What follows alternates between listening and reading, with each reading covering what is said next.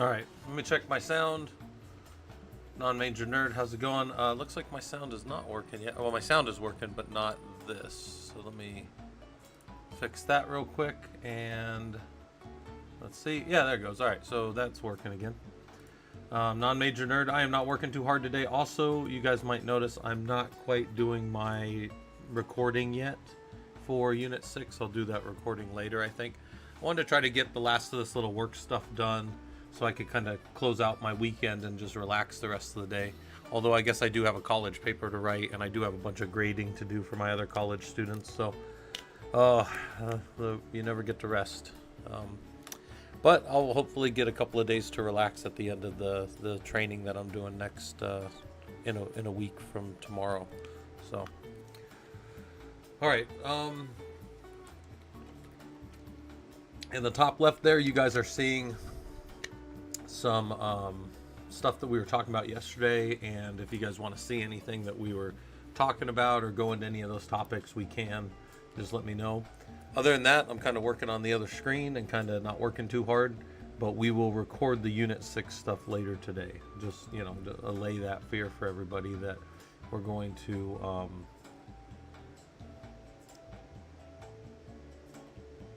did it not say allay? Oh, anyways, I'm looking at the thing and trying to see if it understands what I'm saying. Sometimes my closed captioning is terrible, but okay. So I'm pulling information about systems and using tools to go in there. So let's pull the. All right, I'm gonna need to come over here. Log into these servers.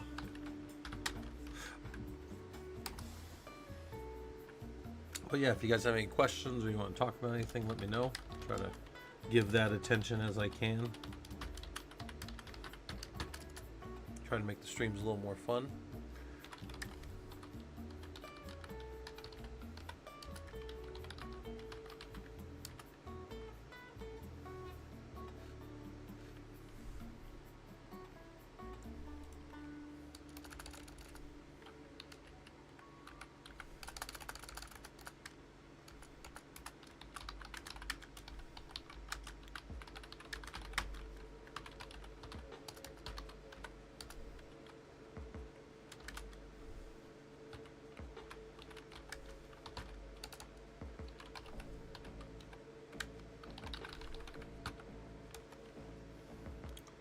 And then let's see.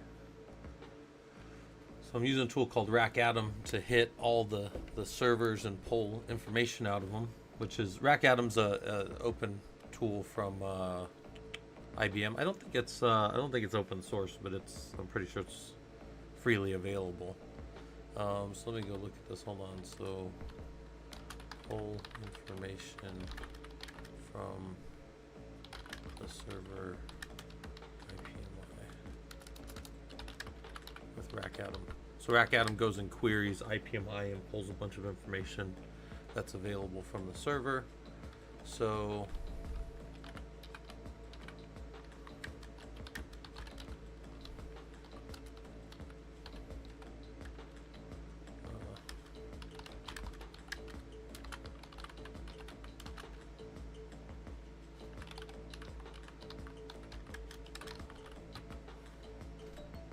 let's see. Pulling my formatting down here because that's always necessary. You got to get the formatting right if you're building labs.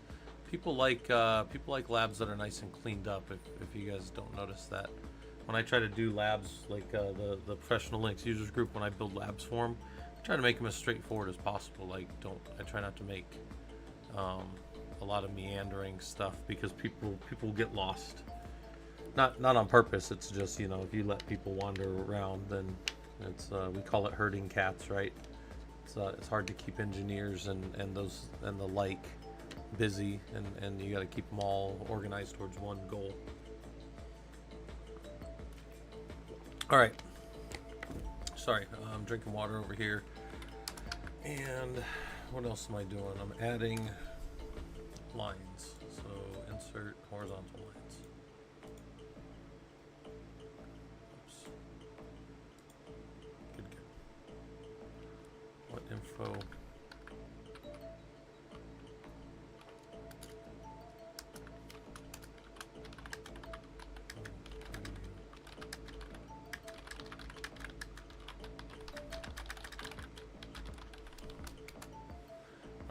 So I'm making them look at something and I'm saying, what info do you see there that might be useful later?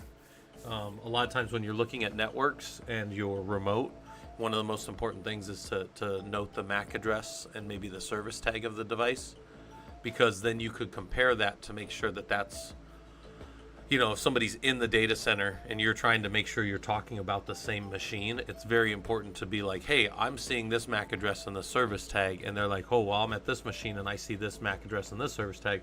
And then you realize, oh, we're not even talking about the same server and the same rack.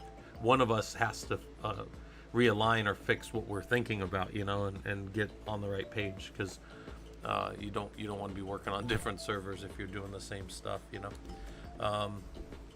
So that's kind of an important thing. And it used to be, I mean, when I first started my career, I was always in the data center. So I did my own work. I knew exactly where servers were because I put them in.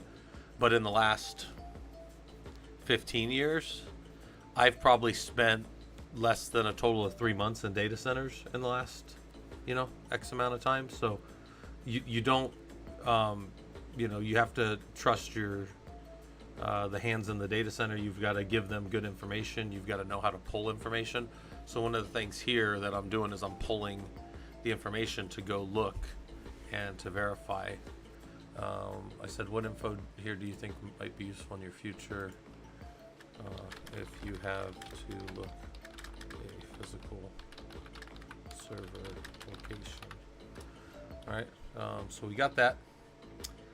They can do all that stuff.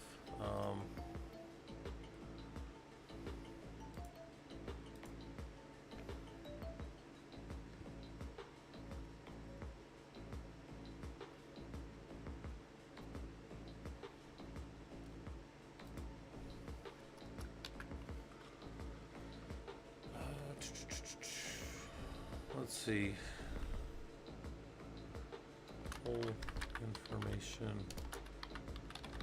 from rack ADM with the scripts, and this one would be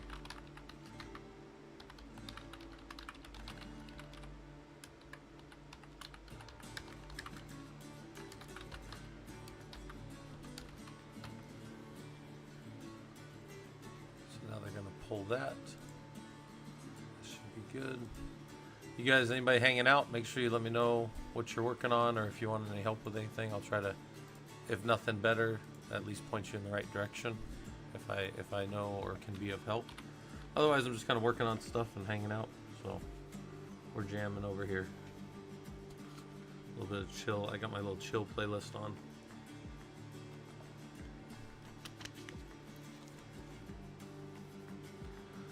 All right.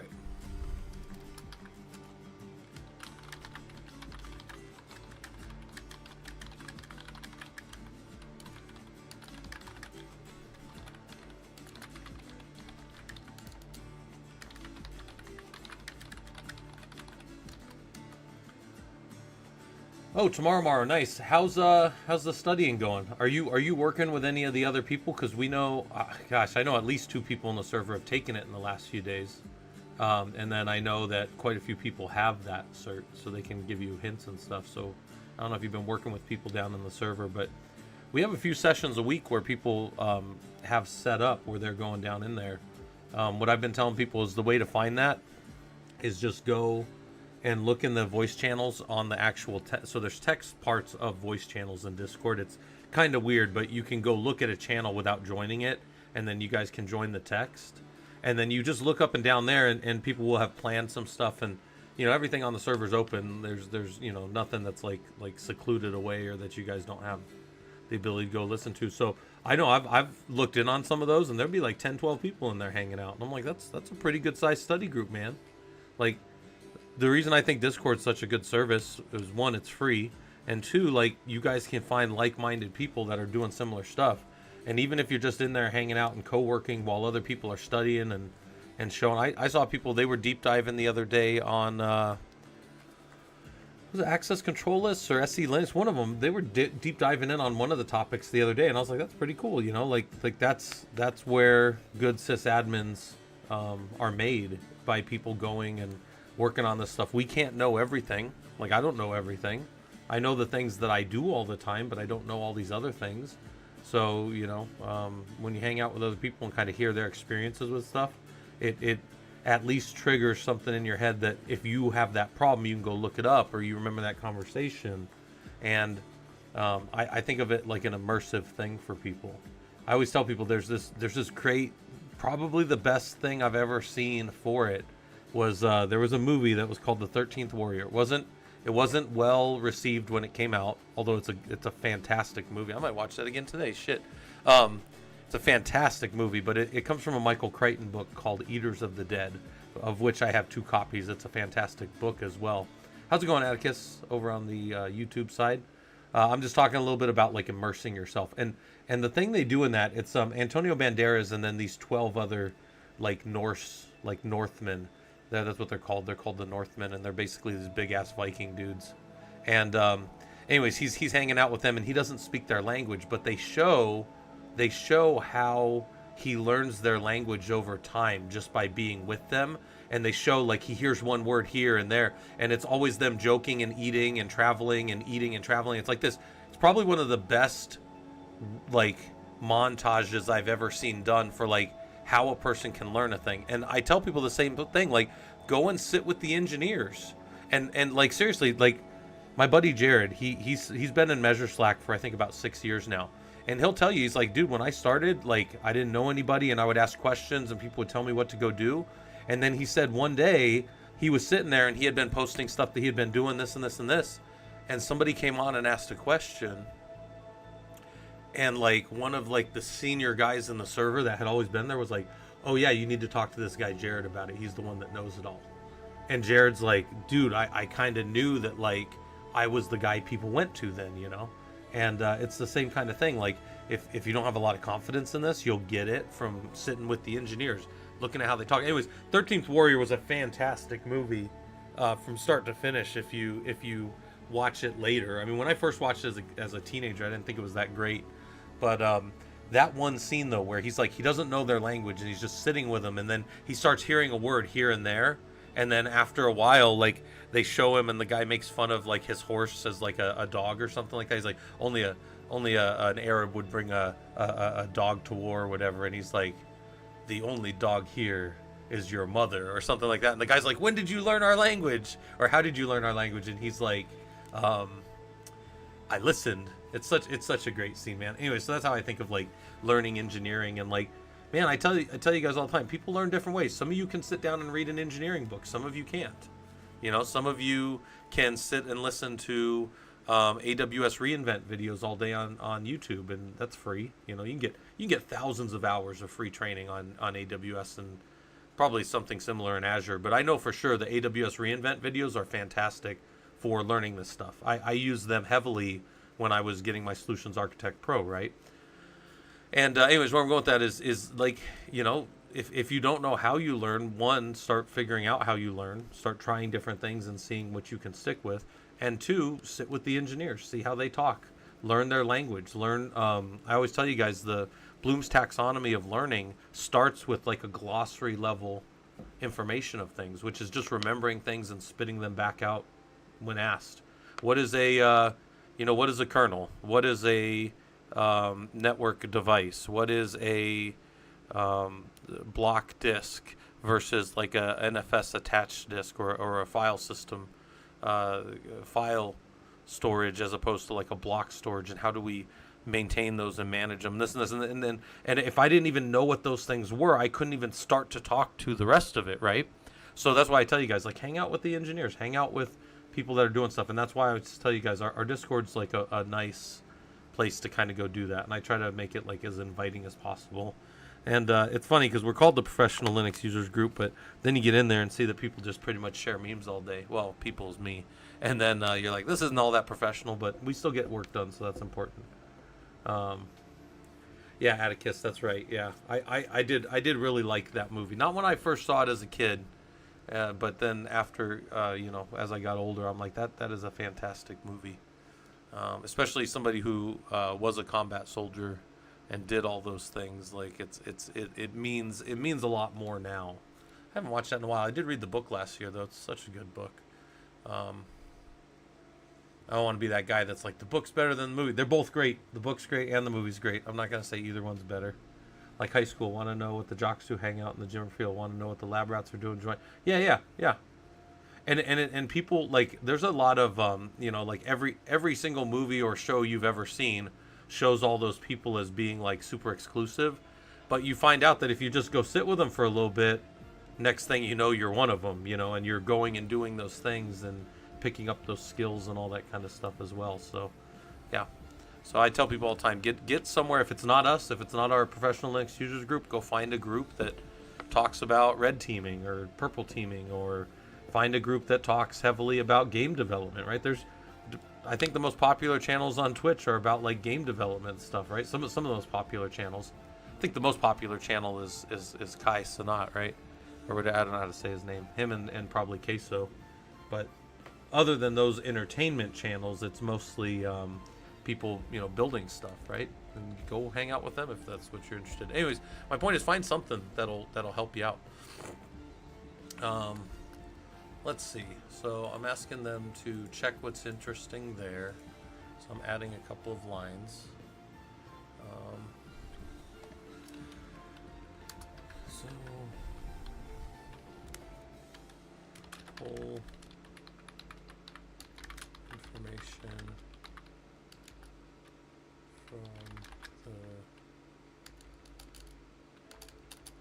for a TSR report.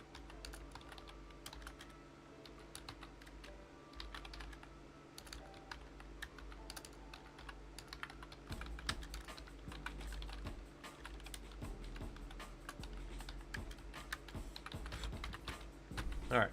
So anyways, that's what I'm doing, and I'm co-working over here. So when I stop talking, it's mostly because I'm over here typing stuff up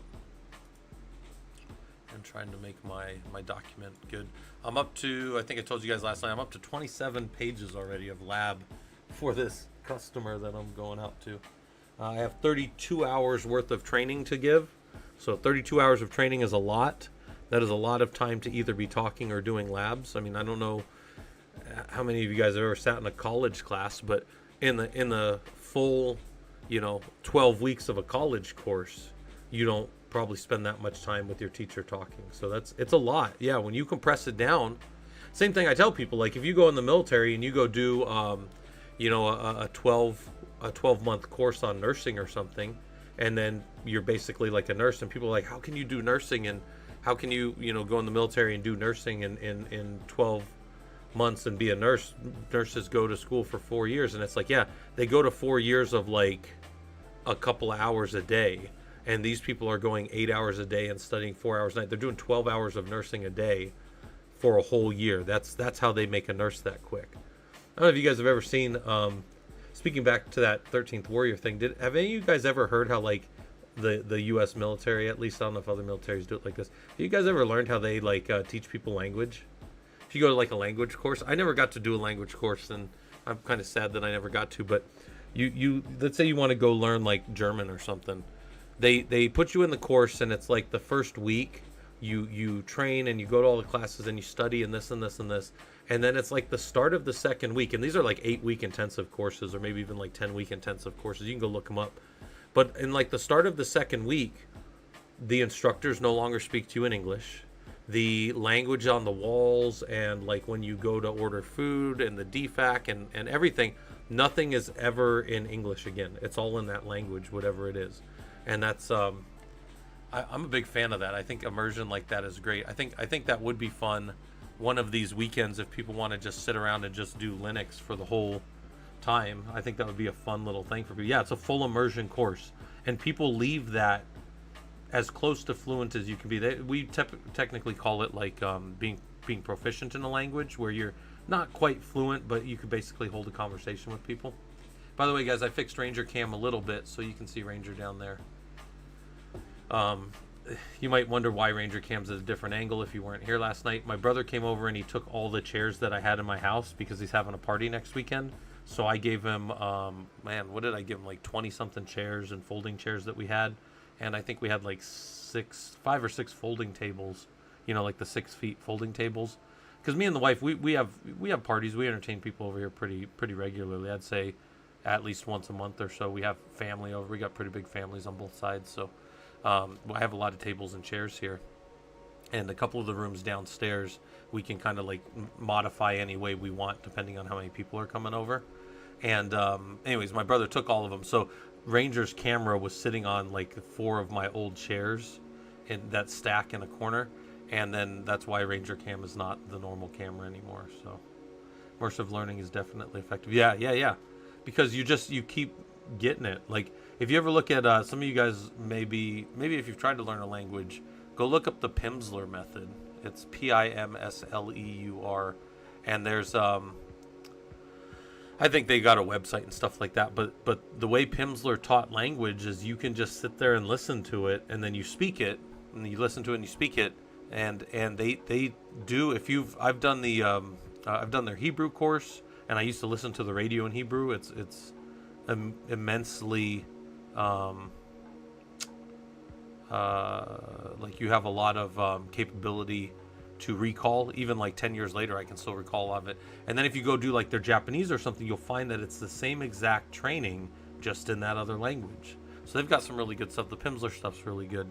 I need to actually brush up on my Spanish because I go to Mexico like twice a year right now. So I need to brush up on my Spanish a little bit and get that. So, all right, I'm gonna keep cleaning up this stuff. Where is the report located? And where's the report located?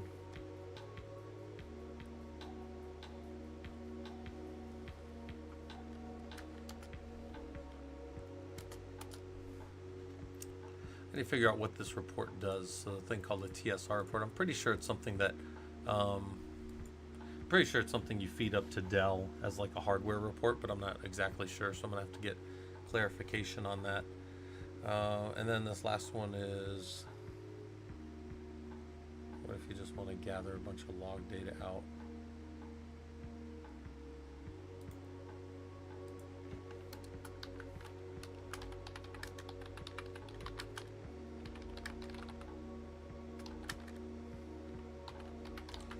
Install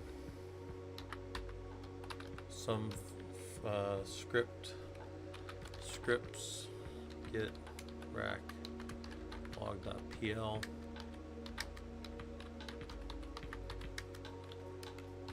All right, Chris, I can't see whatever that is, but hopefully it's something fun.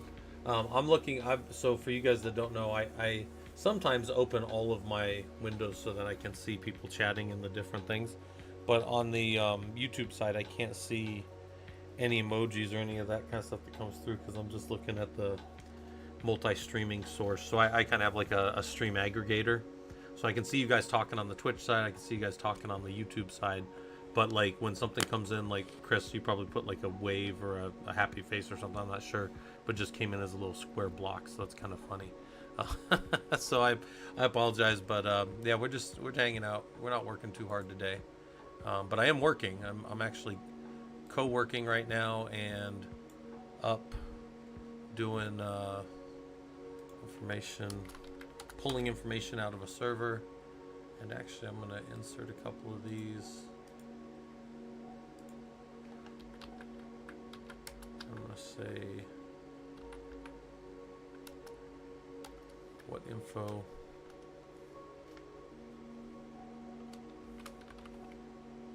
What info do you see from the server? What information do you use?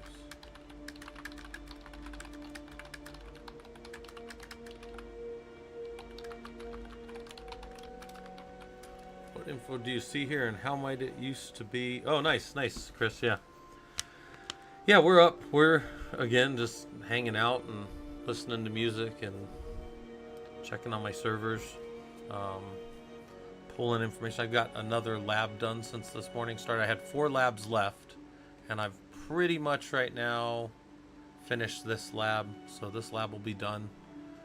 So I've got 3 labs left. I think I can knock another one of these out pretty quick right here too. All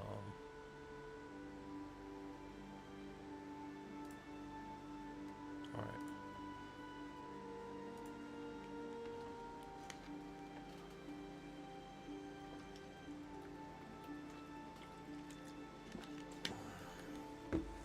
Yeah, Chris, that's what I'm doing. I'm up to 20, I think 28 pages now on the lab guide. So that lab guide is going to be pretty cool. Yeah, guys, I wouldn't normally. I mean, I normally take my weekends pretty seriously, but I really like this company I work for. They're a great kind of smaller shop type company, and we do some pretty big government projects. And one of the reasons I'm pushing so hard on this is this training that I'm doing is going to be, we're giving it to one of our customers for this system we just built, but then there's 3 other versions. So there's 4 clusters that look pretty similar that come out of Dell, and we've built all 4 of them. And this one is the kind of big flagship one. So I'm going to have to probably give this training again in Ohio for a different but similar customer with the same, that we built this thing out the same way for them. So there's that. And then we might use this for internal training as well. So then now we've got, all this documentation. So I don't mind, like, this is going to get a lot of reuse, and this is going to get a lot of additional value for my organization for training up our junior engineers. So I'm pouring a lot of energy into it. Plus, I mean, I have to go give the training for the first time. So, man, I was telling the boss the other day, I said, look, man, for getting, the one thing I do not want to have happen is me run out of material. I would rather the course, like, not finish everything and be like, all right, you guys have to go do the rest later, or hey, we'll stay later on Thursday.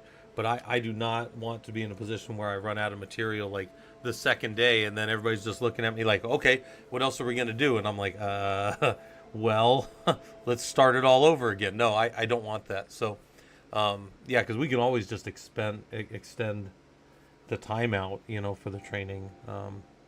But we are, like this training, there's 4 contractual requirements to it. Well, there's more than that, but there's the one thing that we have to do is give 32 hours of training, right? 4 days of training. So boom, check that. But there's 4 things that we're trying to do. We're trying to give them hardware preventative maintenance and software preventative maintenance of the system, and then hardware remediation maintenance and software remediation maintenance. So you say, okay, those are 4 things, Scott. You said 4 things. Well, preventative maintenance. If any of you were military and you remember your PMCSs, your preventative maintenance checks and services, what a preventative maintenance would be is like, any of you ever read your manual for your car or whatever you drive?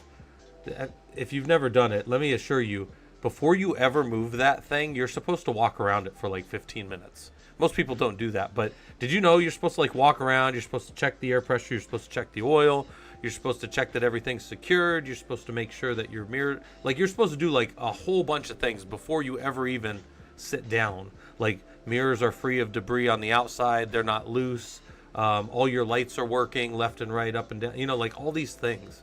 That's a preventative maintenance check. Preventative means while it's not in operation, basically.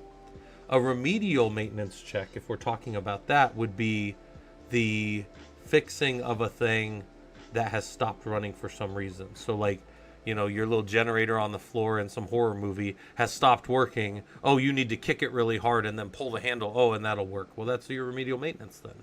And if that's your maintenance that always works, then there you go. Actually, speaking of remedial maintenance, I just rewatched, what was it I watched a couple days ago? Armageddon. Any of you remember Armageddon? That was a really big hit when it came out, and then I kind of had forgotten about it, and I rewatched it, and I was like, okay, I remember why we liked that movie so much. It was fun. But if you remember the Russian guy right at the end, they're trying to take off, and the ship won't start. There's a fuel line problem, and the Russian guy tells the girl, please get out of the way. I know how to fix this. And he just starts beating the shit out of it with a wrench, and it, like, unfreezes, I don't know, the lines, the ice cracks or something, and they get the fuel. They take off. They don't die, whatever.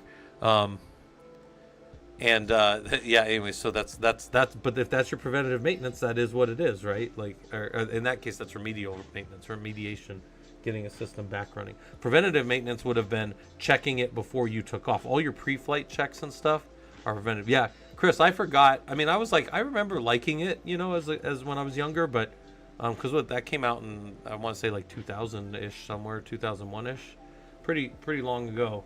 But it is a fantastic movie. It's also funny to see Ben Affleck looking like a little kid, because he looks super young in that now when I'm in my 40s, you know. Him and Liv Tyler, and then who else? There's so many good. Michael Clark Duncan's in that movie. I've always really liked Michael Clark Duncan. He's been a favorite of mine, even from back in the day when I would always watch UFC as in my 20s, and he was always at the UFCs. I don't know if you guys know that he was a purple belt in Brazilian Jiu-Jitsu when he died too, and then they posthumously promoted him to brown belt, I believe. Or maybe he was brown. I don't remember, but he was only purple belt that I remember until he passed. But yeah. So, yep, he was big. He was big in my sport. I think at the time when he passed, I was a blue belt. I've been a black belt for 4 years now. I got my black belt on July 11th of 2020, if anybody cares, which is 7/11 of 2020. That's when I got my black belt in Brazilian Jiu-Jitsu. So, all right. So now I got to go do. I'm going to mount Weka. So how do we mount this tool or this thing?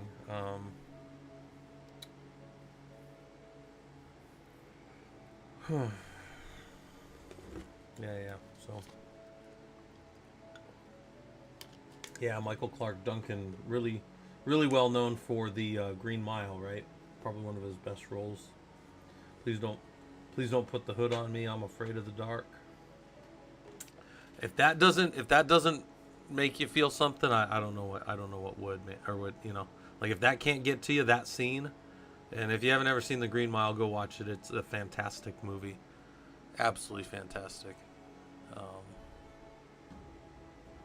But yeah, that. What's his name? Something Coffee, right? I don't remember his first name. Something Coffee, I think. All right. I'm looking over here at my notes and how the system mounts this tool and what we need to check for. Yeah. Like going down old memory road, right? Like checking out all the old movies. But yeah, Green Mile was fun. A lot of people don't know that's actually a Stephen King story. So that's a fun one.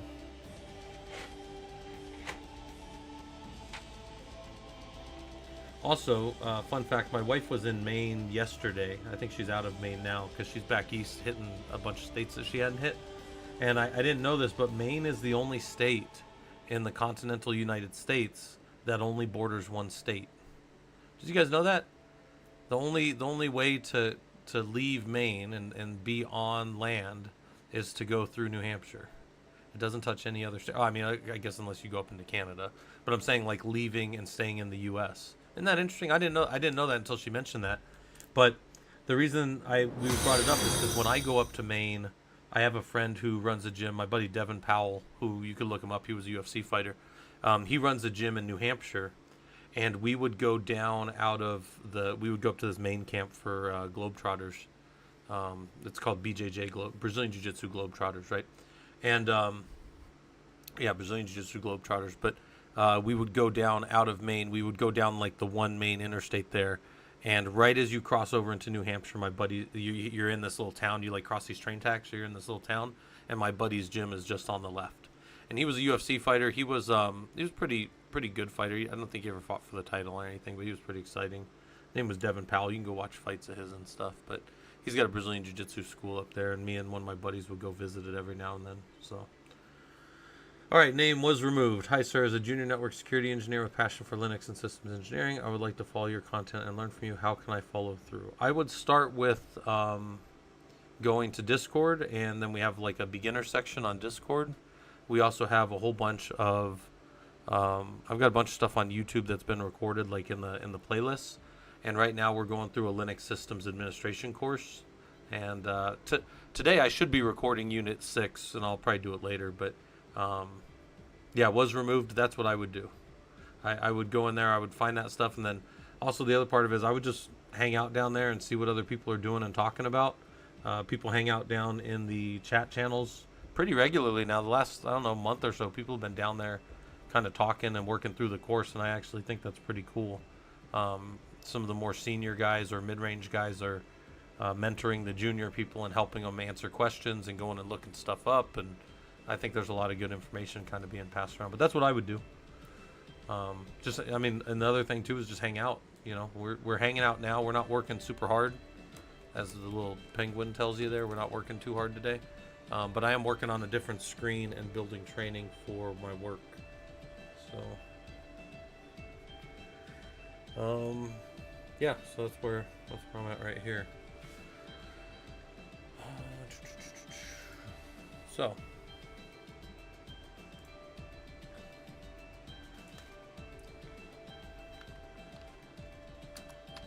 Let's say this lab is trying to show you around if you need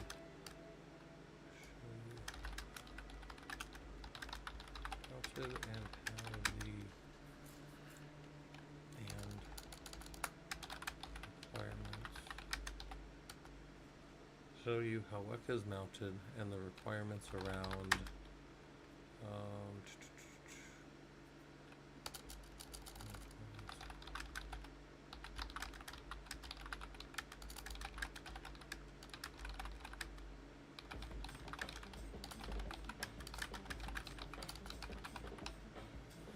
all right. And then Mohammed Naeem over on YouTube. I'm not sure what you're saying there, but hopefully that's like good morning or something. And if it is, good morning to you. Hopefully everything's going well on your side of the world. Again, don't know, maybe you're here, but you're speaking some other language, so hopefully this stuff's useful to you. Shaf, can you explain how PC is set up in a corporate environment and, for example, someone who's joined the company and needs a workstation? What steps are involved? It depends, Shaf. It depends what you're trying to do. If you're like getting a PC from a company, they're probably going to have a deployment procedure for that, and the deployment procedure might look something like this. They're going to image that machine to whatever standard operating system they use, whether that's Windows or Linux, you know, for the corporate environment. With that standard image, they're going to install software packages and licensing for things that you are allowed to do on there. They are probably going to install at least a few agents. One will probably be like your VPN to be able to connect in if it's remote, or if it's local, they will set up configurations to put you on their network. Maybe give you the certificates that interact with the Wi-Fi so that you can get on the Wi-Fi on the corporate side and not the guest side, that kind of stuff. So that's kind of how you would start, Shaf. And then that device would be set up to communicate back with whatever kind of Active Directory type system or whatever they have. All right, Mohammed, please try to keep that in English, or we're going to have to ask you to leave. Yep, one more. You get one more.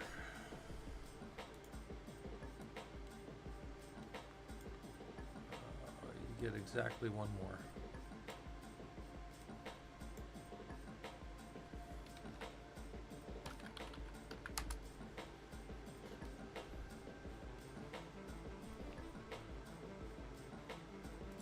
Go to my little manage thing here.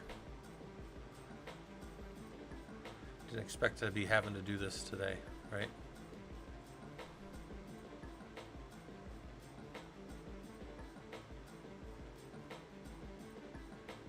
Huh.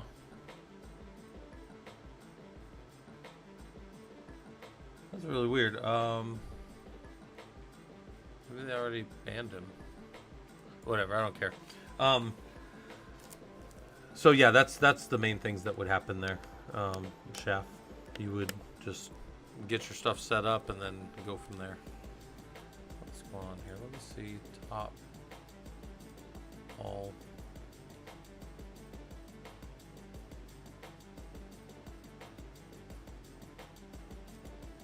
super weird.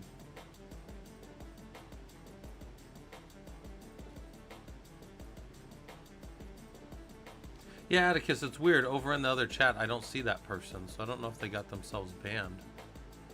I don't know what happened to them. I didn't do anything.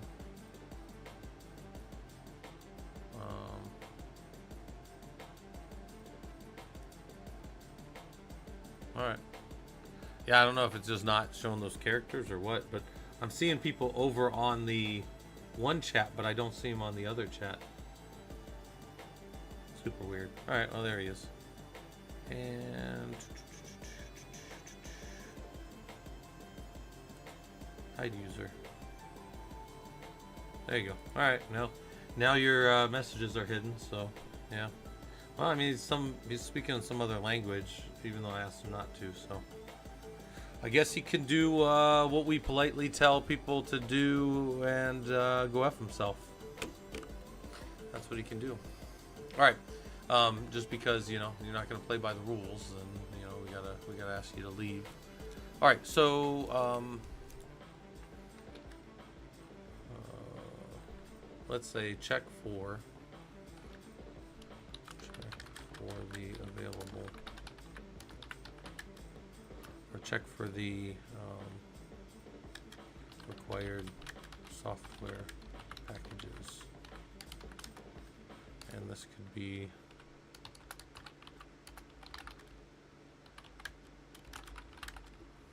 grep for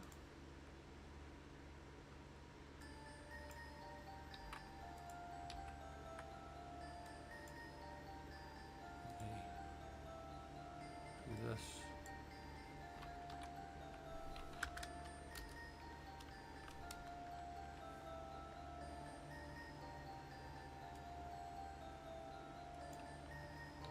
Full list here.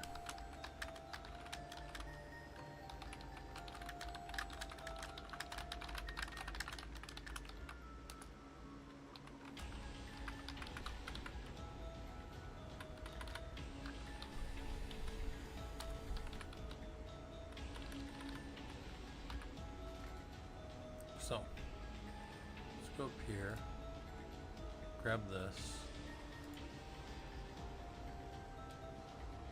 Other than that, I imagine people are having a good Sunday morning, hanging out. Again, not working too hard. We've got a pretty good little community down in Discord that you guys are welcome to go hang out with.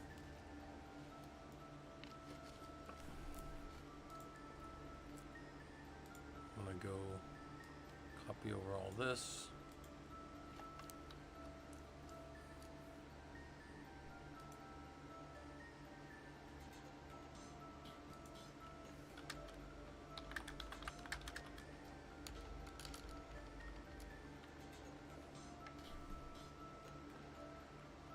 Well, I might.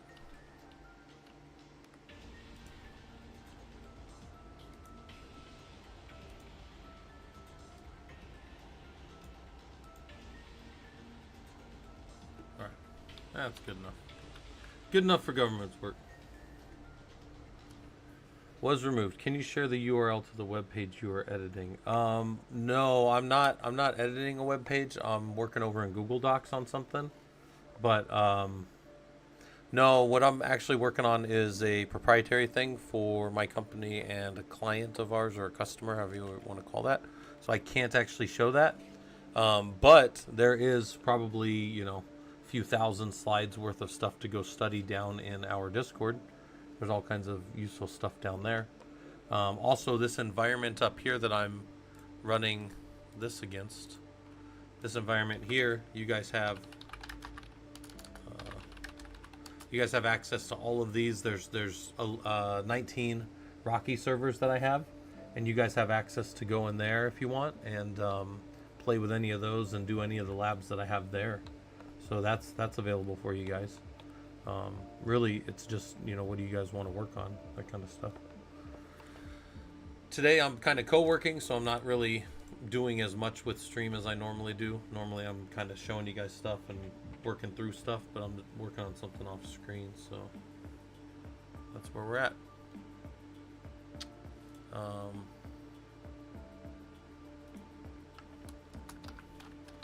check the kernel args are correct for a node as requires C groups E1 to be active. So, what does that look like? It's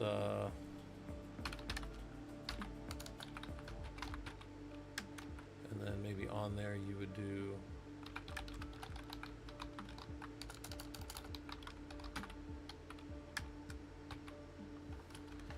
SH over there and hit that, and then the other way would be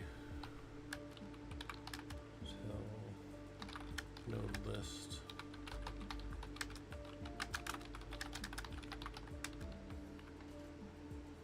and then they can check the kernel. Good enough. Good enough. There's a Discord link. Yep, thanks for that, Colchis. Again, I could be working a little harder, but I'm not. I'm just hanging out right now.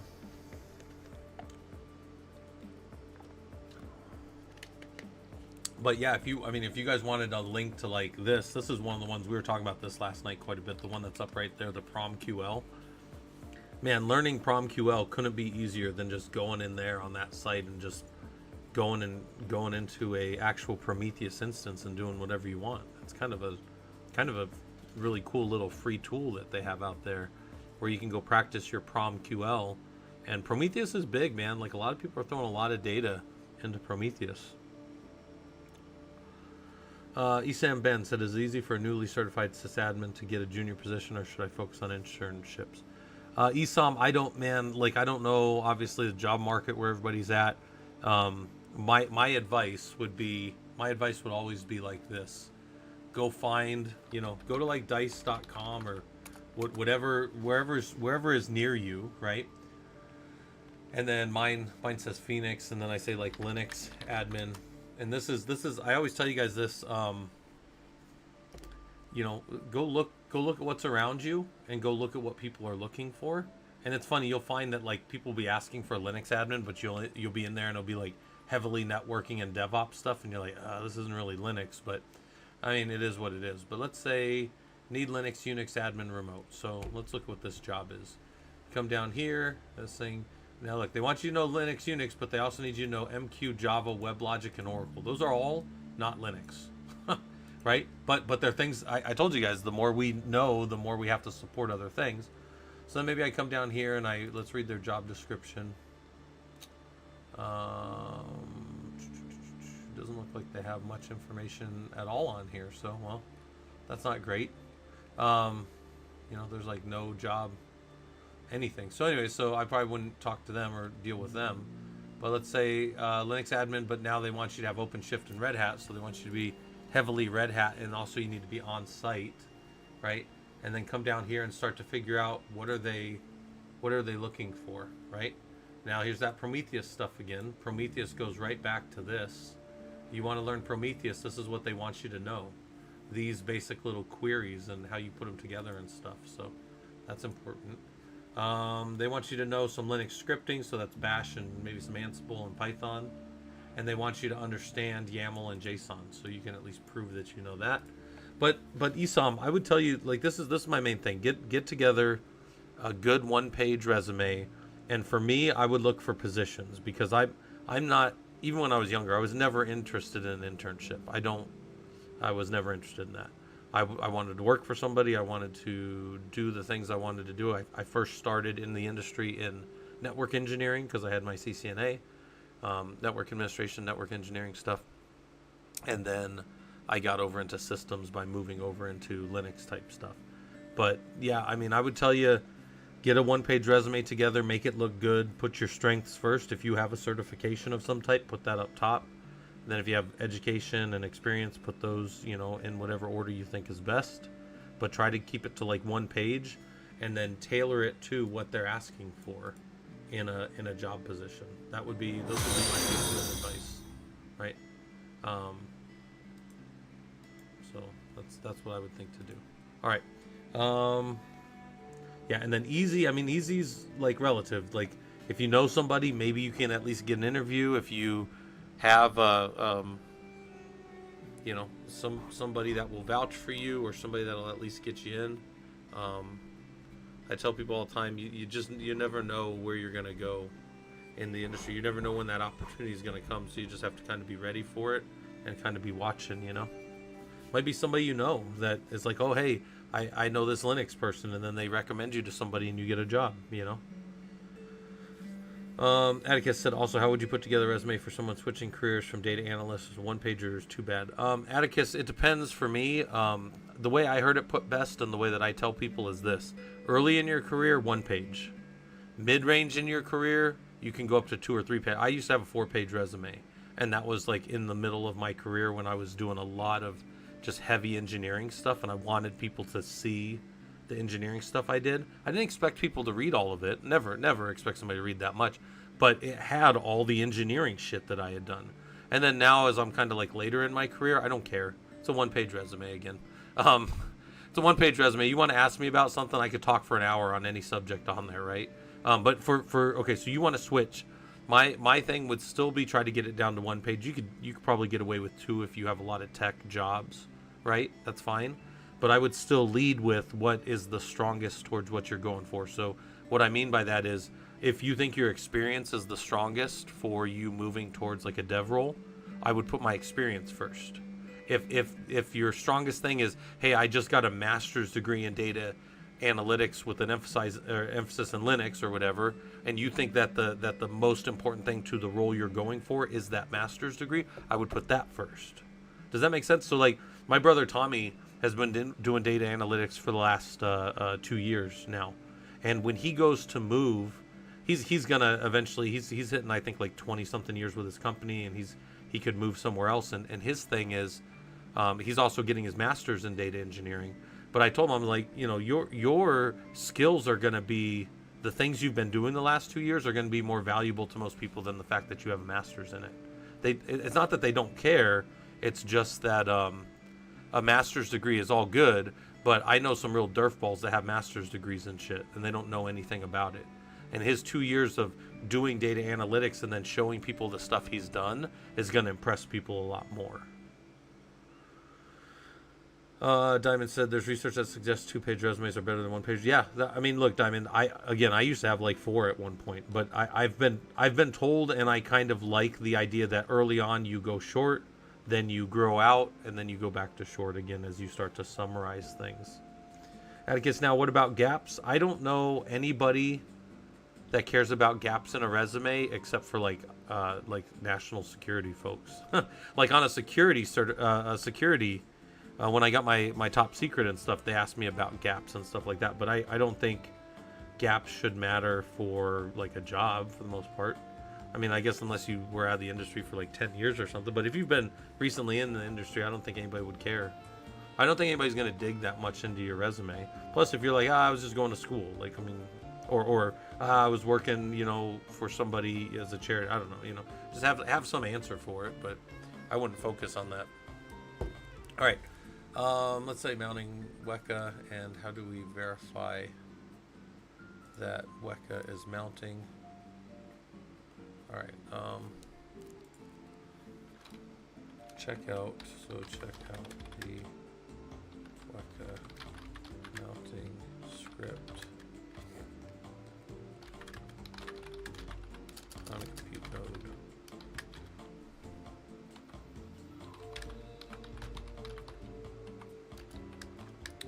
And then cat out.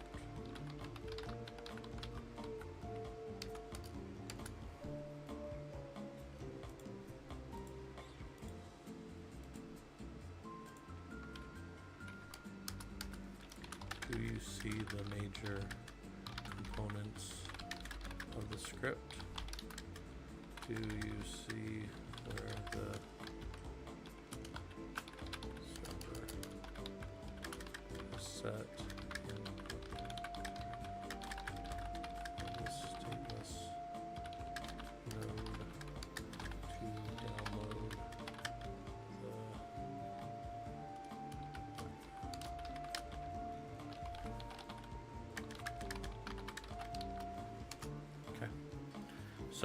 they're going to do all that stuff. Good, good, good.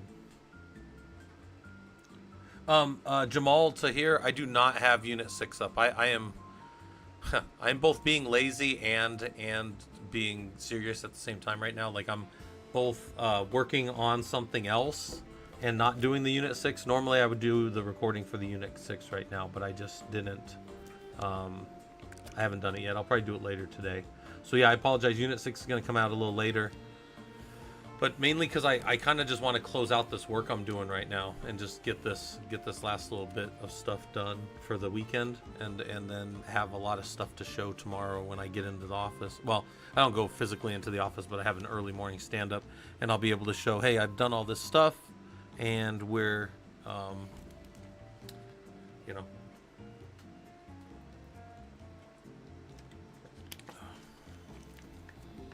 All right.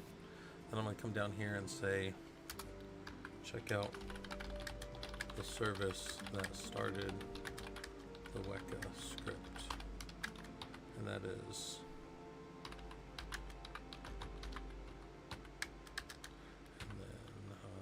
systemctl cat. And then I got to go find the name of that service. I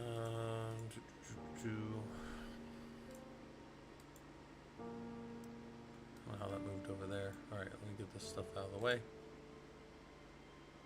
I actually really like this song. This song is also in a game. The song that's playing right now, it's in a game called Mechabellum. That's fun.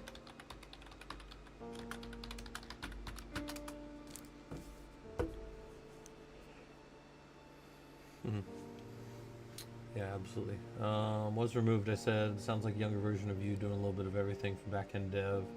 Security, professional employees, network engineer, though. I double up as IT help desk. Yeah, was removed. I think some of those things are super useful. Like, obviously, like, some companies hire Linux engineers, and they really just mean the guy who can figure out everything. That's really what a lot of companies mean. I mean, we can go look at all those Linux jobs on DICE, and I'd be willing to bet you like half of them are, we want you to do Linux, but we also want you to be a kernel programmer. But we also want you to be a network engineer. But we also want... So I tell people a lot of times, like, an engineer is an engineer. Like, you should be able to figure things out. You have to develop those skills. You got to know that that's what a company really hired you for. Like, people want... they want you for your ability to find the right answer to things. That's what the company's looking at you for. So, hey, Killa on OnlyFans. Hopefully this stuff's useful to you. I'm just going to call you Killa like normally. Let's see. Systemctl cat, and then ww. I think it's Weka client is what we called it.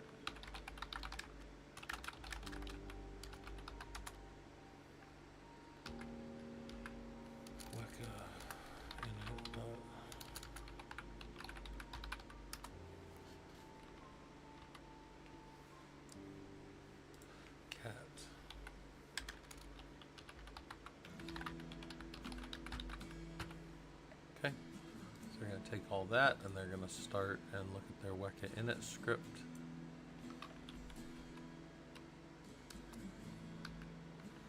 And then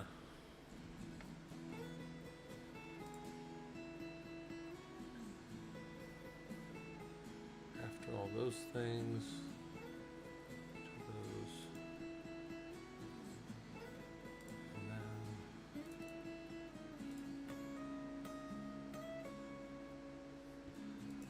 what file?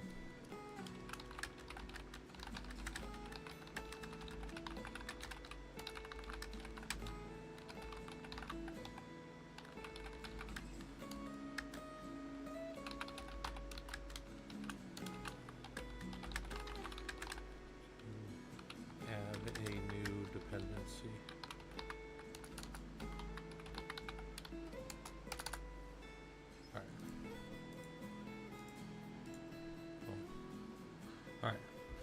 Tried the pink monster today, pretty good. Killa, I've never tried the pink one. I mostly drink blue and white ones, but what's the one? Anybody here ever tried that purple one? There's like the purple one with the lines on the side, and I swear it tastes just like a pixie stick. Tastes like you take, if you guys ever seen those little pixie sticks, those little paper things and you pull them off and you can pour sugar basically directly in your mouth. It's probably an American only candy. Yeah, I don't drink those ones often. I have had them though before. But yeah, the purple ones are just they're wild. So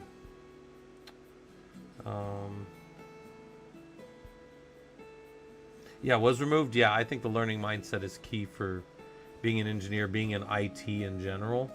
I actually have some things about how you keep learning as an engineer going forward. There's in our Discord under the presentation section, you can look at the like what I think the skills are for an engineer moving forward as an engineer, and how it's called excelling in the engineering field after college. That's what I call it. But I tell you guys all the time, you don't need college to do this stuff. I mean, college is probably good. It's a positive differentiator, just like going to the gym is a positive differentiator. Being able to spell stuff correctly on your resume is a positive differentiator. It might not be the end of the world that you couldn't spell your name right on your resume, but it probably is going to be something negative, right? And you want just more positive differentiators than the other people. That's the way I always look at that. So, all right. So I'm going to keep, what's going on here? Making sure I'm not missing anything on my phone. All right, so I'm over here building training out, and let me keep working on what I'm working on here. So check out how that service was called and what you would do, and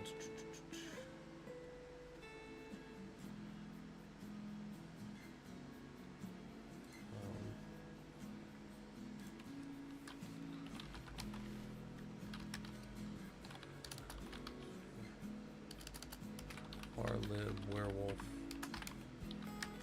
overlays.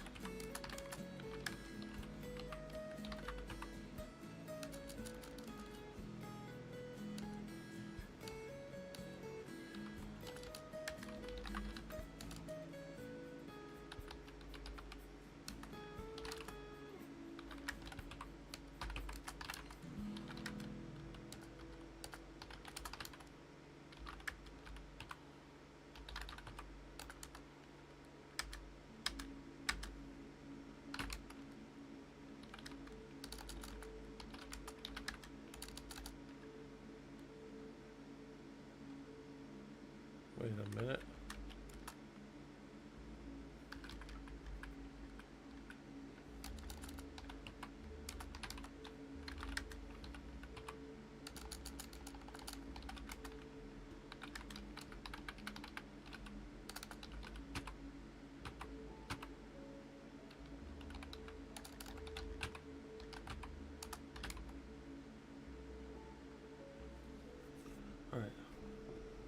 Heard people say that not having a degree may preclude you from moving up the ladders.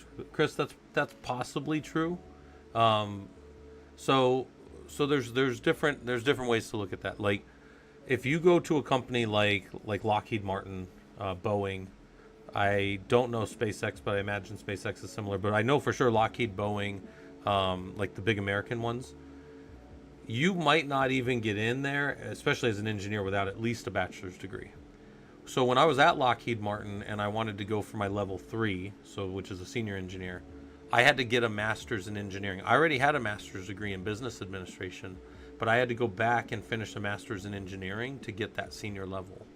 And that's like, and that's not like me thinking, oh, I need to do that to get it. No, like I was told by management, you will get your senior when you go get that master's degree in engineering. And I said, all right, well, I'll go do it. So I did it, right? And then I got my thing. So yeah, it can absolutely in some places do that.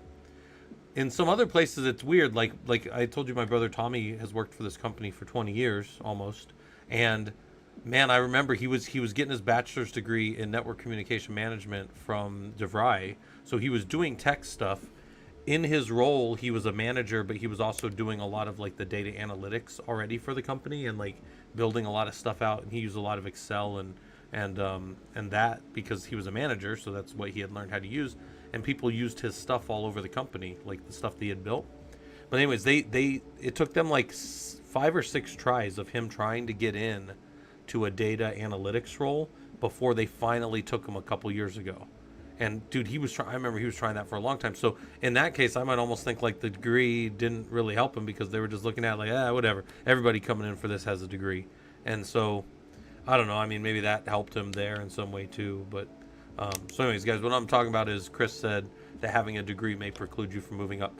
Now, that does happen later. So let's say you're a middle manager and you want to go to some type of, you want to go to like a director level, they will absolutely pass you over. If there's 10 people that want the job and only 3 of them have masters, like MBAs, they're gonna pick from the MBAs. They're gonna use that as the differentiator for sure. There's no question. That's why almost all my friends that get into management, and I stay out of management because I like engineering, but all the guys I know that go move up into that, they go back and they get a master's of some type. And then you might say, well, Scott, why are you getting your doctorate? Well, just because I'm insane. I'm getting my doctorate because I'm insane. And I work in the academic space where it actually matters that you have stuff before and after your name, but most of the time it doesn't matter. And where's my teeth? How's it going? I think I saw one of your posts last night on the Discord. Something looked interesting. I remember reading it, but don't remember right off what it was. I know I saw something with that. So, all right. So I'm over here. I'm working on a different screen, and I'm looking through stuff. And I'm looking at. I'm gonna say this isn't a trick question, but it is tricky.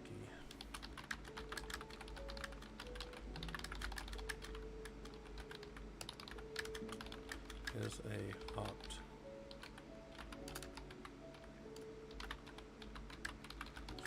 baked into the image, but it's also found in the overlays. So you may have to check them for the server. So let's see. How are we doing this beautiful Sunday, chat? I'm doing good. I'm just hanging out and kind of co-working. I know my little penguin guy says we're not working too hard, but I actually have been working pretty hard. I had 4 labs to finish this morning that I wanted to do, and I have done one.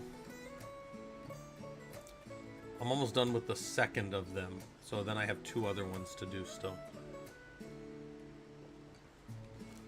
They're going to be, for sure, my longest and most in-depth of them. So, also my training is up to 28 pages now, so that's cool. I'm going to go reset this.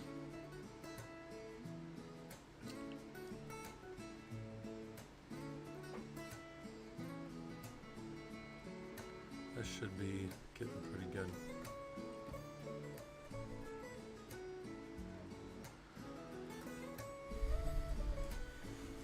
Nice working some documentation until I go somewhere at 3:30. Okay.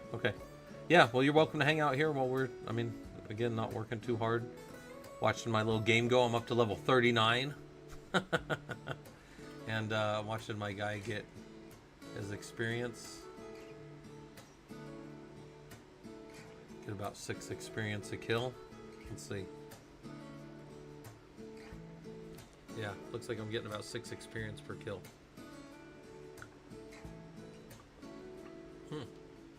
That was 7.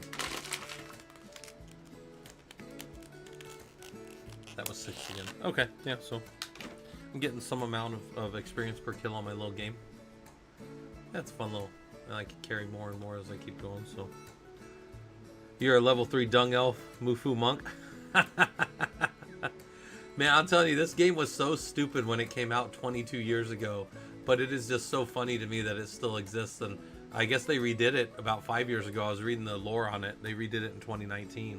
And I'm like, screw it, I'm just going to let it go.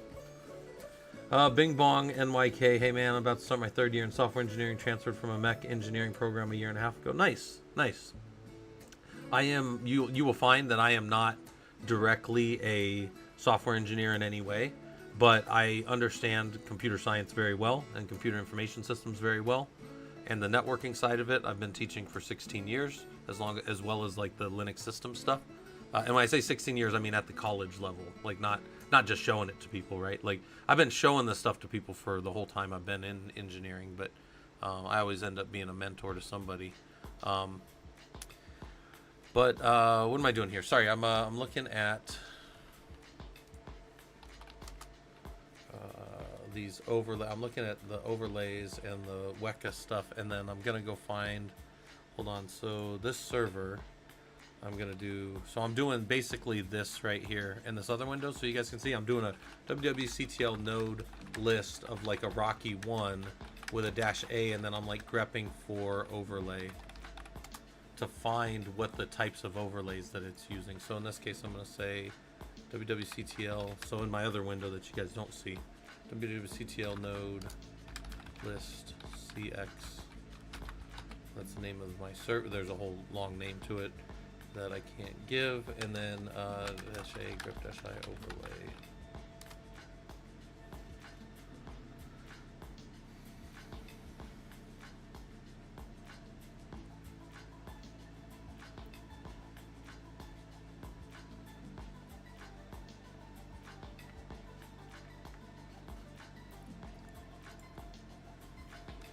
And then I might diff lib werewolf overlays sc linux root opt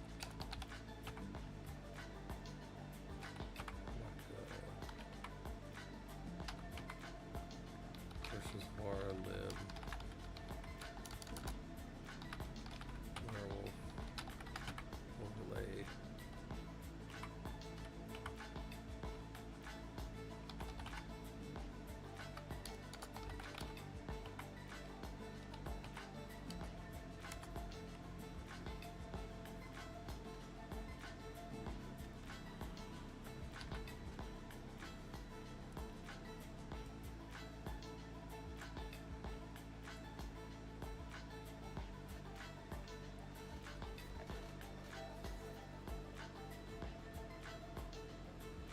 Availability online, yeah. I couldn't commute to job and do mechanical engineering. You know, I've seen a lot of engineers over the years burn out in general. But like one of my my brother-in-law, my wife's youngest brother, he got his chemical engineering bachelor's from ASU a few years ago, and I said, hey man, congratulations. When are you gonna go work in the field? He goes, I hope to never do chemical engineering again. And I'm like, I remember just like kind of being taken aback, and I'm like, dude, you just spent like 4 hard years getting a bachelor's in chemical engineering, and he's a smart guy, like he's no dummy.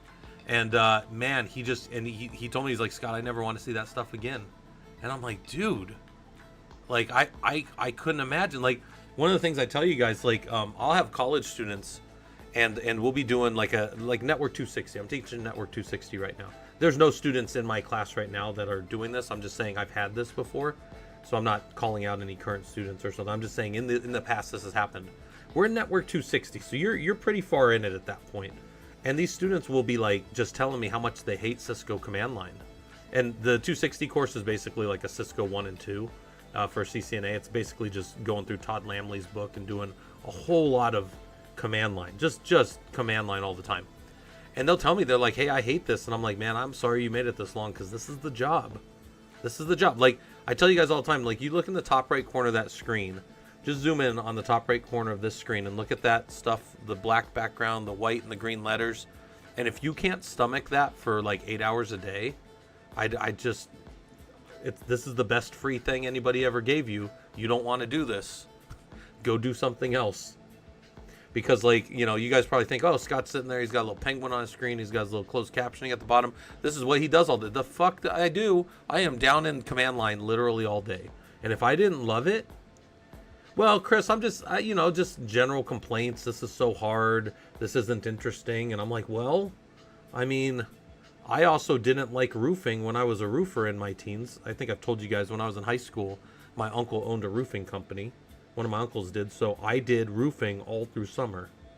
I didn't work in an office, guys. My uncle was this very small roofing company at the time, and he was on the roof every day. And every summer through all of my high school in Phoenix, Arizona, I would go work on roofs with my uncle.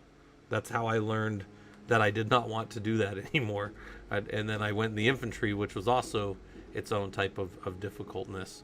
And then I decided I didn't want to do that anymore, so I got out. But the point is, yeah, I have college students that just like, they fucking hate networking and they hate systems and stuff. And I'm like, man, maybe you should go be like an accountant or like maybe you should go do like sales or something. Like, if you don't love this, go do something else, you know? And finding that out, like if you were hanging out in my stream right now and you found that out, that would be the best free advice anybody gave you, because they would have just saved you a whole lot of fucking time in college.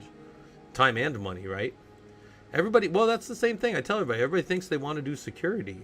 Everybody's like, oh, I'm going to be a security and I'm going to have my hoodie pulled up and I'm going to be like, hacker man. And I'm going to be like, I'm in. And that's all I'm going to do the whole time. And that's not what's going to fucking happen. You're going to go into, man, I'm telling you, you're going to go and get on a GRC team and all you're going to do is audit. And you're just going to tell people all the time all their faults in the company, and all the engineers are just going to hate you, and you're not going to ever fix anything, and you're just going to cry over your audit reports all the time, and you're going to hate it. I'm not saying that's going to happen to everybody. I'm just saying, like, there are things about this job that are work, and that's why they're work. I mean, and if you can't stomach, like, the getting into the shell and doing stuff in the shell, then maybe...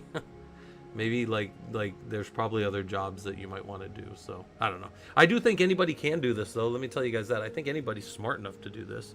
I just think that, like, sometimes people, you know, everybody thinks they want to be a network engineer or a systems engineer, but not everybody wants to actually go put in the time to do it. Yeah, some people do really get off on that. Some people were the hall monitors, right? They had the little thing and blew the whistle when people were out in the hall after school started or whatever. Yeah, Chris, I think for people that don't know, I ran the red team at AAA. I was the technical lead at AAA, which is an insurance company. And I was their red team lead for some time. It wasn't quite a year. And I ended up leaving because, one, it's pretty stressful what they want us to do. And two, like, yeah, it's you know, the things that you do, I didn't feel like we brought a lot of value. Like, I don't always think that certain activities bring a lot of value. In fact, that's the topic of my dissertation, is what red team activities are or aren't effective in actually stopping breaches. And I posit that most of them are not even effective, and most companies have no business doing them. They're just wasting their time. So that's actually a big part of my research question and hypotheses, which I'll sometimes do. My academic streams, and we'll sometimes work on my doctorate, but in general, that's kind of one of those things. Fisherman said it once: some people just do a 9 to 5 and others love this shit. Yeah, Killa, that's true, man. And you'll find the difference, you know, and it'll be apparent as we kind of keep going forward. So what did I miss? I don't think I missed anything.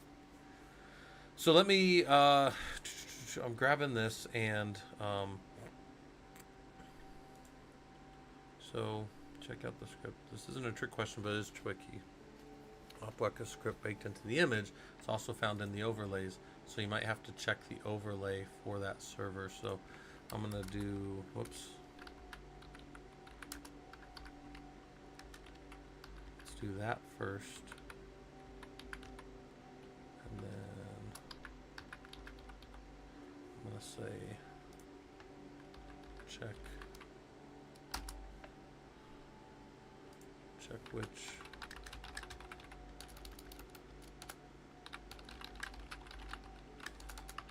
the system is using.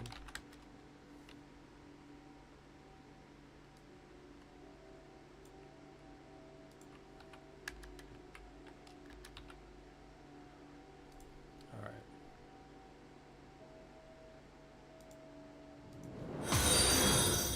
WCTL node. Yep. Okay. And thanks for the follow, BobData09. Hopefully this stuff's useful to you. We are, again, not working too hard, and I was just kind of ranting a little bit about people not wanting to do what they think they want to do. And if you came in on that, sorry. Where are we at here? Go from program where everything is tangible to one where everything is virtual. Yeah, that's also a thing. If you moved out of mechanical engineering, where you were probably building stuff and touching stuff, and now you're just doing that. So, oh, Bob Data, you came from Discord? Nice. I'm just hanging out. I'm not working too hard right now. But Runamucker has gifted you a sub, so hopefully you refresh your page and don't see an ad here for another month. That's kind of cool. No, it's good. It's good, Runamucker. I appreciate it. Keeps people motivated when they don't have to watch ads, so that's always fun. I am building training in a different window that you guys don't see, so that's kind of where I'm at. Compare the two overlays that systems may be using. So let's go look at CX.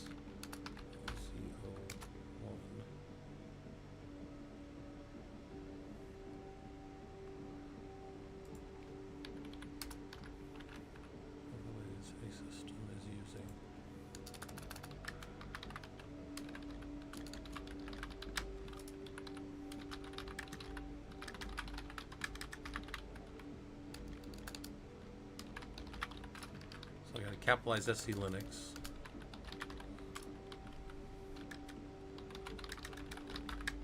And then I'm going to say, check this out.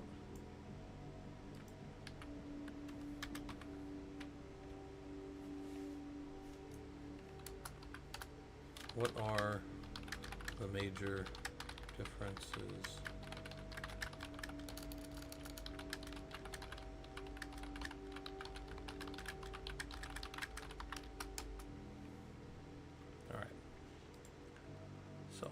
doing this, doing that,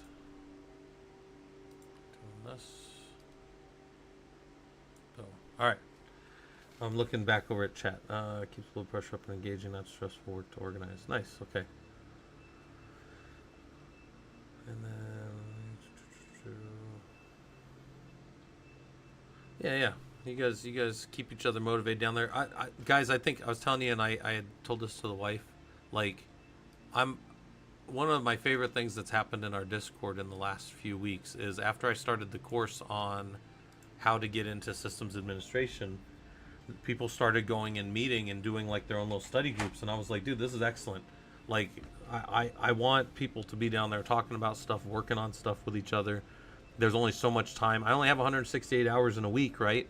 And 40 of those are dedicated to my job. Well, probably closer to 50 are dedicated to my job.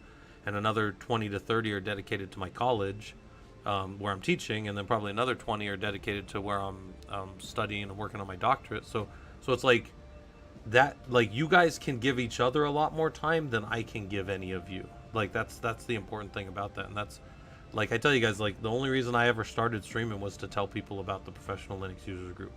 Like, I could tell you, like, I could show you guys. I mean, you're not supposed to show it on stream, and I probably won't ever, but you could see, like, that for all my time streaming, I make probably about $1.50 an hour. Like the whole time I've been doing it, it's like $1.50 an hour.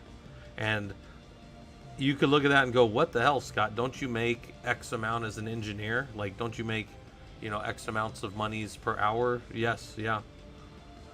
Oslo, you want to know how I do it in live captions? That's actually PowerPoint in the background. That's just a PowerPoint back there.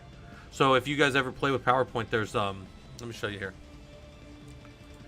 You have these little, right here, actually I think it popped down too low, but right here you have this, you see that little white thing that's flipping? You've got a little closed captioning right there, and it's pretty good. Yeah, it's actually good, and it just sits behind all my other screens, so if I were to pull it up front, you would be seeing, like if I went to the bottom there, this is like my questions about the prologue or whatever, but it's just a PowerPoint and presentation mode, yeah. That's all it is. And it's interesting because, like, I've been using it long enough to know that sometimes it has problems and cuts out and some other stuff. But I also found out one day I was having network problems and it stopped working. And I looked at it and I was like, wait a minute. So that's actually, it's doing some local processing, but a fair amount of it's also actually going up to Azure Cloud. So, yeah, that's it's interesting that when my network doesn't work, that doesn't work correctly. So that's actually a funny little thing. Atticus, now you welcome the robot overlords. Is that what you're saying? I welcome. By the way, when I say Atticus now, do I have to yell the now? Because it is caps. Like I have to go like Atticus now. Like have this like screeching now. All right, I won't do that anymore. Oh my god, I amused myself. Actually, a few weeks ago, you guys caught me. I don't normally do like voices on stream or anything like when I make fun of stuff, because that's not super professional. But I do that all the time in my real life. And I remember I was talking to some of my buddies one time, and I was saying something about my wife and something that happened. And my buddy stopped me and goes, "Does your wife know that you have a voice for her?" And I'm like, I never really thought about that. But yeah, she does know I have a voice for her because I do it to her all the time when I'm making fun of her. But all right. But anyways, that stuff keeps you healthy, keeps you happy. But yeah, that's how we do this stuff in the background. Is it's just PowerPoint in the background. That's it. Be careful with that voice. Yeah. I give my wife a hard time pretty often, but it's all right. That systems may be using.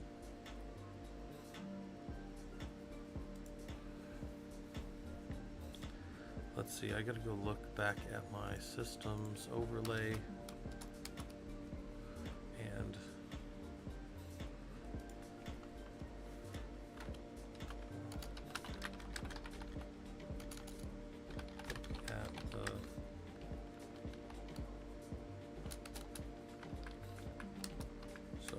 Which type of overlay deploys the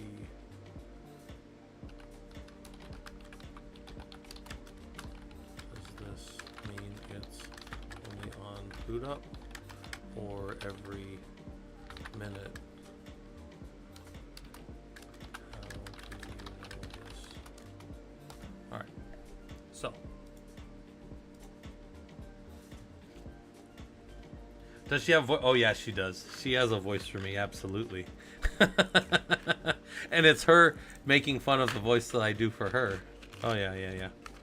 I actually have, so I have a few that I do, and there's one that I do kind of often that I know I do really well, but my brother John does it perfectly. So like it's funny because like my brother John does a few things better than me in general, but he's also 10 years younger than me. But one of them is I can do the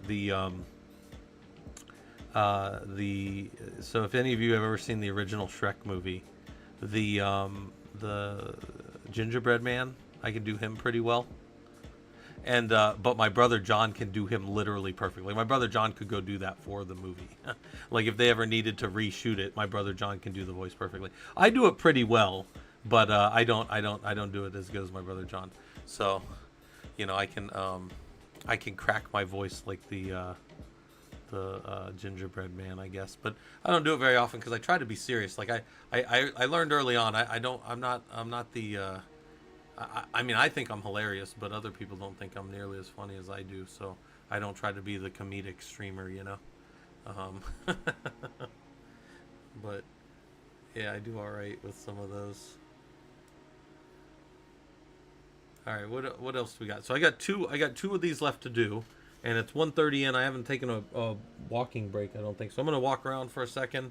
You guys can be in charge. Let's see, Runamucker's in charge until I get back, and I don't think any of my mods are here. I probably need to put some more mods to work, but you guys are hanging out.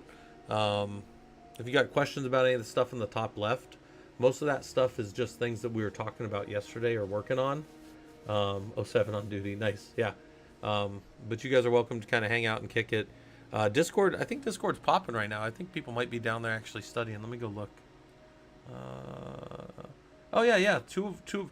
Man, and if you guys haven't worked with Treasure, man, that guy, I told him, it's like, he is a real treasure. That guy is great, and he's pretty positive, and he really helps people out a lot.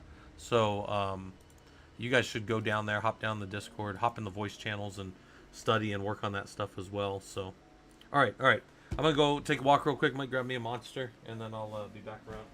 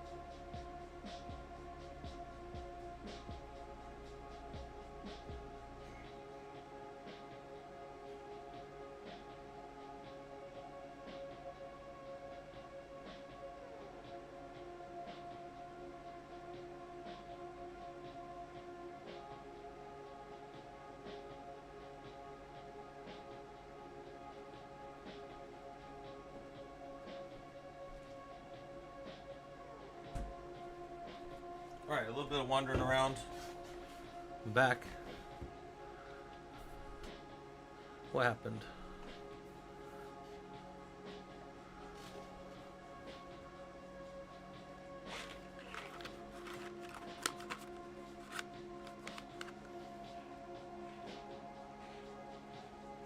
Yeah, when you talk about like stuff going easy on the electric bill, man, you could build some pretty nice stuff on ARM nowadays. And these ARM processors are super efficient. And I've told you guys before, so this is a fun one. If you guys have never spent any time here, let me pull up something kind of fun for you. There is have you guys all seen the top 500 lists? So top500.org has, you know, what the fastest computers are, supercomputers in the world, right? So I'll link this to you guys if you guys want to go look at it. But I've told you guys I've worked on some of these. I'm working on one that's expected to debut at 1 or 2 on this list. I can tell you guys the ones that I have worked on because the stuff about them has been published. But if you go look at these, the one that's number 4 right here, still number 4 right now. This is amazing. This one debuted in 2020 or 2021. Pretty sure it was 2021 when this one first got on. This is all ARM. So this is an ARM architecture system. And there's the processors there. And it was, man, it was the top of the top tier. And the way that we classify these is through what's called LinPack performance. And you get how many petaflops. So there's what you actually achieve, and then there's your theoretical peak based off of what you achieve. And then this deals with, so LinPack performance deals with how well you tune out your network, how well your storage is tuned out, and what your aggregate throughput of, precision floating operations per second. Yeah, this one's in Japan. But if you go right now and look at the ones that were just published, they get published every 6 months or so. I'll show you guys the ones that I've worked on. Hold on. I gotta remodify this screen. Hold on. It's bugging me. Make it look like that. Hold on, I'm gonna fix it for you guys. Whoops. Control Z. Hold on. I gotta go find that window. I'll push it in like that a little bit, and then is that it right there? It doesn't seem like that would be it. Huh. That's weird. It's like I got 2 of those. All right, wait, hold on. Let me get rid of this one. And then go grab this one. Yeah, that's good enough. That's good enough. I want to move that over.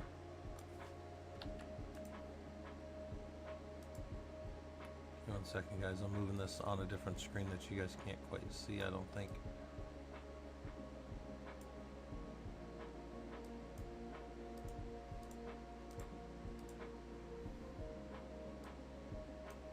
Alright. I think that'll work. Alright. There we go. Alright, anyway, so I'm gonna go pull down, I'm gonna go down here, and it's not in the top 10. I knew mine wasn't in the top 10. But I should be able to go back.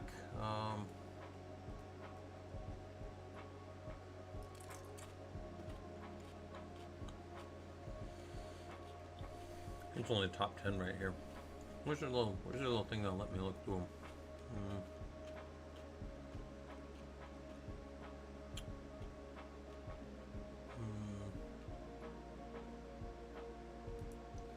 Let's go to historical.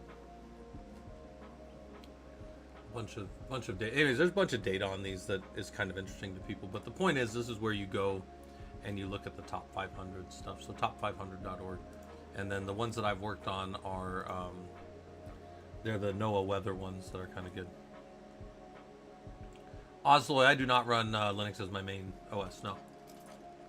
But my lab is all Linux everywhere in my environment.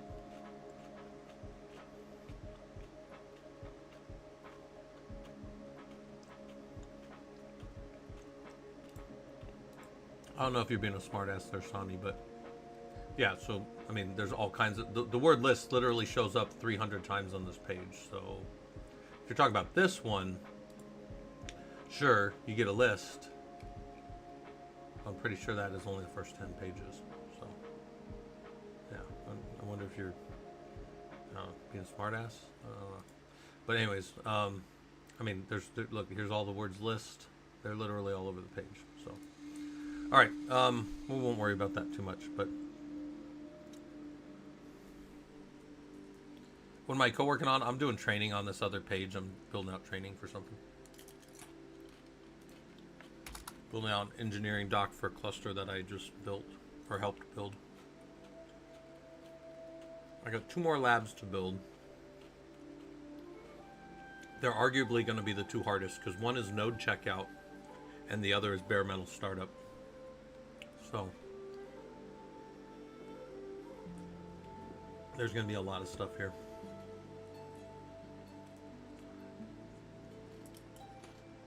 All right.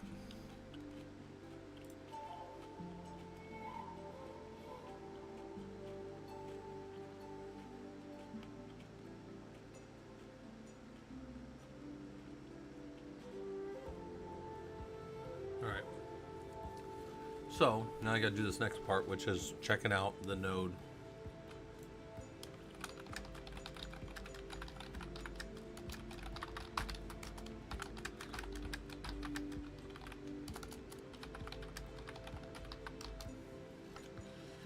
Alright, how do we check out a node? We look at what services should be running. How do we find out what's broken? If they're not, why not?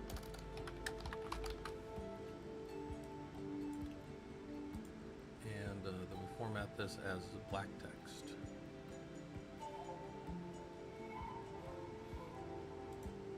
There we go. All right.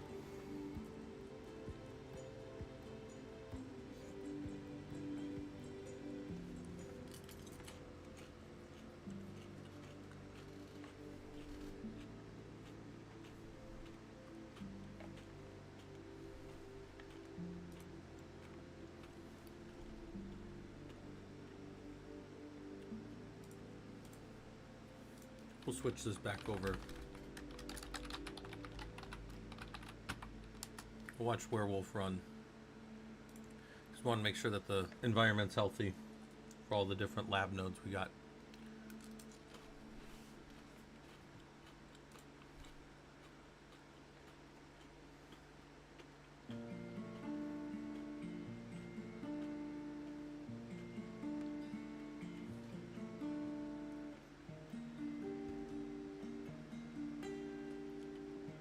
All right. Oh wait, I think I just found another one I didn't do. So there's node checkout. Ah, bare metal. Okay, so those are the 2 that I gotta still do. So node checkout and bare metal startup are my last 2. So I'm gonna do my node checkout now. This will be fun. Was removed. What's your thought on Google cybersecurity certification for starters? Can it raise recruiters' eyebrows in my suit? Yeah. So. Let me pull something up for you guys here real quick. I'm gonna pull up my. I've got a resume that I use for my. It's my resume, but it's just cleaned up. Let me go grab it real quick. Hold on. What's it called? Het resume or something. Het resume current generic. All right. I'm just going to pull this up in front of everything, so give me a second here real quick to grab this for you guys.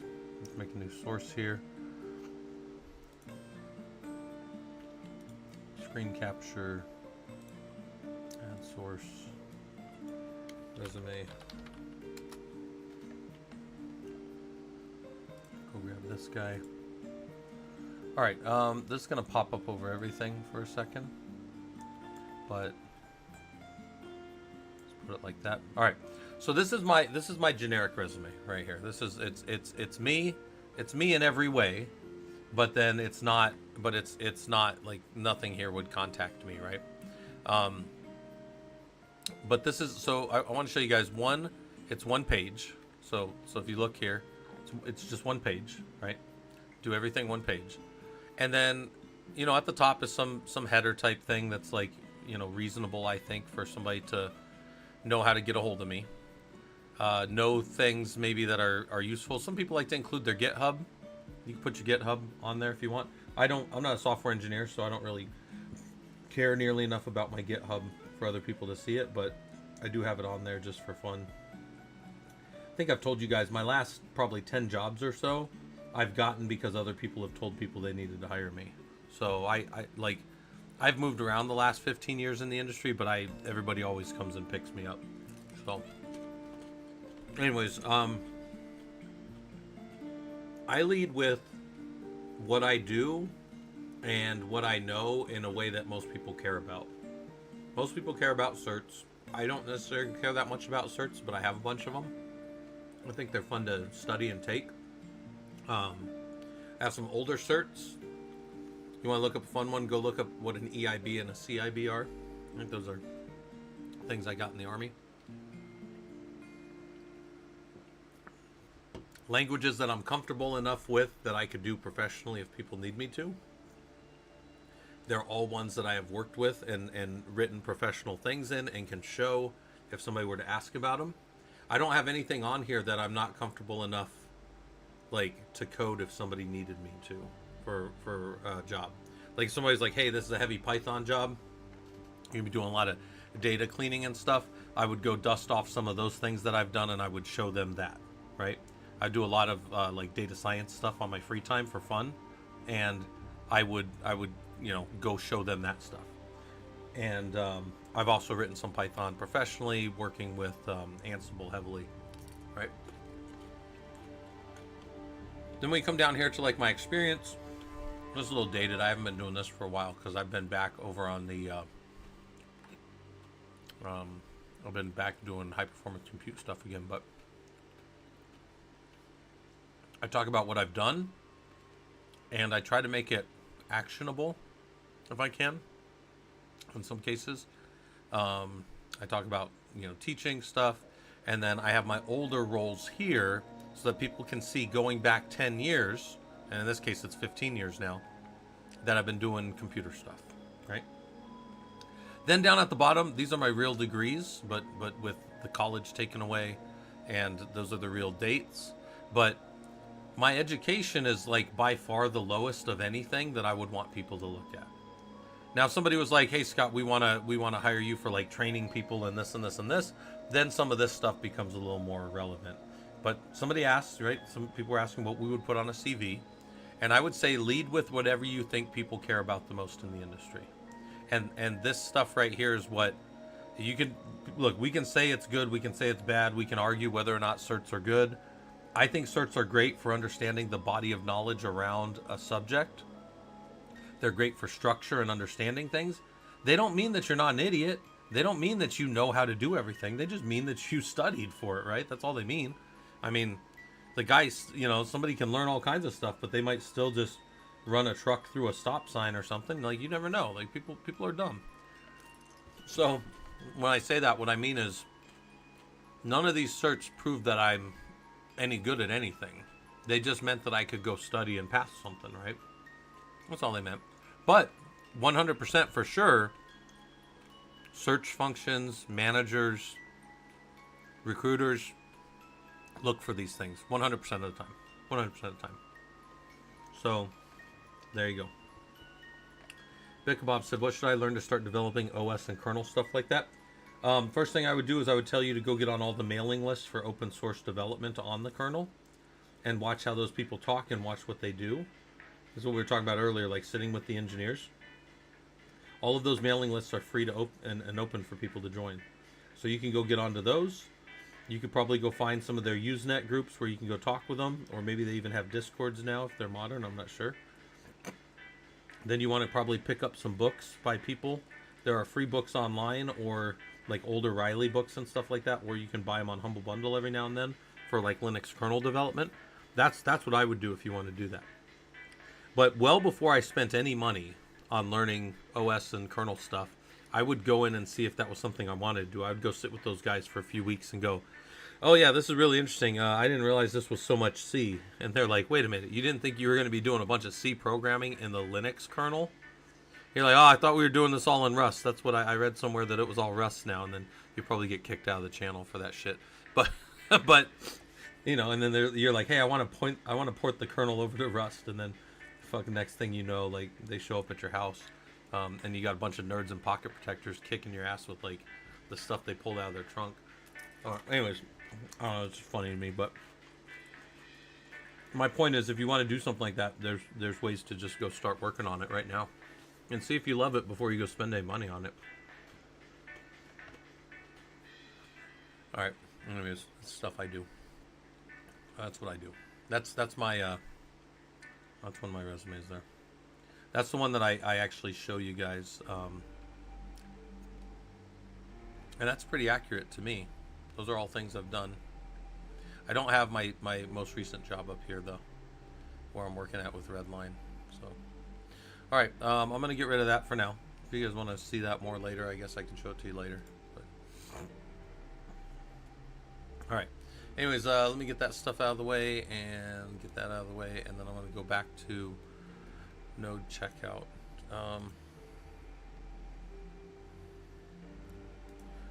Nodes should be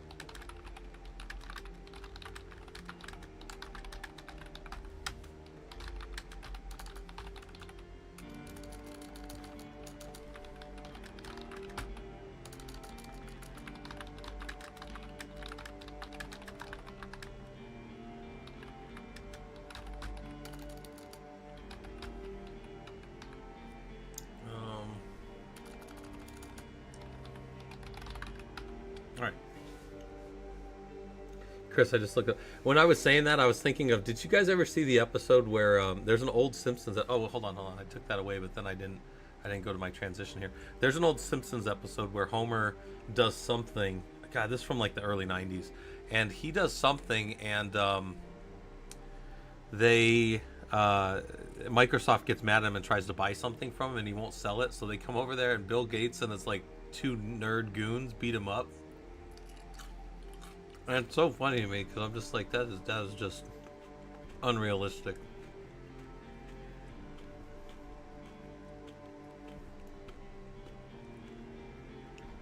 Can I tell you guys something about Fortran that you might not know? And I bet you somebody gets mad at me for saying this, but one, this is something you might know. Fortran is still heavily used in the industry. Which industry, you say? Satellites and weather. But does anybody know why Fortran is still used so much? And predominantly used, by the way, in the back end of like weather stuff and in satellite stuff. Anybody know why? This will be interesting. One, if anybody knows why. Two, if you can even Google it. Nope. It's got nothing to do with legacy systems. We could move them forward whenever we want. We won't, though. Legacy almost always sounds bad. Cannot upgrade remotely? No. No. I'm not saying satellites up. I'm saying downstream of satellites after we've caught the data. Lightweight and direct machine language. That could be part of it, but it's not. I wouldn't. Oh, that is funny. No one knows how. No one bothers to affect it anymore, so that's why it's secure. It's like why the original Apple was so secure, because literally nobody had it, so nobody gave a shit. And then Apple, for however long, people were like, "Oh, my Mac can't be," and I'm like, "Yeah, because there's 10 of you." But now there's more than 10. But there's viruses for it. No, did you guys know? You can go look this up. Fortran is still the highest floating point precision of any.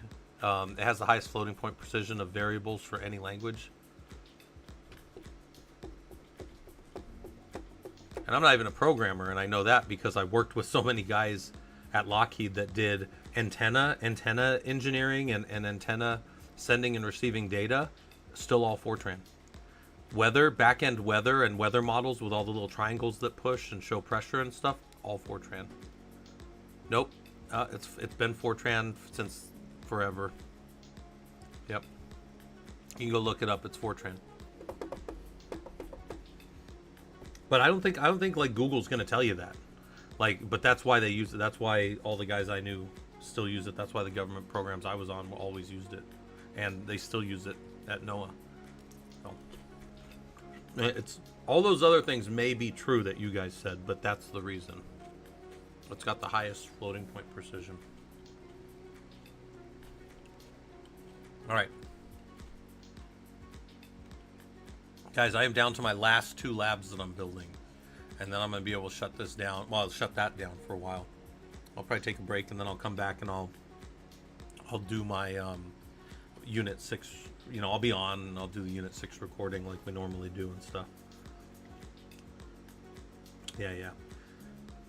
Runmucker's a data gremlin for real. Yeah, some of you guys, I mean, like you guys know, I say this sometimes, but I'm an amateur data scientist. I'm nowhere near a pro. I don't do it enough to be pro, but I can pull data down and scrub it and do that kind of stuff. I've even thought of having like a little study group where we work on that stuff, you know, for people that want to do that. Yeah, banking companies do still use COBOL, though I suspect COBOL has to do with a lot of those other reasons you guys said, not necessarily because of the precision of COBOL. You guys want to know something funny too? I've got a book sitting on my bookshelf that's object-oriented COBOL. That's fun. I picked that one up. I got a whole bunch of old books on my bookshelf. Old IT stuff.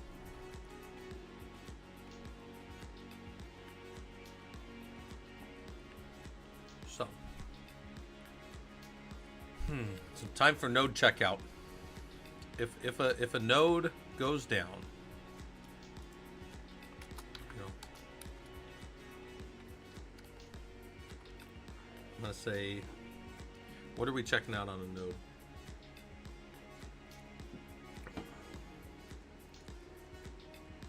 And I've thrown a bunch of the checks that I've already done, or all the checks that I would have here, but I did. Bob Data, I had to use the restroom for a minute. What's the diagram about? Which one? Was it the one that we just had up? It depends which diagram you're talking about. Are you talking about this one?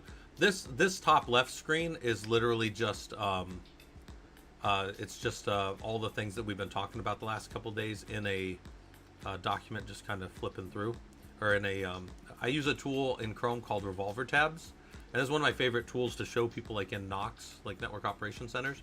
Is I will build dashboards in Grafana for people, and then we'll put like a 65-inch television screen up on a wall, and we'll just run a bunch of different, you know, heads-up displays of like, hey, these are the things that my network operations people want to see about my cluster, and then I'll just put Revolver Tabs in Chrome, and it's like you've got a full dashboard solution right there of like everything just running through. Other than that, we're just kind of, these are just topics we talked about. We were talking about werewolf overlays yesterday. Werewolf is what you're seeing in the top right. That's my cluster. And what we're doing there is we're tailing -F to follow the werewolf daemon log.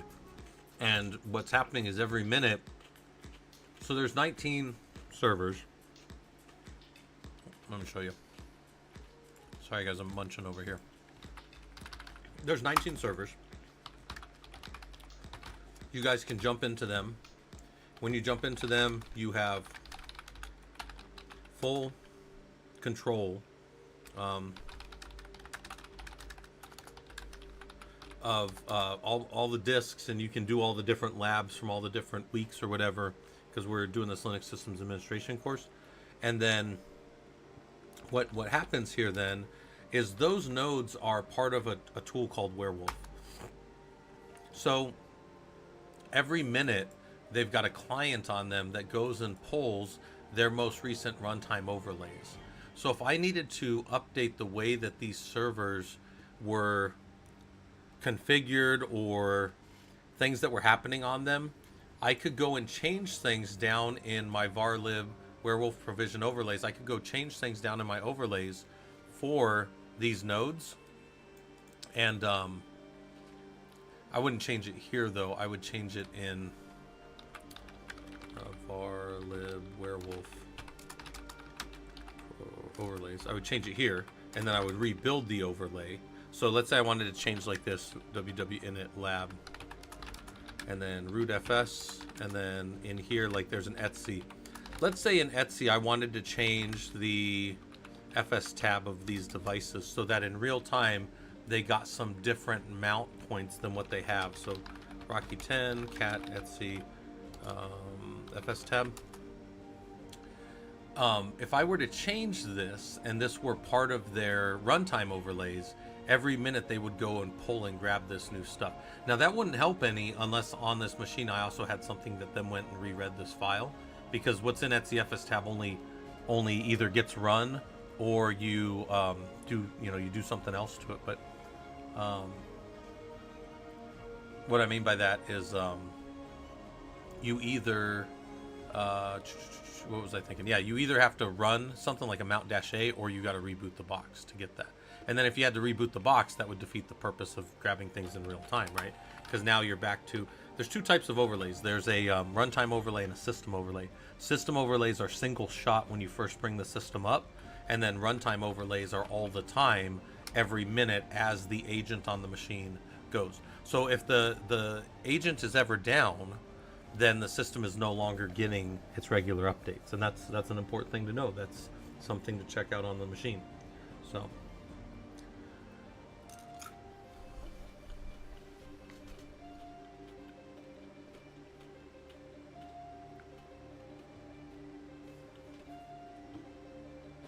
that's what those diagrams were, if that's what you're asking. All right. So I'm still doing this co-work thing. As my little Linux guy says, we're not working too hard. I am munching on Reese's Pieces, in case anybody's wondering. I went and grabbed some last night at the store, because the wife's not here to get me stuff, so I have to go get it myself.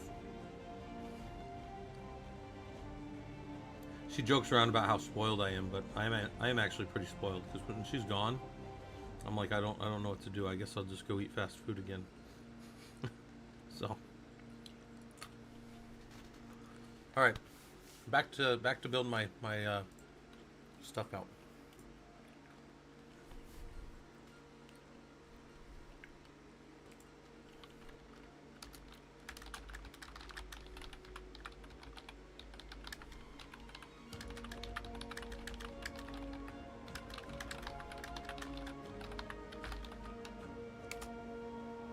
All right.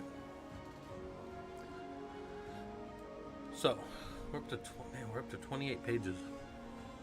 I started this the other day and I had like 2 pages, and now I'm up to freaking 28 in like the last few days. So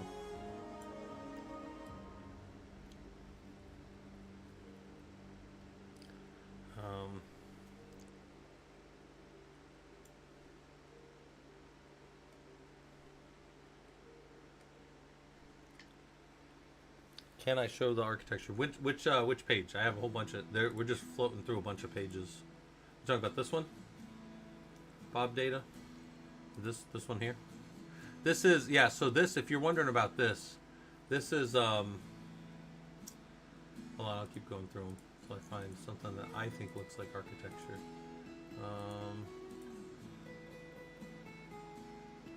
Oh, Excalidraw? Like this one? If I don't have anything on Excalidraw. Do you want, oh, Chris, I'll get some good ones. So, I can show you some cool stuff, but I didn't draw any of these. Hold on, I'm looking through them all. Make sure there's nothing. This one right here. This is Slurm. This actually comes from SketchMD. No, it's fine, Bob Data. Yeah, so this is how Slurm works. So Slurm is a tool. It's an open source tool. Anybody can download it. I have a lab. If you wanna go and do a lab to build this out, I'll show you right here. So we'll go back to that. Hold on, I have no idea what that is. Killer Coda is right here. I'm gonna link you guys a lab if you want to dig in on Slurm, and then we'll go talk about Slurm for a second. But in my labs down here, there is a install Slurm on Linux, and I'll link this to you guys. So if anyone wants to do this lab, this is what it teaches you how to build. Where was that at? So Slurm is what we call a job scheduler, right? In high performance compute terms, when you think about, when you back out for a second and look at what high performance compute is, high performance compute is when we have jobs or programs are jobs, I guess, that we want to run or execute that are going to exceed or need more resources than what one computer can provide. So let's say I wanted to crack somebody's password, and on my machine here it was going to take 48 months. But if I could figure out a way to spread that across 4,200 machines, it would only take those 4,200 machines 1 month. This is how like protein folding and genome sequencing and all these other things happen. So what a job scheduler like this does, and if you want me to go through it, Bob, I'll do it. I mean, we can go do the lab real quick if you guys want. But what a job scheduler does is it turns all these machines with slurmd on them into worker nodes, or slave nodes as they used to call them, but they don't anymore. This is a big one in the industry too. Like Slurm is big in HPC. This is, if you go look for Slurm in like HPC jobs, a lot of jobs use Slurm. And it's because it's open source and it works well. So all the nodes that are running slurmd talk back to Slurm control daemon, right? They talk, but they don't talk directly. They talk over a protocol called Munge. So Munge isn't even shown here, but they don't talk directly. They use Munge as a key. So basically Kubernetes for HPC. No, because Kubernetes is, Kubernetes stands up your little containers. It stands up the pods, and then the pods have containers underneath them. But actually, it's funny, we use Slurm to push jobs to Kubernetes sometimes. But let's go look at this and actually run it. And then once you have Slurm running on a bunch of nodes, your users can come in. So these are some users, and they can jump into like a login node up here. Let's just say they have a login node. And that login node can interact with the Slurm control daemon by saying, I want to do an S run of this job. And Slurm control daemon will say, well, I've got these compute nodes that can go do that job for you, and they'll go do it, right? So, and then when they're done, they'll put the work in. Typically what we'll do is all these nodes and this and the login node that we'll have will all have the same backend storage. So the users will come in and they'll submit jobs right from where they're at. Slurm control daemon will go send them out to the nodes, and when the work is done, it'll come right back into their home directory or their project directory or whatever. And that's why we need such big high-speed networks on the back end. Bob, I'm going to show you how to do this, and anybody that wants to do this lab with me, I'm going to do it right now. But I'm also going to tell you, if you want like a couple hour like little primer on it, I have a recording on it. But I was watching it the other day, and I was like, oh, I need to go fix this primer. I need to go fix this recording. It's not great. But anyways, I'm going to go, I'm going to click on that same link that you guys did, or if anybody goes in there. My labs are designed to walk you through, but if anybody wants to follow along and do it with me, I'll explain as we go. Bob data, it's in, hold on, let me, I think if you do !YT, it'll show you our YouTube channel. If you're, because you're on the Twitch side. Yeah, if you do an !YT, it should take you over there. All right, Slurm. Let's go do some Slurm real quick. And I'm going to move this one in front.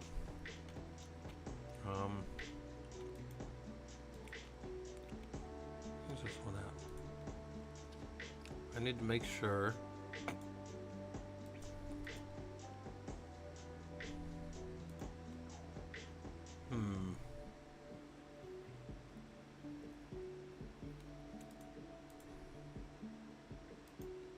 Give me a second, guys. So this is, oh, I have this one called logsec. I need to put them in front. All right, there he is. All right.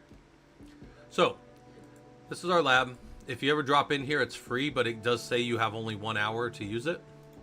So it comes over here and it says your team wants to set up a proof of concept, that's a POC, around scheduling jobs across multiple nodes. The end goal is running a compute cluster that functions like an HPC, high performance compute cluster.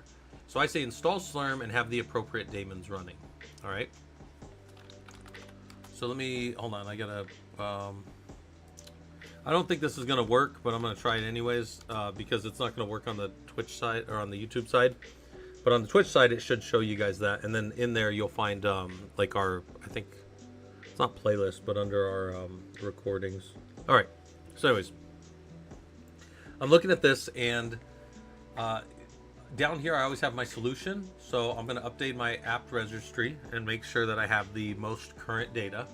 And then I'm just going to go ahead and install Slurm and Slurm control daemon on my primary node.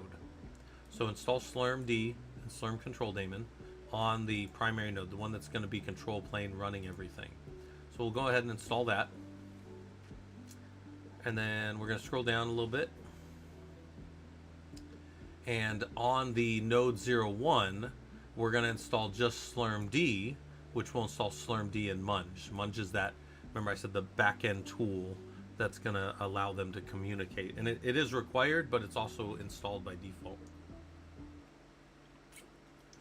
So we're going to install the 2 software packages, and then we'll go back and look at our drawing for a second.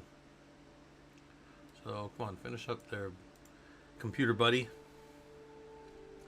Good, finish up there. Come on. All right, so it's finished. So now we're going to go install it over there. And then I'm going to walk back over here while that's running and look at what we did. We have 2 nodes in this system. We have a, it's the control plane and node 01. Control plane just got Slurm and control daemon and Slurm control daemon on it. These are the 2 that we installed for it. The node 01 is just getting the Slurm daemon. So what does that mean to this cluster? That means that the control plane will be both the controller or master and a worker for the things. And people don't use the term masters and slaves anymore in systems world, but it just, you know, was a way that people always describe things for a long time. Most of that terminology is gone, but you'll still run into that. But I just want you to know, control plane got both of these, and node 01 got only this, and they're both going to talk back to the Slurm control daemon on control plane 01. All right, so we come back over here, and it says, okay, that's installed.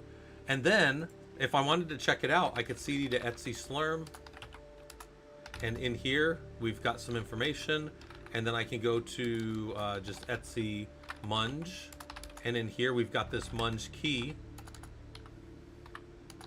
If I look at that key, it's some, you know, large whatever. And if I SSH over to node 01, the reason I'm showing you this is if I more, or just, if I more his etc Munge key, it's not the same key. And I need you to understand that you installed these separately, but the key needs to be the same for these 2 systems to communicate. This is an out-of-band channel control that actually makes Slurm pretty secure. Somebody can't just jump into your network and start talking to your Slurm. Your Slurm will only communicate with other devices that have the Munge key. So we're going to copy over the Munge key. Here's how you do it. SCP from the first node to the second node. So let's go jump back over here and copy that key over. And then now whenever you do that, you need to go restart the Munge daemon, because now the daemon is going to reread its key. So you restart that daemon over there. And now if you've done that, you should be able to configure Slurm. For configuring Slurm, there's a link here that will take you to their little config.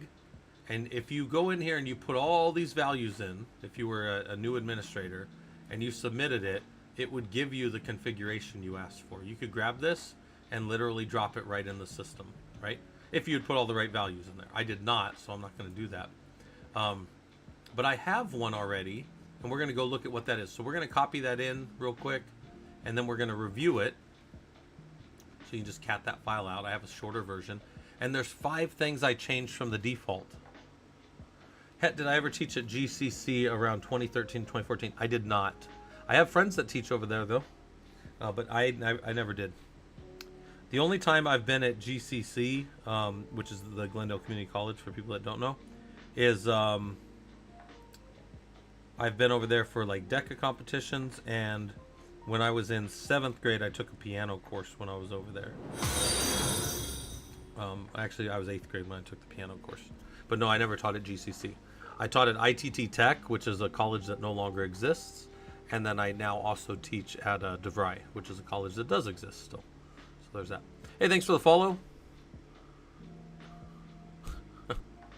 Ugur the Butcher. I love that name. That is, the names that come in here are always the best. But hopefully this stuff's useful to you. We are hanging out. We're not working too hard, but we are doing some lab stuff. I got asked a little bit about Slurm, and we're going to put together a configuration for it. Mr. Extremely, how's it going? I just want to show you guys, when we look at this Slurm file that I put together, I changed 5 things. I'm going to show you the 5 things I changed. I gave the cluster a name, so it was Prolog cluster. And I changed the controller host ID, like who's going to be in charge of this cluster? Who is the one that answers for this whole cluster? Who do we all talk to? And that's control plane. Then I changed 3 things at the bottom. So I changed those 2 at the top, changed 3 things at the bottom. I made one node called control plane. So this line is different. And then I made one node called node 01, and I set the CPUs down and the memory down under what they could handle. This can also be wildcarded. So if you had 1,000 nodes that all had the same config, you could use wildcards in their names, which makes it nice. And then down here, you can make a bunch of partitions, but I did one partition called Prolog.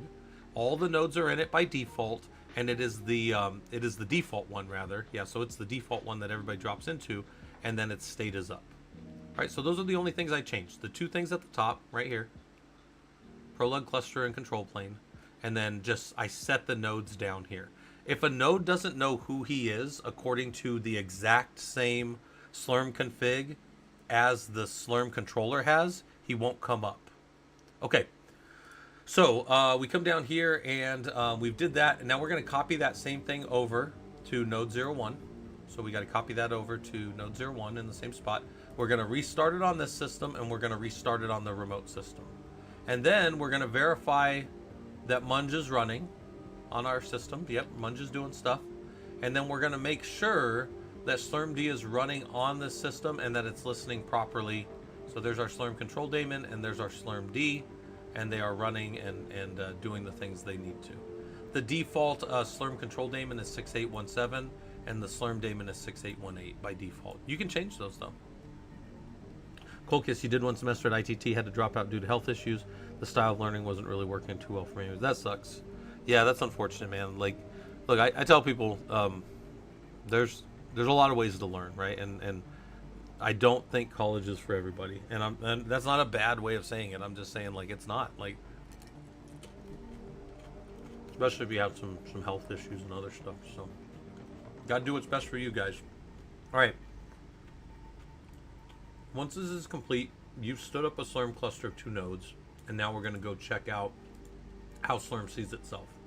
So you've installed Slurm on 2 nodes and started the daemon. You've actually started multiple daemons, but there you go.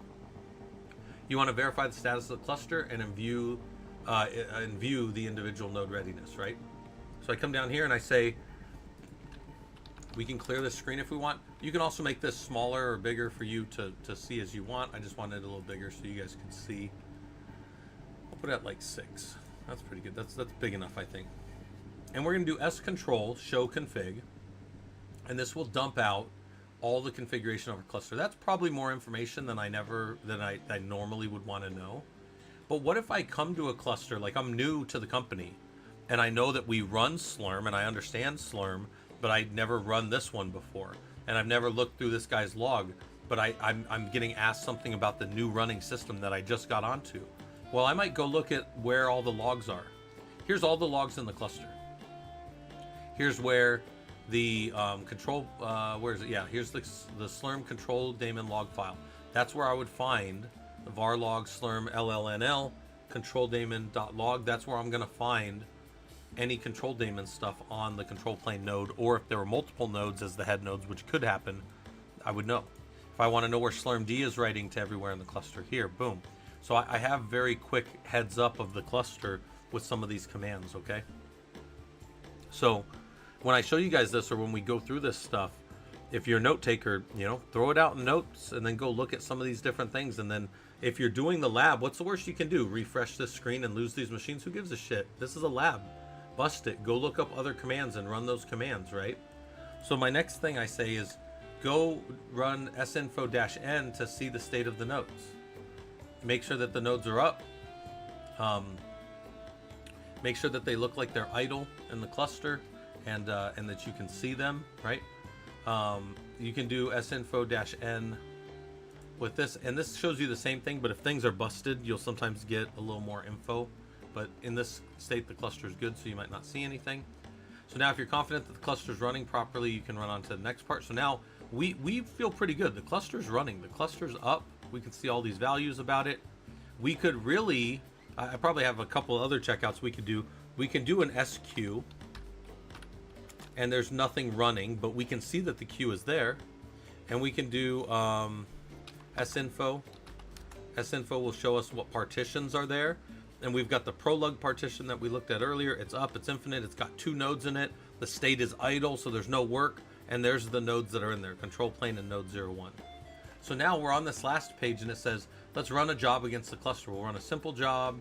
We'll run a simple job against one node, against both nodes, and then we'll run a batch job. And just kind of see what happens. So srun is the way that you run in a, this is what we call a synchronous fashion. So synchronous means that I'm going to wait until that job is done. So we said srun-1 and, sorry, srun-n1, so we want to go against one node, hostname. Now I can change that to be against 2 nodes, and those 2 nodes will both run the command hostname and give it back to me. But this isn't super useful, right? This isn't really the way you go about these things. So I might try to do srun-n10 against 10 nodes, but this is going to go into a queue, and because I said this is synchronous, it's going to sit here forever because it's never going to work. So I'm going to hit Control-C and stop that, and then that job will stop. So if I do an SQ, it's not there because it got terminated because I didn't wait anymore. This is synchronous. Synchronous is not great when you're going to kick something off so that it takes months and months or something, or weeks and you can run training jobs and all, you do all kinds of stuff in here. So I said, how did this behave differently than the other ones? Well, it finally queued something, and it was never going to have enough nodes, so it was going to fail. So I say now we want to run a batch. So let's go look at this batch job that I made. So cat root submit.sh, and this is the simplest little S batch. All of these are commands. They look like they're commented out, but these are all these are all actual commands right here. And we're going to give the job a name of test. We're going to say, here's where I want you to output to. So that's my logging that can go in my home directory somewhere. Here's the partition I want to run against, which is that prolog that we set up. The time, we're giving a max wall clock time right here of 10 minutes. Then we're saying how many tasks, how many node tasks can we have? So it can only go against one node, but we could set as many nodes as we have. We only have 2 nodes, so that can be 1 or 2. And then we're going to give CPUs per task 1 and memory per CPU 100. I don't expect you guys to remember this, but on any node, we had 2 CPUs that were allocated and 1500 megs, so 1.5 gigs. Did I make that 1 or 2? I don't remember. We can go check once we go like this and say, I'm just going to go right here and hit Control R and then say cat and then Control Shift R. Oh, well. Can't do that in the window, guys. God damn it. I always forget that. So, while you're in a terminal, Control Shift R is going to reload the terminal. So, surprise. I broke it. That's pretty funny. I forgot about that. Alright. Did all this, so we're going to do it quick. Installing everything. And then we'll move on. Install. Good. We're gonna do this next one, Slurm D. Get that going. Boom. Install. So Slurm D and Slurm control daemon on the control node, control plane, and then node 01 will be a worker. And we'll do the worker node next. Let that install. And then now, again, it's going to communicate over munge, so I have to push that key there. In clusters, we do this differently. We just keep a munge key, and then we push it to all of them after they get installed or when they first come up. Or we push it over in whatever way we need to. All right, so this is going to come up.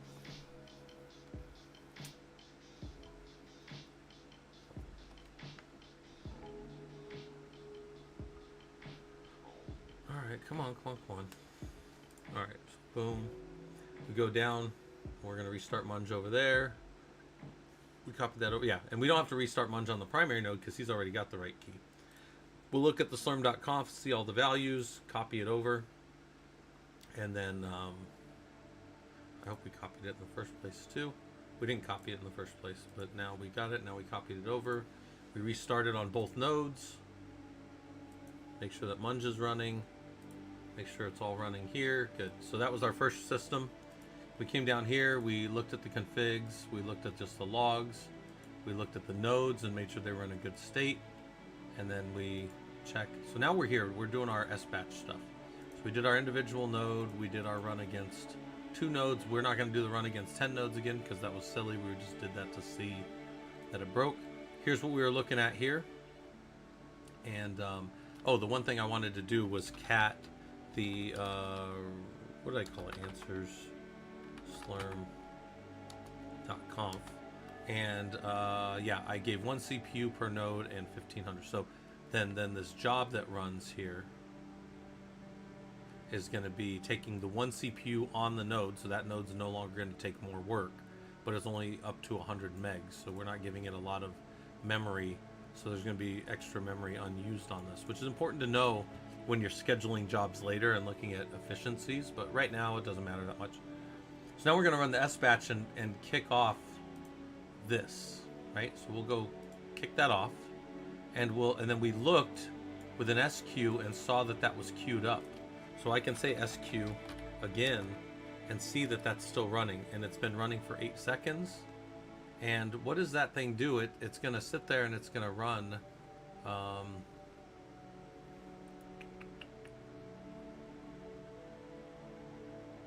oh yeah, it just did an srun hostname and then an srun sleep for 60 seconds. That's all it's doing in that batch job, right? So it's going to sit there and run for a while, and then we can go look at results. Results is there, but the queue is still running, and it's still running. It's going to run until it hits 60 seconds.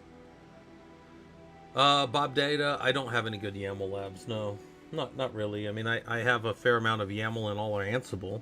I mean, I think you'll pick up YAML as you go, but I don't have any like directly doing YAML, no. All right, look, it's about to be gone. It's gone because it finished. So there we go. All right, so there are things we don't do in those labs. I have to put a lab together one of these days that does the Slurm database side of it. I actually have all the notes for it, but it'll show you how to do a MariaDB and set that up and communicate back to Slurm control daemon so you can do accounting and tracking who's using what in your cluster, because that's important too. But that's that. Okay, back to co-working. Sorry guys, that was a little bit of an aside about systems because I got asked about what Slurm was doing, so you guys got to learn a little bit about Slurm if you wanted to. All right, I'm back over here.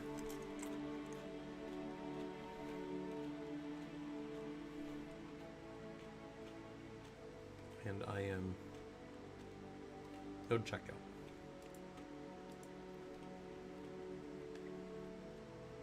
Wait, was I doing something up here? I don't think I was.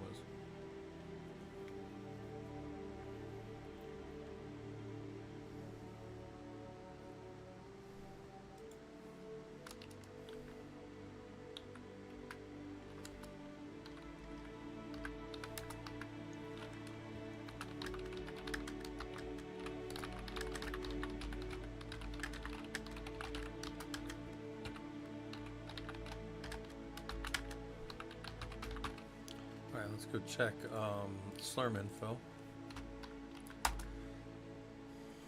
How's everybody else doing? Sunday, right? Nice chill day.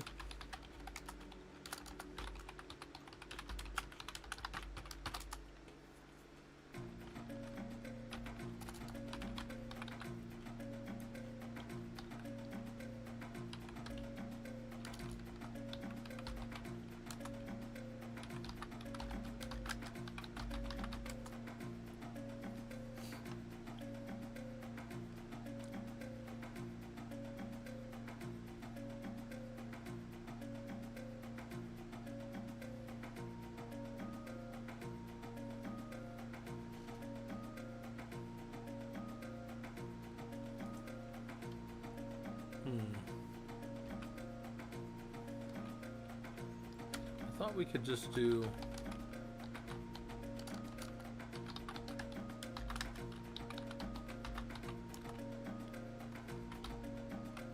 Maybe I don't remember how to use this tool.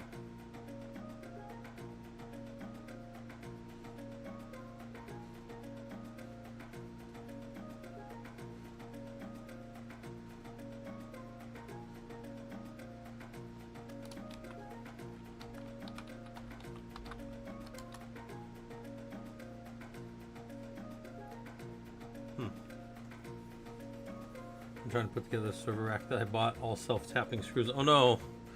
Oh no. That sounds terrible. Bing bong. You're doing an object diagram. How's that working out for you?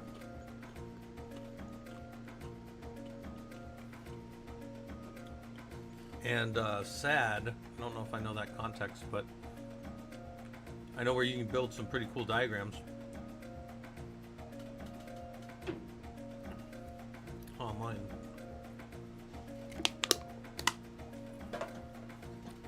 Especially if you're using like the mermaid language or one of those things, which I know is super weird, but that's a real language. You know what's funny?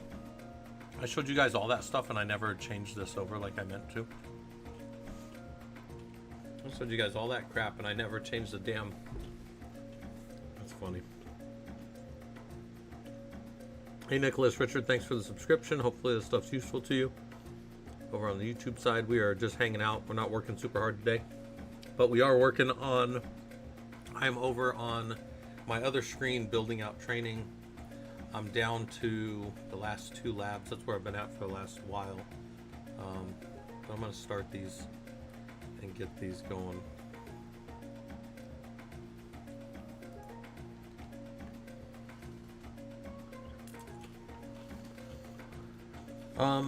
Bob Data, how long will I be streaming? I don't know. I'm going to do this for a little while longer and keep working on stuff while I can get stuff done. Then I'm going to take a little break. I'm going to hop on and I'm going to record Unit 6. So I'll be on for the recording. Like, it won't be my little Linux guy there. It'll actually be me. That'll be an hour. And I might just take the rest of the night off. So I'm just hanging out. So, yeah. But you guys are welcome to hang out as much as you want during it. And I tell guys all the time, you know, even if you don't hang out here, go hang out down in the Discord. There's always fun stuff going on down there. Let's see what level my guy's gotten up to on Progress Quest. We're level 39, guys. We're level 39. We're getting there. But I've been doing this most of this week, and this has been working okay. Most of the time I stream while I'm actually on stream so you guys can see me. And most of the time I'm actually showing you guys what I'm working on. But today we're doing, you know, this week has been a lot of co-working, and I'm not really showing you guys what I'm doing because it's proprietary. But I am kind of trying to show you guys what's going on and explain things if they come up. So, you know, again, you guys are welcome to hang out. And, you know, Bob asked a question. I tried to go in a little bit and show you guys that because I do think a lot of this stuff is valuable and can maybe make you go look at other things that are interesting in the industry or interesting stuff that you want to work on. So, all right. Let me go check actually how the Discord's doing. Looks like people are finding the Discord, so that's good. Welcome everyone, look around. Boom, there we go. Everybody can look around down there.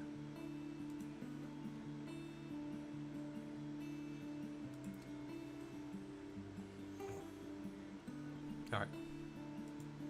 Good. And I think there's people, actually, I need to go check. I think there's people down there studying right now. No, they're not in there anymore. But I think they do have some study sessions later on today. So, you know, if you want to go down and talk shop with other engineers, even if you don't want to work too hard, you can kind of hang out down there.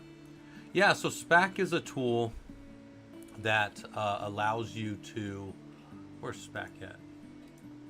SPAC is a tool that allows you to really control the modules and give environments to your users inside of an HPC cluster. So there's a bunch of tutorials online. I'll give you guys this link. But SPAC is a really... a few years ago, it was kind of like a very up-and-coming tool. But I actually know some of the guys that maintain this. Some of the guys that I work with professionally maintain this tool, and they're part of the build-out and the stuff for it. So I'm actually going to try to get Dr. Rickert to come and talk to you guys one of these days. And you don't have to call him Doctor. He goes by Alex, but need to get him in there. Nicholas Richard said, how do you get into IT if your experience you have is home lab? What I would tell you is start working on... So, one, start studying whatever you're interested in, right? And then start putting together little projects in your home lab that prove that you understand the components of it and the pieces. And then, like for me, I have a course running right now on our Discord, which is free, and it shows you how to be a Linux systems administrator. It shows you how to deal with what the job is and what people are looking for. Like at the end of the day, so Linux systems administration, if you want to get into that, you are part of the operations team. If you get into Linux systems engineering, you may be part of a different team, but systems administration for sure is operations. And at Linux systems administration, the goal is uptime. Keep those servers up, keep those services running, keep the lights blinking, keep the processors turning electricity into heat, like do all of these things, right? So to prove that you can do that, to prove that you can keep systems up, you can go get certs if you want. That'll show that you have the knowledge.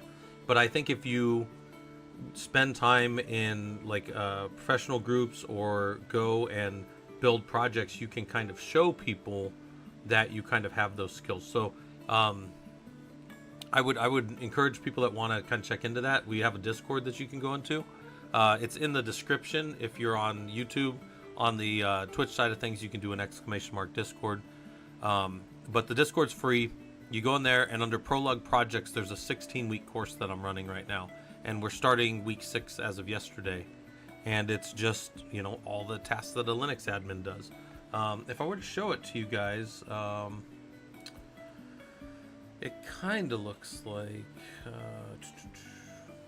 Discord link not working. You might have to throw it... People just throw it in like an incognito browser or something, and it works again for them. I don't know why. I think there might be a timing aspect to that. But if you throw it in an incognito or a cleaned up browser, it'll work. Because we get that a lot where people can't get it to work, and then then somebody will go test and go, oh, I just throw it in incognito and it works.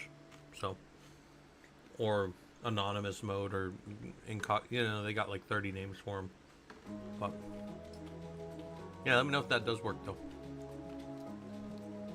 Also, we got a bot down there that talks trash to me all the time. You can ask the bot things. The bot also welcomes people to the server, so you always get a little welcome message. It is a crusty old Unix admin, so when you ask it stuff, it's sometimes pretty rude to you. But it's fun. You know, people have a good time in the server with it. Also, if you ever call me Scott in the server, it corrects you to what the creator of the bot thinks my real name is. And there will be a reckoning for that one day, but not this day. That fucking bot, man. That bot is always giving me shit. So, you can just score it.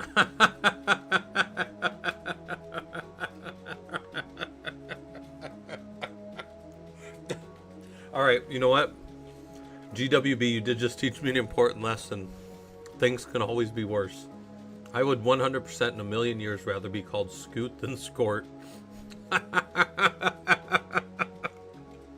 That's pretty fucking good. Oh my god. If, oh my gosh. Man. Yeah, that thing across all channels, it gives me a hard time. Yeah. Here's the thing though, like the name Scott, I'm like so dead to any kind of making fun of my name. Like maybe when I was a kid and people would call me Four Eyes on the playground, that stuff would hurt my feelings. But as an adult, like you guys got to understand, I got out of the army in 2003 and Eurotrip came out. You guys know what Eurotrip was? Scotty doesn't know that Fiona and me do it in my van every Sunday. He thinks that she's at church, but she doesn't go. Still, she's on her knees, and Scotty doesn't know. Oh, yeah. Oh, Miss Scoozy. Yeah. Eurotrip with their Scotty didn't know, and Scotty doesn't know. That fucking song, man. But before that, before that, so my last name is Champagne, right? Champine. If you guys, I don't care if people know who I am, by the way. And when I was in basic training, in 99 in the Army, there was a song that Chris Rock had just put out called There's No Sex in the Champagne Room. No Sex in the Champagne Room. Well, guess what I get called often? Champagne. And there's no sex in the champagne room. So they would make fun of me and they would sing that song to me, and I'd go, you know what, guys? We're in the infantry, which, by the way, back then was the infantry was all men at the time. So I was like, well, I'm kind of glad there's no sex in Champagne's room because it's all guys in here. Have we worked together? I don't know, maybe. So anyways, yeah, Muscuzi. So yeah, I used to. So yeah, you guys can't make fun of my name worse than living with Scotty Doesn't Know the last 20 years. That movie's 20. That movie's like 20 years old right now. Isn't that wild? And if you're one of the youngins in the server and you've never seen the movie Euro Trip, as long as you're 18, I'm telling you, go watch it. It's rated R for sure. Got private dick. Yeah, that's pretty funny, Nicholas. Oh yeah, because Richard, yeah. I'll tell you a funny one. So, I'll tell you two funny ones about the Army. One, in the infantry, they'll call you a DICKHEAD, which is dedicated infantry combat killer, highly educated and devoted. So you're a dedicated infantry combat killer, highly educated and devoted. That's fun. And then the other one that's kind of funny is when I was in basic training, I didn't realize this until years later, guys. You guys are going to laugh at me. You're going to be like, you're stupid. I probably am stupid. But when you're focused on being an infantry guy, you're not really exactly using your brain so much. And when I was in basic training, I was in 3rd Platoon of Delta 158, I believe. Yeah. And it was on Sand Hill of Fort Benning, right?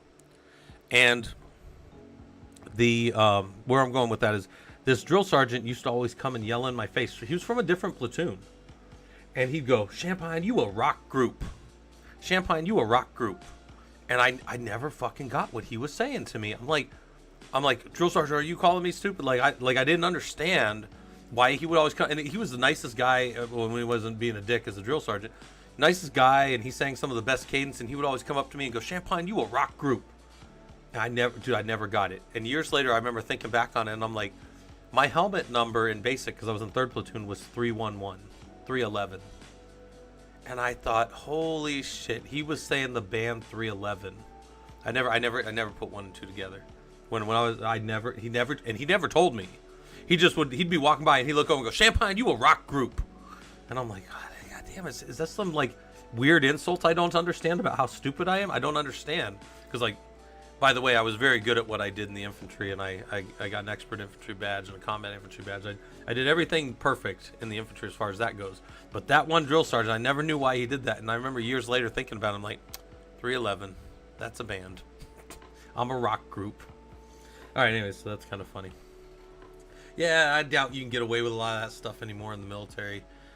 Nowadays, they'd be like, you can't make fun of Scott, and then I'd sit and hide behind somebody's, and then the drill sergeant wouldn't be able to yell at me anymore or whatever. I don't know how it is anymore, but it is funny. I'll tell you guys one other funny thing. I'm 43, so I've been out for a long time. I did my stuff and got out at 22. My older brother Steve is still in. He is 44. He is still in the military. He started out infantry and now he's a recruiter, but he's still in. And he's actually a really good recruiter. People really like him, and they go in and then they send him. It's funny, he gets sent over to Hawaii every couple of years. He wins an award for like the most people put in the Army.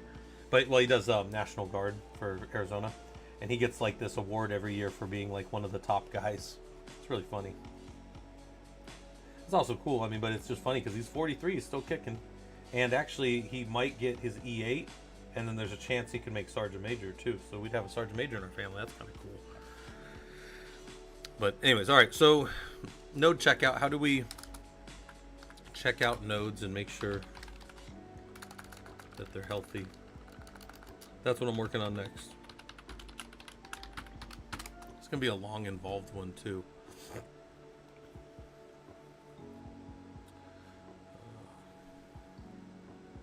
Nodes should be checked out for when they come back up from maintenance or power issues before they are added back into the Slurm cluster.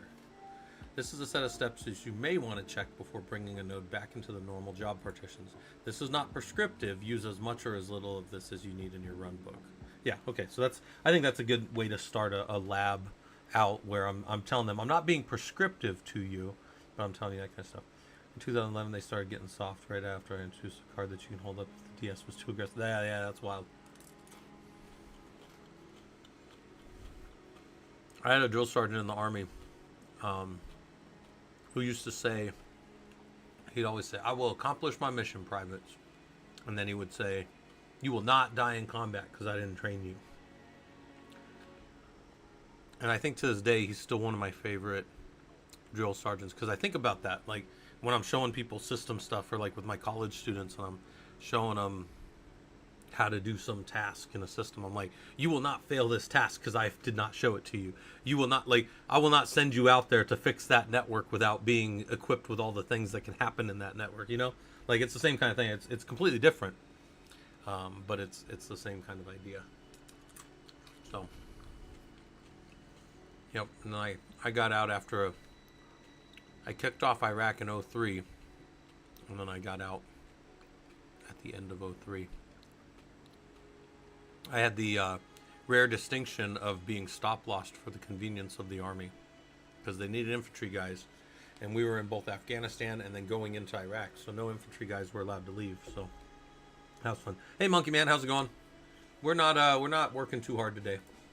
Ranger, look at Ranger down there. He's not working too hard. And the camera is at floor level because my brother came over and took all my chairs yesterday. That's kind of funny. I was telling you guys, he's got a big birthday. My younger brother is turning 40. Actually, the twin brothers that I have are turning 40. One's up in Idaho and one's down here. And the one down here is having something like 50 or 60 people over. So he came over, got all the chairs that I had. I had 24, I think, something chairs here. And then I had like 5 or 6 like long 6-foot tables for him to use. And then he could just kind of just set up the house over there.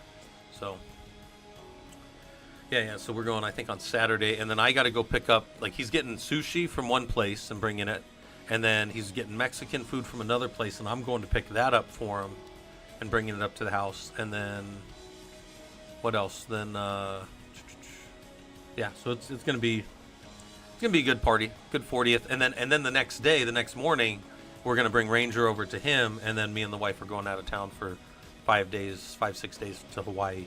So my brother Tommy's going to watch Ranger those days, so that'll be good. And, you know, for the most part, Ranger's a pretty good dog. He's pretty chill. He's old. You know, that chills him off.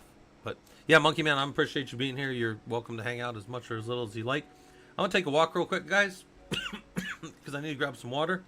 And let me finish up these last few labs, and then I'll go raid somebody and that kind of stuff. But we'll probably work for another hour or so here before we go do that. So let me take a walk. Monkey Man, you're in charge. You're in charge on the Twitch side. Nicholas, Richard, you're in charge over on the YouTube side. There you go. Boom. All right. Tasks delegated. I'll be right back. I'm going to wander around for a bit. Stretch my legs out.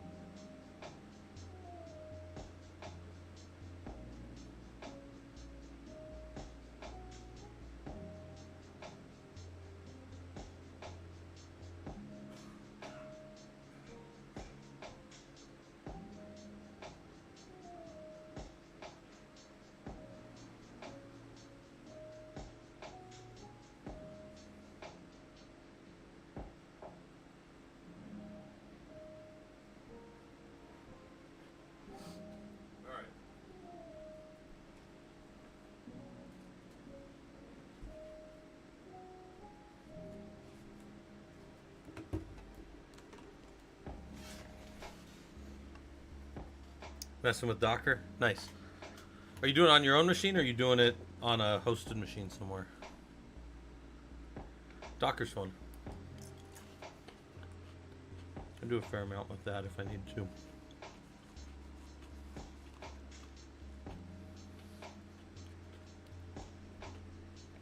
By the way, did you guys, everybody that needed to, did you guys all get in Discord? Hopefully that worked for all you guys. If you guys can't get in, let me know. I'll check the link and resend it. I think everybody's got in. All right, I'm back over here. I'm looking at my node checkout. So sh to the node we are checking out. sh c so on n01.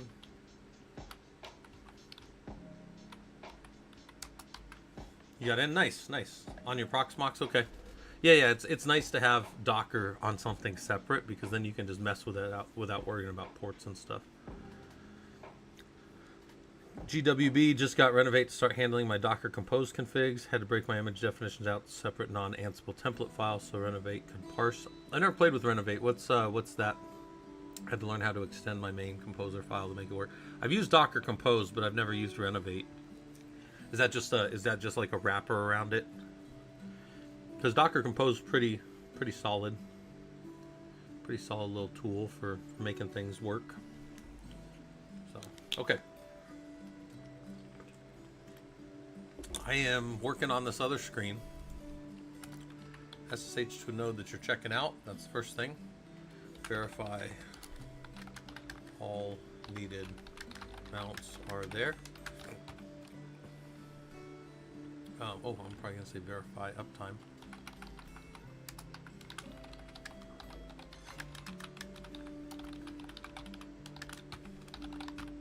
Okay.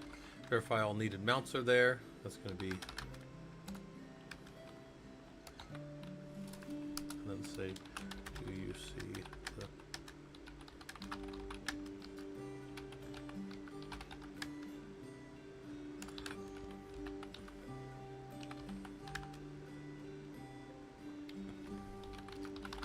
And do they have the 3 mount points that they expect, which is work, app, and home. Good. Boom. Do you see those? Insert horizontal lines.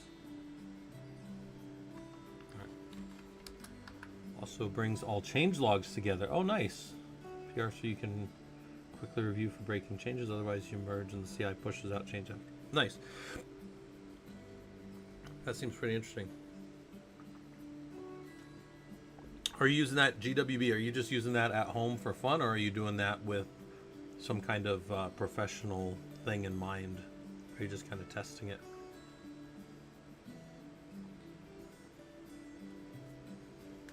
Nice. Just home lab automate. It's nice. Yeah, GWB, you'd be surprised too. I don't know how much you're doing in the industry, but you'd be surprised how much that really translates over to doing stuff in the industry. Like, if you can do it at home, I tell you guys all the time, if I can do something once at home, I know I can go do it against 10,000 servers in the thing. So it's like, do all that.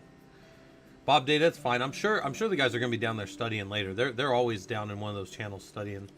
In fact, I got to go fix some things for somebody here in a little bit. But then, yep. And Nicholas, thanks for coming by over on the YouTube side. Hopefully this stuff's useful in general. So, yeah. SRE at GoDaddy before leaving, just messing around with them. Oh, yeah. You were a site reliability engineer at GoDaddy? Nice. I have a buddy that's audit over there still, and I used to know the guy who was in charge of all their data centers back in the day.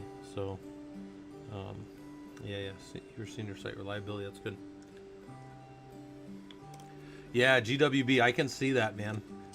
Especially because if you're from here, I used to work out at 82nd and Raintree Road because I worked at GoDaddy in 06 before I quit and just played WoW full time for a few years while I was running my own business. But yeah, early on in my career, I just up and quit them one day.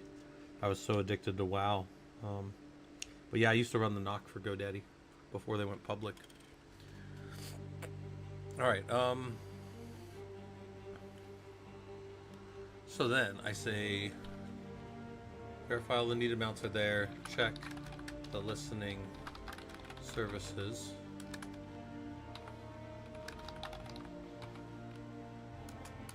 Do you see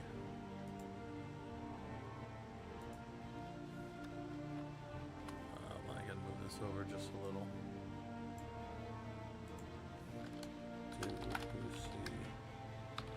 SHD, UUC node exporter, UUC SRD,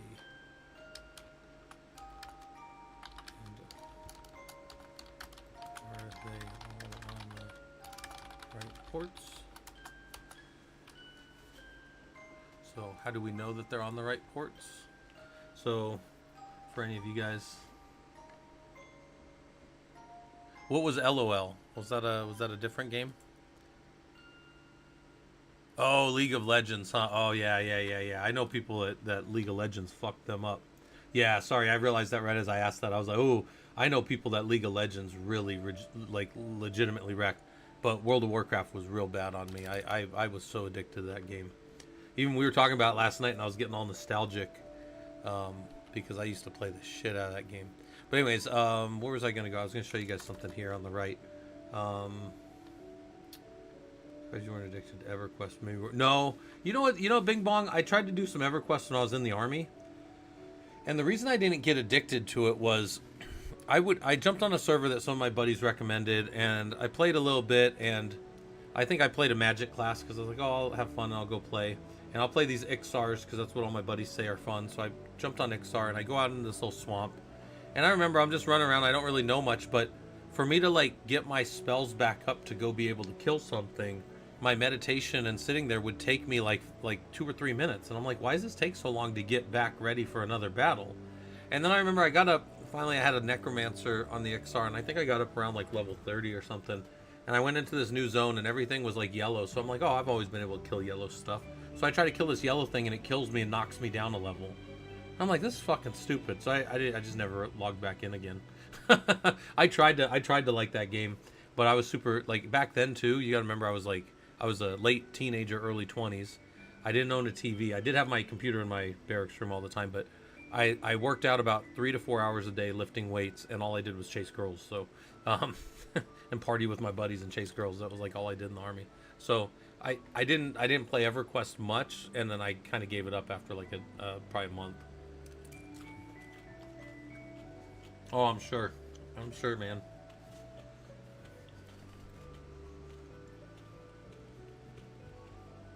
Yeah, I played some games back in the day though. I was a big fan of. I always had a computer in my barracks room, but I didn't even own a TV, guys. I would get off work, go eat, hang out with the guys, go to the mall, look for girls, go to the gym for 2 hours at night, and just do whatever. I jogged back then about 50 miles a week. That was about my average, was about 50 miles a week. Man, that's all I did. That and lift weights. But yeah, no more. I don't do that anymore. I don't run around anymore. Let me go grab my other window here so I don't lose it. Yeah. Oh, it's been a long time since I've been in that kind of shape though. But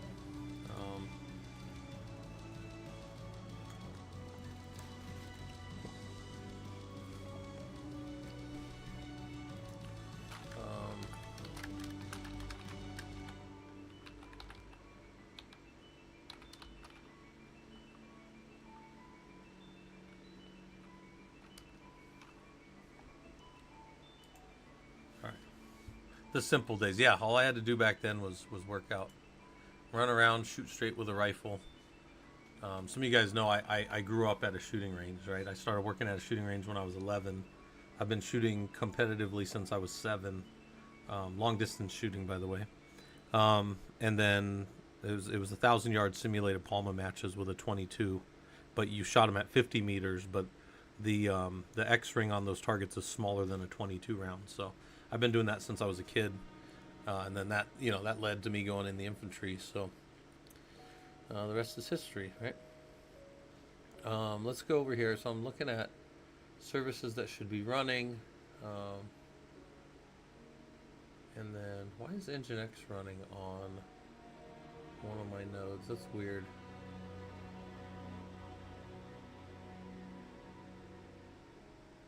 Why is it running on port 14,000? That's weird. Anyways, do I know David Fraser, big large guy? No, I didn't ever meet him. GWB. I was well, Are you asking in the military? Because I knew a Fraser when I was in basic in '99. He was a big, large guy, and he played rugby. But you know, I don't know. I don't remember his first name. He was one of our platoon leaders when I was in basic. But it's unlikely like it's the same Fraser that I knew. All right. Oh, GWB, no. I don't know. I don't, like, I do a lot with firearms, but I don't know a lot of guys that, like, I don't do a lot with, like, talking to people about it out here. I have my friends out here, and then I go shoot out of state sometimes at a couple of camps each year, but I don't really do much with it anymore like I used to. I don't compete anymore. So, not a nut. Oh, no, don't get me wrong, guys. I'm an infantry guy. I'm definitely a nut, but I'm just not a nut for the same reason as other people. Last year we were out at a range. We were at a range in New Mexico, and I hit back-to-back shots on a 2x2 steel plate at 1,340 yards. So that felt pretty good. That's over 3/4 miles, guys, and that's a body-sized target. So 2 feet by 2 feet is putting it in somebody's chest cavity at that distance. That's pretty good. Pretty good with a 308, by the way, too. I wasn't using anything crazy. I shoot a 308, and I had a really good coach, Brian Whalen. But that was fun. And then obviously I was walking between 400 and 1,000 on that one, but that was fun. That was fun. We did a camp, me and some of my old Army buddies and stuff. So let's see, check.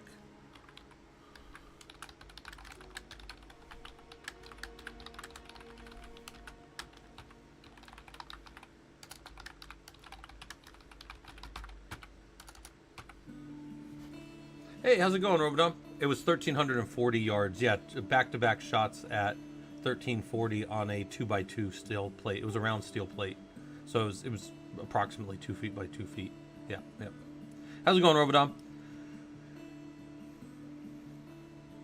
Yeah, we're just hanging out, Robodom. If you want to tell people about the Discord, you can. And then So what happened with Ranger Cam is you missed it, Robodom. Yesterday, my brother Tommy came over. Timodius on the server, and he's having his 40th birthday party. His 40th birthday is coming up, and next Saturday we're gonna do a big party at his house. So he came over and he took all the extra chairs I had. So I have all these folding chairs and folding tables. So he took all the tables I have, because he's gonna have like 50-60 people over there for his big 40th. So yeah, I went over there and or he came over and grabbed them all, and then I helped him drive it over. So now Ranger's camera normally sits on a stack of those chairs that I have in my front room. So he's now it's down on the floor. So I'll put it back up on the chairs when he gets back, or when I get him back from him. But yeah, my brother, I think I gave him 24 chairs and 5 or 6 6-foot tables, so he's gonna have a lot of space there.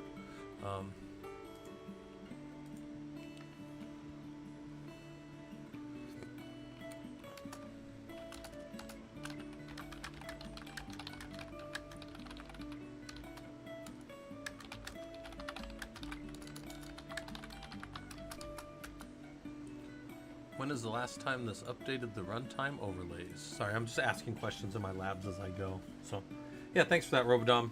If you guys don't know, Robodom is one of my mods on both the Twitch and the YouTube side, so you will respect his authority. Yeah, Robodom, I had to blank somebody out earlier. Like, this is the first time I've had any problems on YouTube. I actually had to go open up my YouTube chat to do it, but somebody came in and they said something that came through as like a couple symbols that I couldn't see for some reason, and then they just started speaking, and it looked like it was some kind of like Arabic or something. I don't know what it was. It was not even our normal case. And I said, hey, if you're gonna talk in here, you're gonna need to be in the right, you're gonna come at us correct, or we're gonna stab you in the face with a soldering iron. I'm just kidding, guys. That's a line from a movie. Don't cancel me. Anyways, but I ended up having to mute the guy because he didn't stop. So who knows? He might be out there somewhere in the world. Who knows what he's doing? And he's probably trying to talk in other people's chat where they can't understand him. I don't know. Maybe that's like a fetish for some people, and I guess I'm not going to kink shame people, but like if that's what you want to do, go do it somewhere else, right? I don't know, maybe I'm just a jerk, but... Alright, so anyways, yeah, we're not working too hard. We're doing labs. I'm going to get off of here in a little bit, but I'm trying to get these last 2 little labs that I have to done. So we're doing node checkout, and then make sure that this is running. SSH.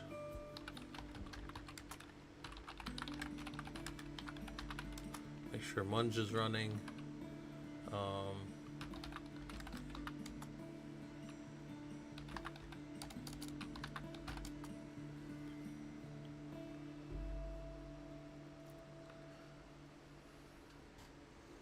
Yep. Whoops.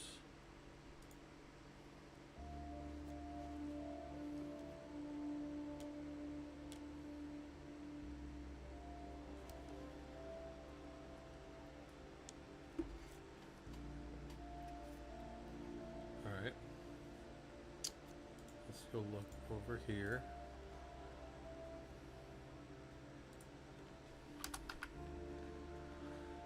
Doing more system checkout. So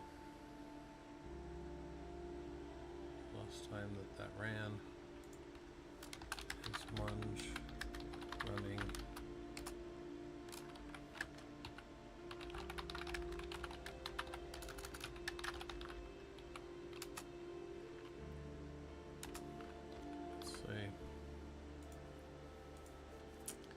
Is the cluster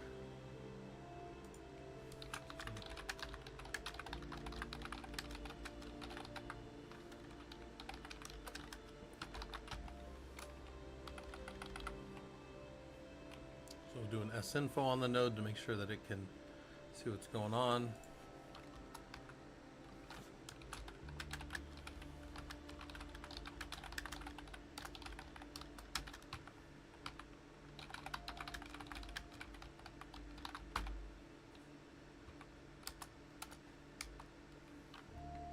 Humans will respect my authority. Yeah.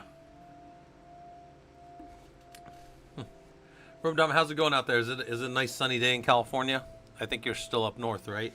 You're not down in Southern Cali? And by the way, Phoenix is only 76 right now, so that's actually relatively nice. I think we're only supposed to hit 80 something today. So yesterday, I don't even think it got past 72. Sunny times. Isaac Asimov's 3 laws. Haven't the 3 laws been broken? According to iRobot.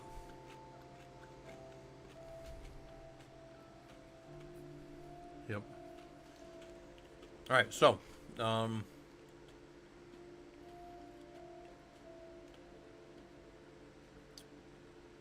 make sure it all started right.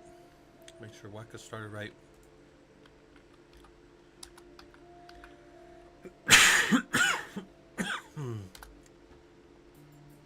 Let's add that.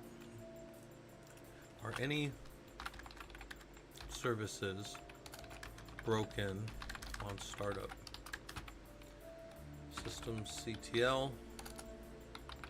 If you guys have never seen this command, this is one of my favorite commands as an engineer right here. Systemctl list units state equals fail. Hold on. So if I come into an environment and somebody's like, hey Scott, we've got something wrong and we want to just build a new baseline image for our systems. This is something that happens to me sometimes. I'll get called in. They'll be like, Scott, everything was running and then it wasn't, and we need you to figure out why our images don't work the way they used to, and then we need you to fix them, and then we need you to build them new images. And I'm like, oh God, this is so much work. I don't know what's even going on. Well, one of the things I like to do when I look at a node and how a node starts up is this. What failed? State equals failed. What failed on the system as it came up? So this werewolf node right here that's running my whole cluster, he has network manager failed and promtail failed. Well, why the hell did those things fail? Now I can go dig in and I can go look at why these services are in a state of failed. And then I can go look, and a server that I build should, when I do this, come up clean. I want my servers as clean as possible. So if an option is failing and I don't need it, I'll mask it, because shit, I don't want it to start anyway, so I'll mask it so it doesn't do that.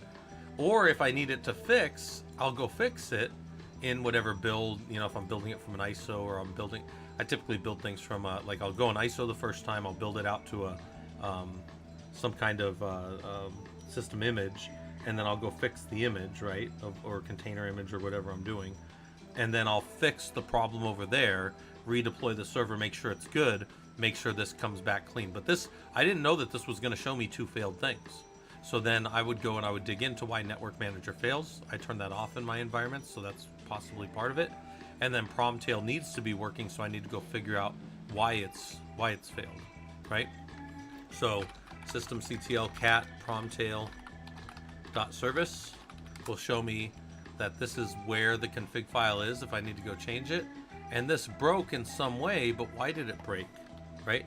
Systemctl, let's just try to start it. Start Promtail. That started. It looks like it started. It looks like it failed, and it couldn't spawn opt Promtail. So why could it not spawn it? So let's go look at our status again and go to the right. Ah, permits. Well, that'll do it every time. So opt Promtail. Oh gosh. SC status is enabled and enforcing, and Promtail just can't start because probably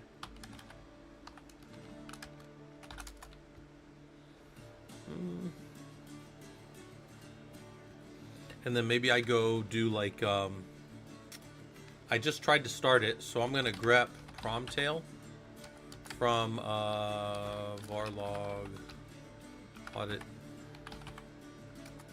and I'm gonna see that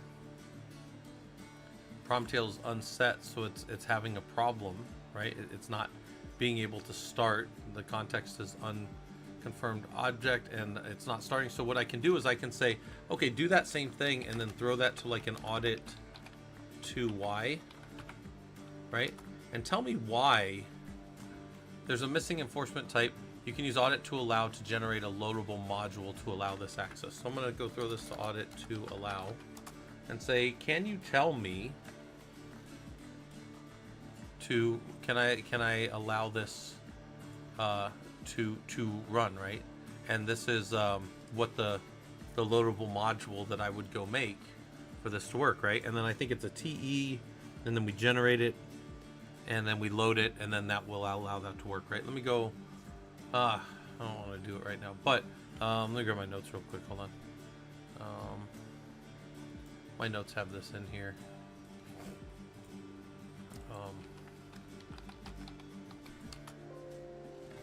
Find an alt in documents.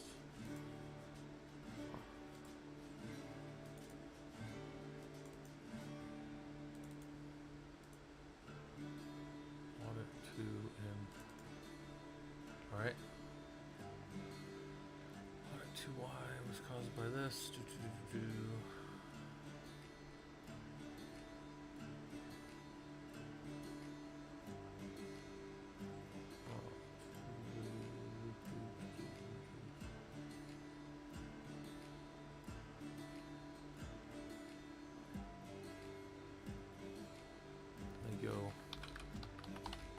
We'll just leave it right in here.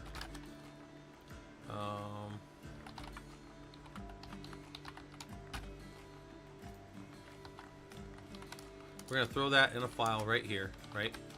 Cat promtail.mod, right? And that's just a file in here now. And we should be able to do. Is that right? Or is that a TE file? Oh yeah, we're gonna make that, so move that to TE.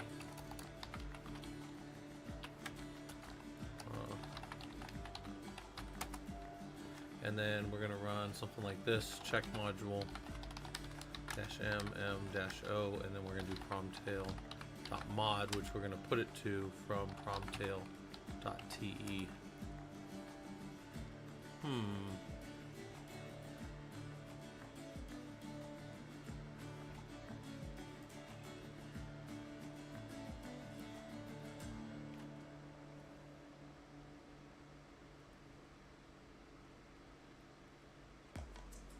done this in a while, so I don't remember how to do this.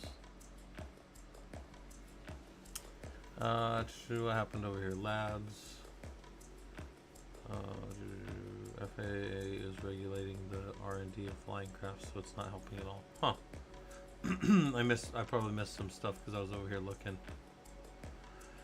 Stowe said, hi, how often do you recommend doing a fresh install of LTS distro, or does it not matter? Well, Stowe, I guess there's different philosophies on how we keep servers updated. There's two thoughts. There's the older way, which is build a server with LTS, which can support typically 10 years from whenever you first released it, and then just keep updating that server with errata and security and, normal updates.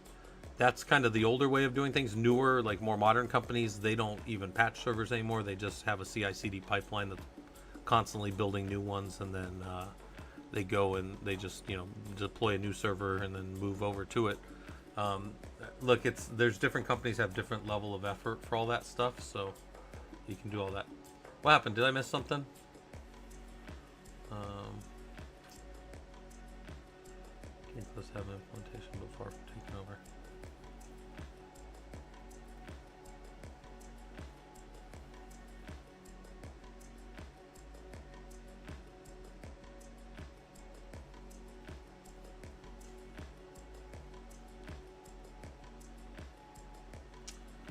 Where my teeth? I'd probably do that either in, if you want to learn how to format drives, that's probably something best for like home lab, or I guess if you had like bash and system tricks, that's a probably good place for that.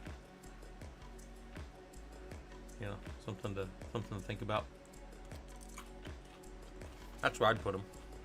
I'm checking my notes for. So I need to go check in my other cluster real quick. Hold on. So SSH over to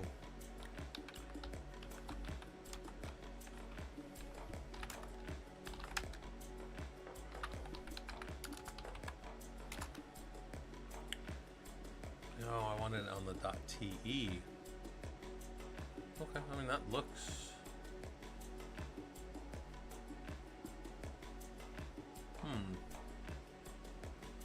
that should be right.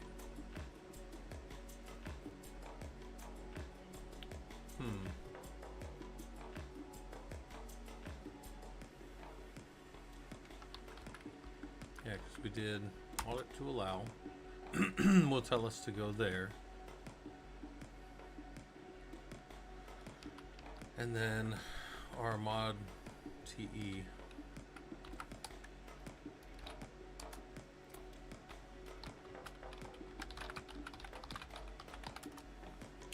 will be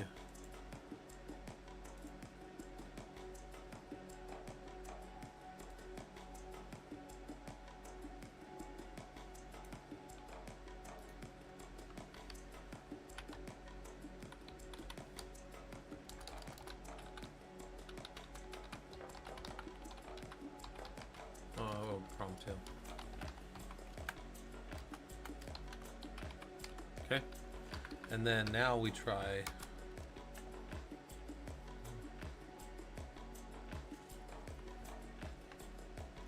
line 13.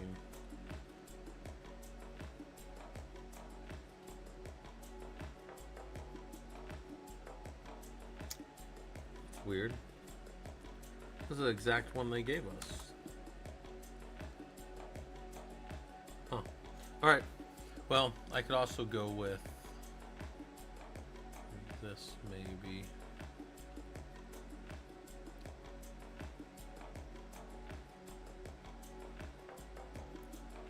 So actually I might have to just look that up. Let's go here and say Promtail with SC Linux.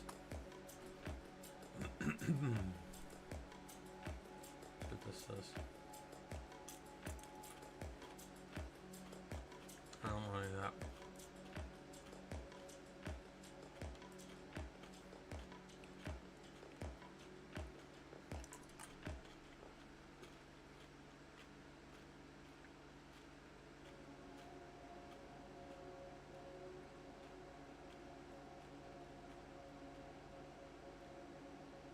Yeah, they had to disable SC Linux to get that to work. I guarantee that. Type SPCT, which... Let me go look at this.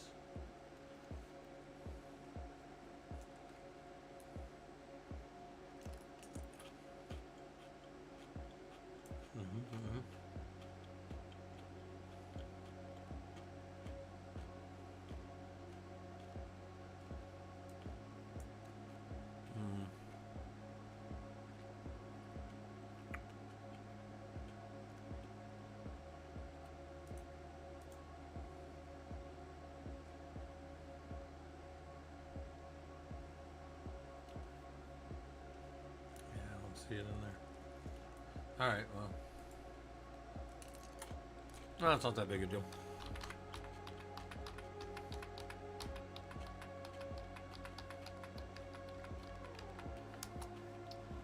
Leave that spinning over there for a bit. So,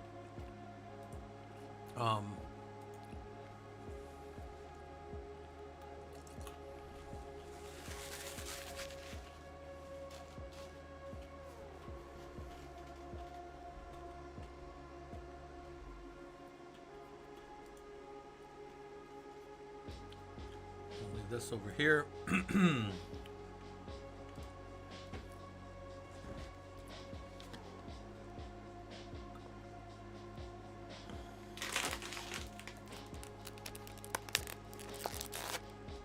Yeah, let me know if you guys are working on anything or need any help with anything. I am literally just sitting here working in my other screen. I'm almost done with this one, and then I have one more to write.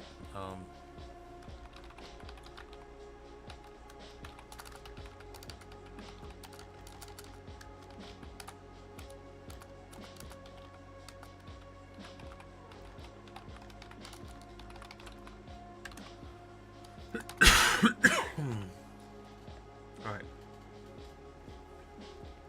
Yeah, YAML labs. Well, yeah, I don't have. See, like YAML's just one of these semi-structured languages that you just kind of find. You just kind of find yourself doing, you know, what you can out of them. Like I don't know YAML any better than anybody else. I don't think. I just kind of use it for my Ansible. I don't like. I mean, I understand it a little bit, but like I don't do enough with it directly, I guess. So I'm sure there's some pretty good stuff out there, though. So I'm going to say on this, if so, what is wrong with them?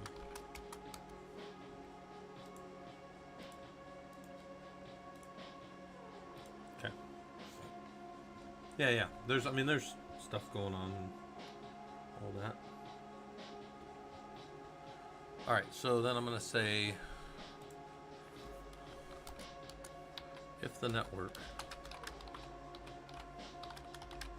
or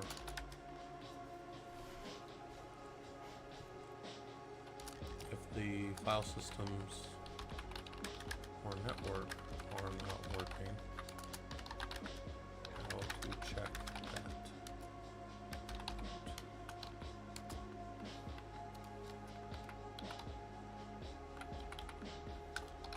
I'm going to say this is a way to check it out.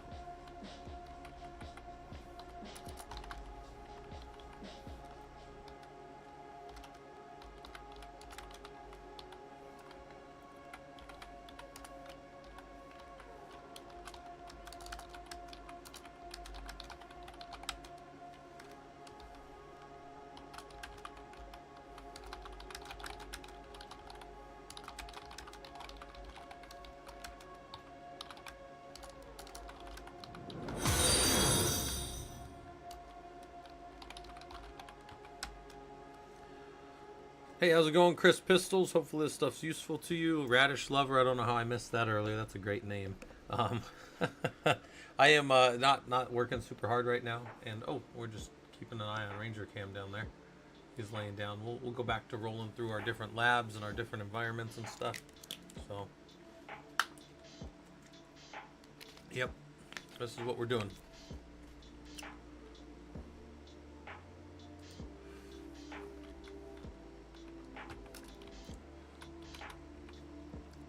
So, do we see everything in the network the way that we expect to? It's always important.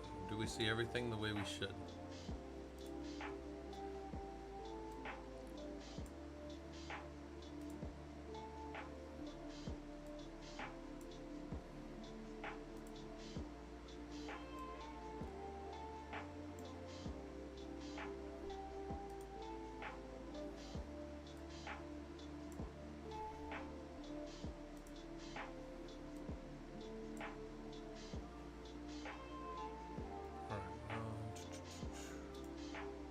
Guys, I am, while we're sitting here, I am working through these labs and cleaning them up on the other window.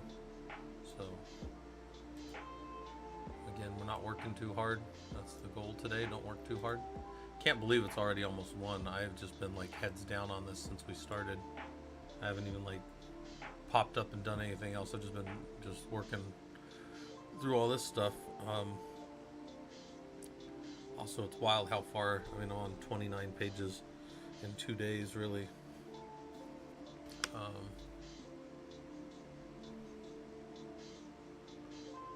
One way to check. So, check out.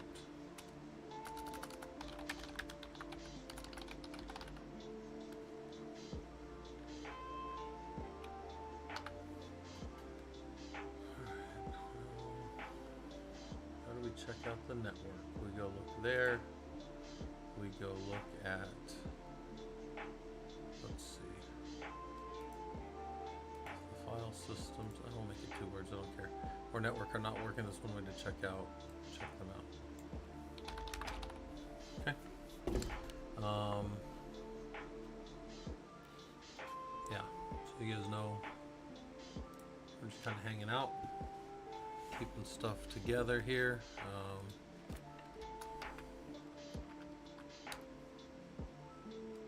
Insert some lines here.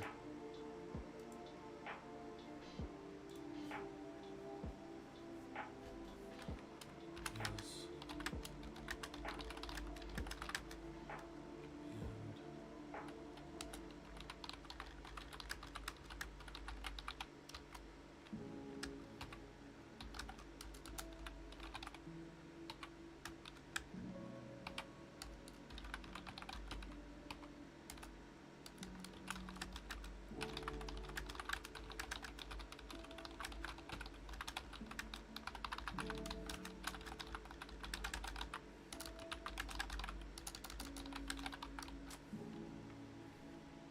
All right. Difference between IB status and IB stat. Those are 2 very similar commands that give you different types of output, and it might be kind of useful for people to see in the cluster. Let me go back over to my node and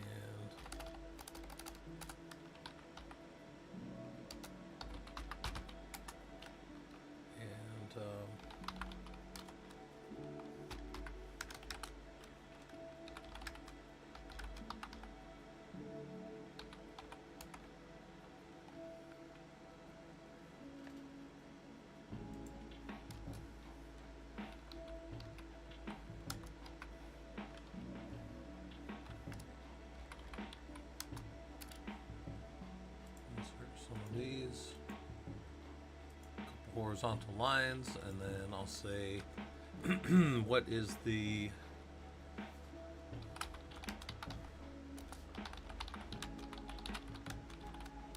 what kernel modules, what Mellanox kernel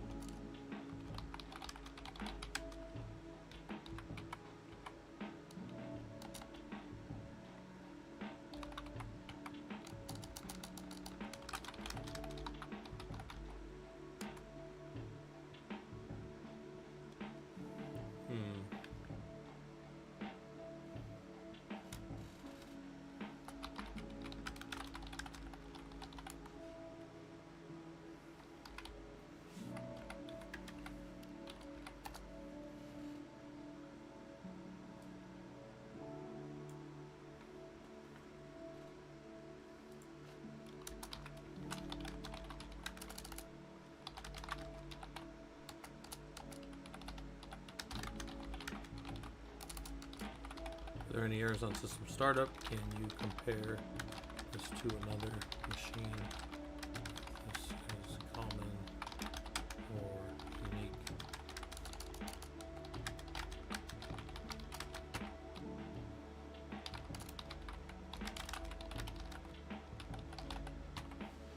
I love demessage and then look for error. So this is it. I can show you on the other screen here. Demessage, grep -I for error.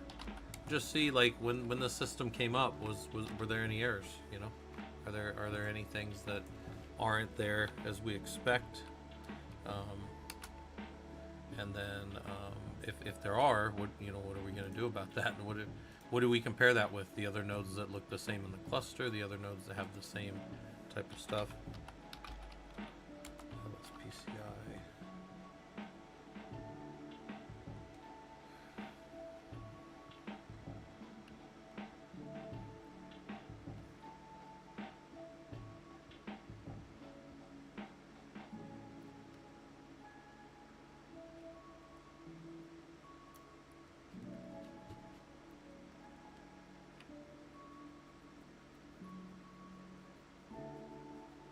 See all the graphic drivers. I can see all the different. I'm looking for.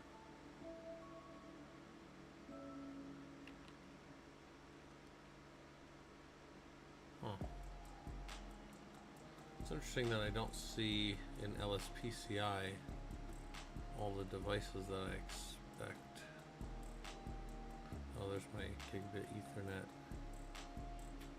PCIe, okay.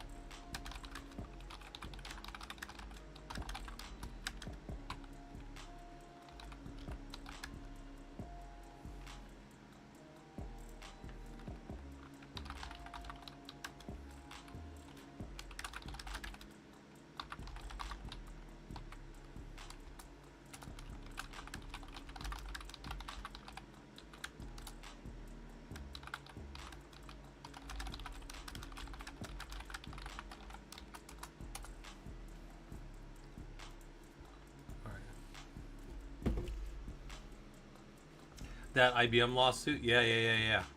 From Open, man, I'm telling you guys, like, if you don't think Open Tofu's playing with fire, and I'm not, I have nothing against Open Tofu, but when Terraform went BSL and then people forked that off, I was like, okay, interesting. Then they started getting cease and desist because what HashiCorp at the time claimed, and now what IBM is claiming, is that people were stealing stuff from their open repository and putting it like back into that, back over there, and that looks very, very similar. So what happened with this, because I was part of I wasn't part of this when it happened, but I was working with these tools when this happened, and these guys had done some work with IBM before they left, and they argued that they had taken some of that stuff, even if they had went and rewritten it and whatever, they had taken their proprietary stuff, and they won. And guys, I'm telling you, this right here is the exact same fucking thing that IBM is sending over to Open Tofu. And I'm telling you, look, and I guarantee you somebody will find this video and be like, this guy doesn't know what he's talking about. Okay. But let's see if IBM hits them. Because again, those two cease and desists came from Terraform or from HashiCorp, but when IBM does it, it's going to court. And I remember this got drugged through court for months, and it was bad. Yeah, look, it was October 16th to September 2018, and then they found in that and told them, nope, get out of here, and that was it. But all during this, they got cease and desists, and they pulled a lot of that stuff down. Fun fact: you guys want to see something fun? Go jump over here for a second. Just stream example.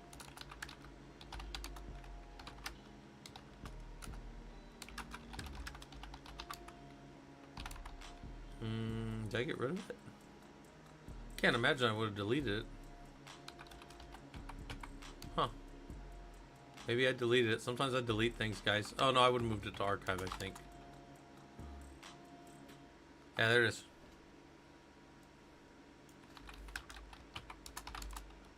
Yeah, so if you want to see all the stuff that got injunctioned, it's on my home jump box. So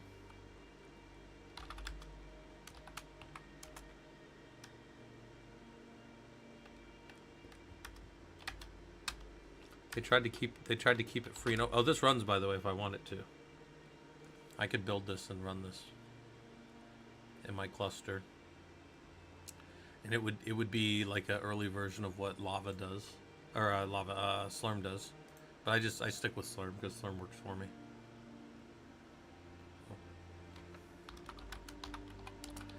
It'd be funny if this news file was like more news and it was just them going, ah, we're being sued. But yeah, this is what got them. Any of these things that they found that had been similar to IBM stuff. Yeah, this is just a bunch of A's. Ah, we're being sued out of our mind by IBM.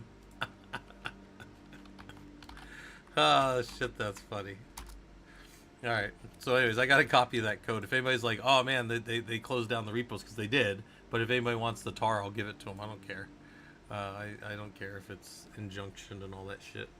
You can, I mean, Slurm would be better to run anyways. All right, so I'm over here. I'm in my other window. Setting up my nodes. X card do you have?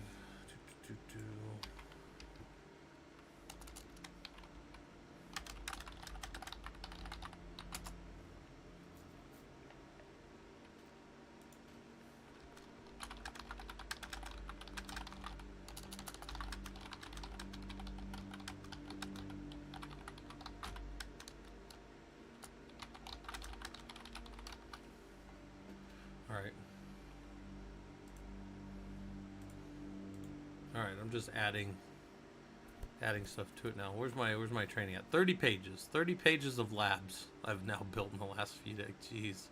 Could you imagine if I did this for the prologue? Just had a big old book of labs like this. Tanis, I'm looking for UPS AK backup power for my network components. Do you have any recommendations? Where are my teeth? No, I mean, look, you can go. You can sometimes get pretty good deals. But UPS, no, I don't keep up much on UPSs, so I don't know them any better than anything else. I wonder if these guys have anything. This is the UI guys. I wonder if they have any, because they seem to have some good stuff. Oh, there's their power tech. Hold on. This people have told me nothing but good things about these guys, so let's go check. I don't know what their power tech looks like though. It looks like they got a power backup. 950 watt redundant power supply for rack mounted devices, distribution. Yeah, so it doesn't look like these guys do that. But, you know, obviously there's the old, I think Tiger Direct's still around. I used to use Tiger Direct a lot when I was younger. And I used to do a fair amount of, so. Let's see if Tiger Direct's still around. I think they're still doing stuff. Oh man, they're retired? That's sad, man. Oh, that's sad. I haven't been on there in a long time, but I guess you'll buy it off of Amazon. Yeah, I guess Tiger Direct's gone. I've built thousands of systems off of them, guys. No, IBM Spectrum. No, my IBM stuff is about Platform LSF, which is their tool that OpenLava forked off of from the older LSF, which was, yeah. So Platform Computing, now part of IBM, released Platform Lava 1.0, which is a simplified version of Platform LSF 4.2. It was licensed under the GNU public license, and it was discontinued in 2011. So that was their last kit. Then these guys started OpenLava, and they started making more, and then they got the shit suit out of them. So you can go look at that if you want. But all right, yeah, I'm pretty old too, guys. But, you know, we continue on. The horrors persist, and so do we. I'm just kidding. The horrors aren't so bad. You just gotta smile at the future, guys. That's the goal. Be the best you can do, and let everything else sort itself out.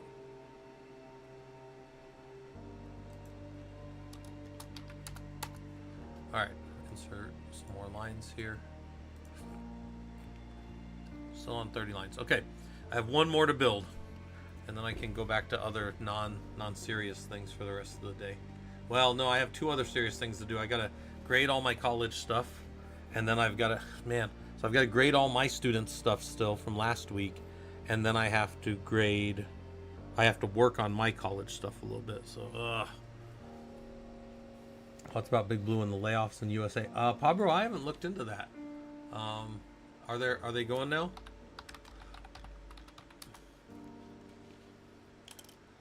So I did not know. But also, it's interesting. I wonder, when they do that, right? When they start doing layoffs, and they've recently bought a company like HashiCorp, I wonder how much of that becomes, hey, we're merging together. We don't need an infrastructure team over there on HashiCorp anymore. We'll just bring all that under, our IBM team, And I had a boss that used to always tell us, this was when I worked at Keras, the boss would always tell us, he's like, hey, you guys need to be the best you can be, because if we get bought by Google, because Google was always looking to buy us back in the day, because Keras was the biggest cancer research repository in the world for a long time there. I imagine somebody's spent a lot of money in beating them now, but when I was there with them, they were the biggest. And they would, Google came in twice to look to buy us. And it was like, well, if they buy us, like, you guys either are going to be brought on or you're going to be let go. And my boss was always telling us, he's like, this is the nature of these things. Like, if you're not as good as those guys, they're just going to let you go and have those guys handle it all for you. So that was something to think of. But Pop Bro, I don't have any real thoughts on it because I don't know much or anything about it really. So yeah, I'm just leaving that on the lawsuit thing. But yeah, we were talking about why I didn't think OpenTofu was going to have a good day now that they're dealing with IBM instead of HashiCorp. So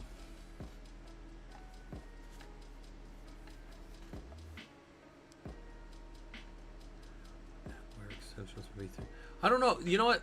I don't know why this update, man, this stupid thing just always pops up and I just don't look at it. I don't even bother. Where are my teeth? I don't even bother looking at this. Like, the one day that Fisherman pointed out to me, I'm like, shit, I don't know why I've never updated it. It's like, my system reboots every now and then because Windows is bullshit now. And it'll just reboot your shit once a month, and that's super annoying. I hate rebooting servers. I will reboot servers for security reasons, but other than that, I don't like rebooting servers. I'm an old school Linux guy. I will try to keep my servers up as much as possible, and I will either rebuild them in place or have a patching, redundancy plan so that we don't take any real downtime when they go. But all right. Anyways, so I'm on my last one now, which is my bare metal startup. Bare metal startup of the system. This is like start to finish, the whole thing. So I gotta do two things. I need to go update my little thing that says how much work I've done. So let's see. I have 1 through 11, and then 1 through 9. So that's 20. Plus that is 29. So there's 29 total labs, and I have 1 left. And that means that there are 29 labs here, and 28 of them are completed.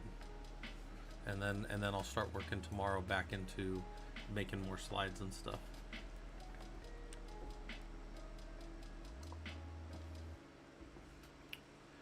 GWB, you do have to bounce the box for kernel patching, unfortunately. There's some live update patching to kernels that can do some interesting stuff, but I haven't ever seen that run in production. I've done some stuff with that in Amazon Linux and been able to like patch the kernel. There's like a K patch or whatever, and that's interesting. But productionally, we have to boot things typically. So I just try to make sure that I, K patch. No, there's a real thing, and basically you don't have to patch servers, but it doesn't really. You still eventually are going to want to boot that box. One accomplishment out of 29 labs. Yeah, yeah. Bob Date, I've been working on these labs the last few days, and I'm up to freaking 30 pages, which is wild.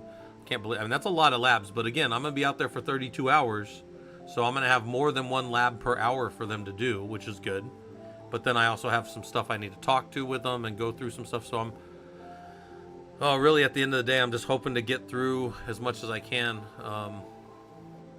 and get all the training done. So yeah, boot that box. Yeah, that's funny. All right, where are we at here? We're doing all right. We're still kind of just hanging out. Am I at? Man, I'm almost at 4 hours. So I'm gonna take another walk. We'll call this our taking a walk time, and I'll be right back. Maybe I'll go give Ranger a treat or something. But yeah, I'll take where are my teeth? I do need a standing desk. Can I show you guys the desk I want to get? So hold on. Magnus Pro. Yeah, this guy. Magnus Pro. This freaking desk, man. This desk. This is a desk I kind of want to get my hands on. The Magnus Pro. I think this desk is a couple. Oh, it's only 8. That doesn't seem right. Seems less than I thought it was. But yeah, this one does all the writing shit. I call them writing desks, but the reason I want one of these, and you say, well, compare that to another desk, is because this is the closest thing to the desk I currently have as far as space. The desk I have is massively large. It is almost my whole wingspan. I'm just under 6 feet tall, and it is almost my entire wingspan across. And when I sit here, I can barely reach to the back of it. So I have a really big desk that sits in front of me. I bought it from a college, and yeah. Anyways, so this is a pretty good looking little desk. But do they have? Hold on.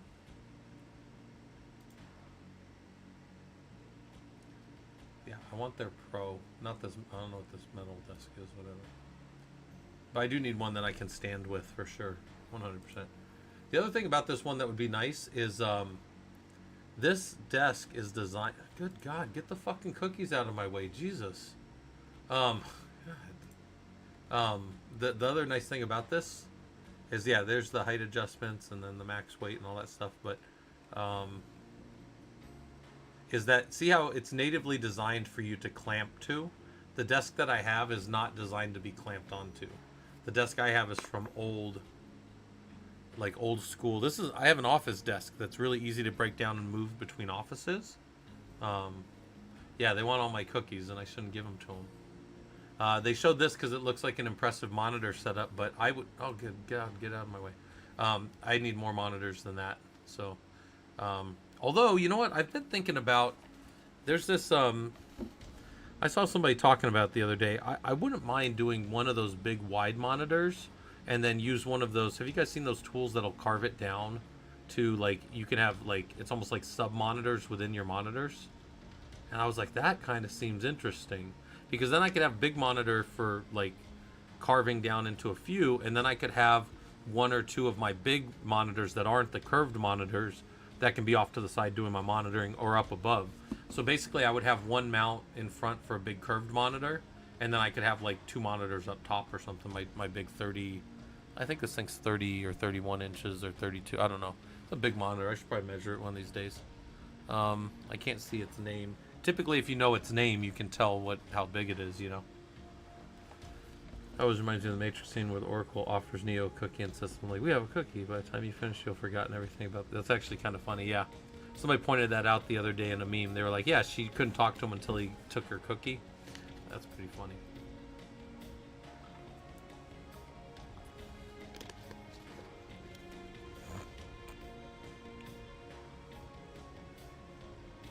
Yeah, GWB, that sounds nice. Because I have, like, you guys can see in the Discord what my setup looks like. I have 3 monitors. One is my laptop monitor, one is up above it, and then I have the big giant monitor to the right, typically. And I get a fair amount done, but the big one on the right is so big I can basically split it in half. But I don't use any tools to split it in half. I just split my screens when I'm using it. LG 45 OLED curved. Nice, nice, nice, nice. Yeah, I was talking to M-Pesa the other day about that, and we were saying how much are we, you know, interested in doing that kind of stuff or whatever. Still trying to figure out how to read in the Discord channel. Yeah, where my teeth, it's just basically on the left you've got a bunch of channels, and then you just go find things. The search function's kind of weak. Pinned things are probably the most useful in there, or like channels where things don't change much. Like the beginner start here is like a nice place to start for like what's going on in the channel, like what we do around here, and then everything else just kind of keeps rolling forward. So it's one of those things where like not a lot of stuff matters that much, but the search functions are okay. Like if you look up like display or something like that, you might find some of my talks on that or whatever. Most of the channels that I have stuff in, like nobody else can post in, and not because I'm trying to be a jerk. It's just because I don't want a bunch of things moving like the stuff people always ask for out of the way. So yeah, GWB, get out of here, have fun. Hey, the sudo rm rf. Yeah, I never use sudo because I'm always root. Yeah, that's funny. All right. So I gotta do my last lab. Get the last lab done today.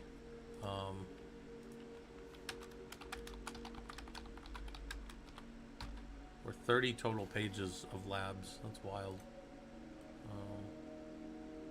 And it's about to be more because when I add, this is going to be probably my longest lab, the last one that I've been circling around this whole time. This will be the last lab. Well, actually, no, I'm going to add more labs to this. It's just this is the last one that I have for today. Where are my teeth? Arch? You run an arch? Nice.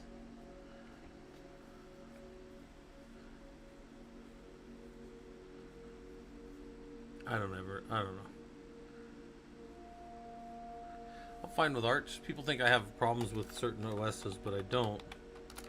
My problem is only when cultists are about within the Linux world. That's the only time I have problems with it. But people will come in and be like, I run Arch, and I'll be like, congrats. You're not going to get a job running Arch. You're going to get a job running anything else in the world. There's all kinds of Linux that you can go do, but not Arch. So I think Arch is a great way to get people into it, great way to get people doing hands-on, but there's no professional need for Arch right now. I mean, maybe there's some really, really niche thing somewhere, but... And Hyzor, hopefully this stuff's useful to you. I've seen that name before, though, so I don't know. I don't know if you followed before, but hopefully this stuff's useful. I gotta do my bare metal startup, so the whole cluster starting up from scratch.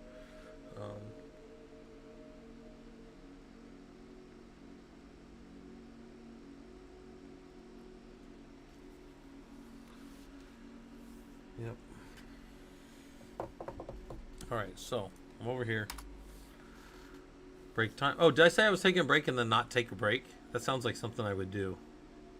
That did happen, didn't it? Because I was sitting here looking at these freaking monitors. Yeah, okay, that's smart. Thanks for that. I'm going to leave this spinning. Let's get back to, let's go take a break real quick. And then you guys can watch that monitor move as it jumps around. Yeah, I'm going to go grab some more water as well. So, take a walk. Get ready to do my last lab and then be done for this for a while.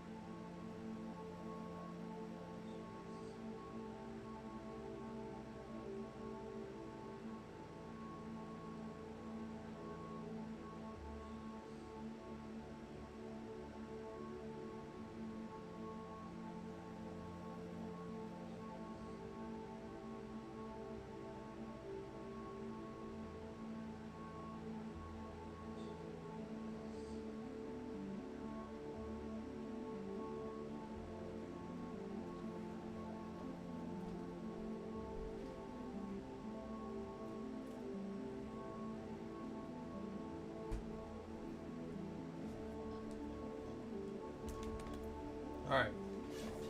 I'm back. I didn't take that long of a break. So I want to get this bare metal thing up. So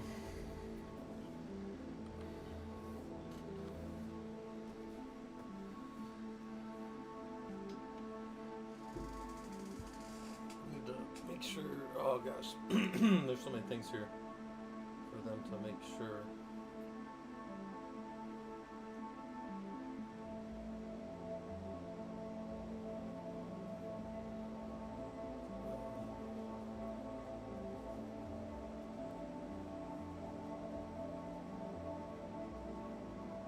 We're back. Yeah, Robodom, we're back. I'm actually sitting back in my chair, which is my lazy pose, while I don't want to do anything.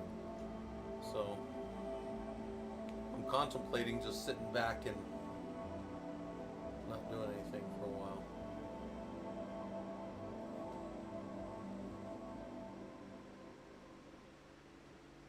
Yeah, I got a lot of stuff.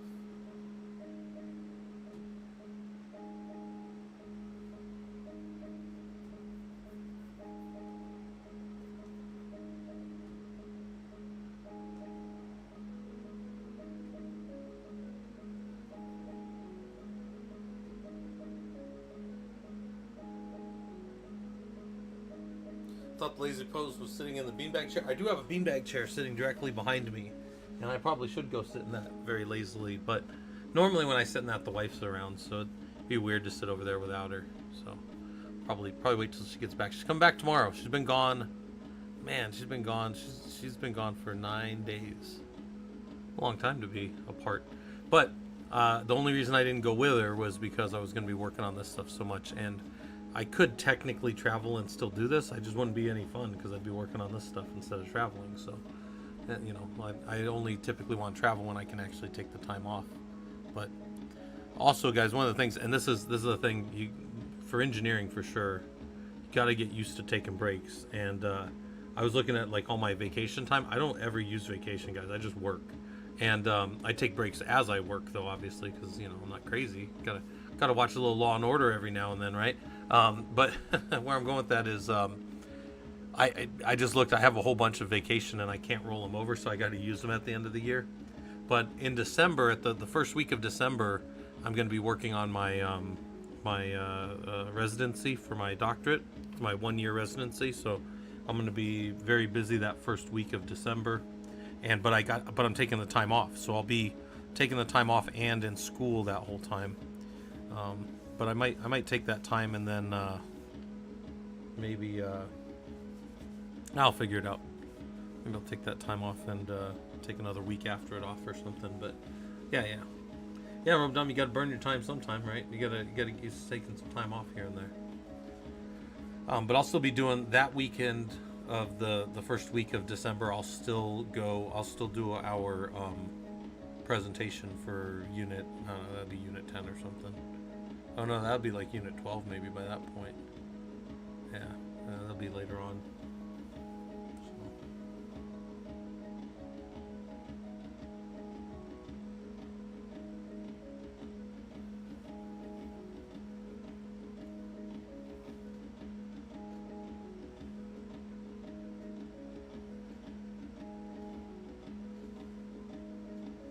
Work hard to play hard. I agree. Yeah.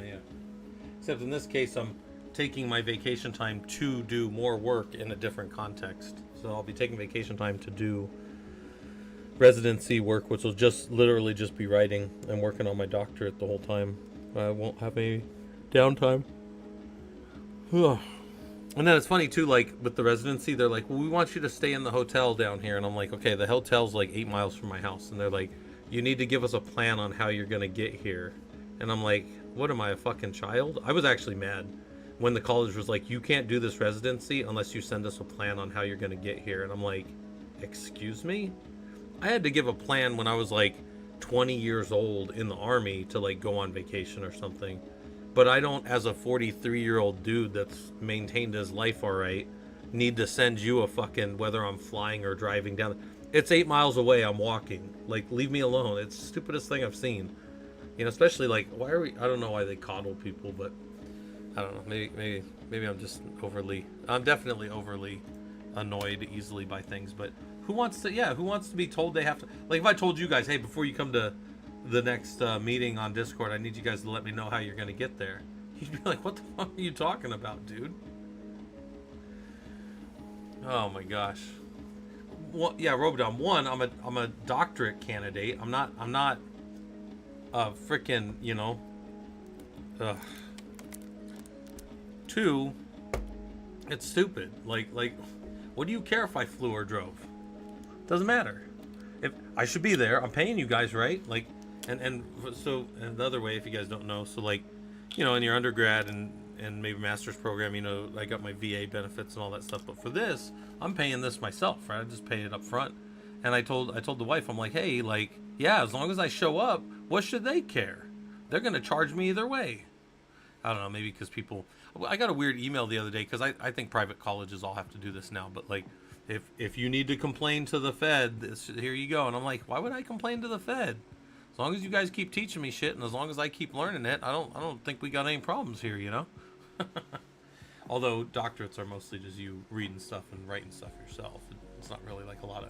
You don't really spend a lot of time. I mean, I guess you have some directed stuff, but for the most part, you just are on your own. There's not a lot of like lessons and stuff. I don't do a lot of like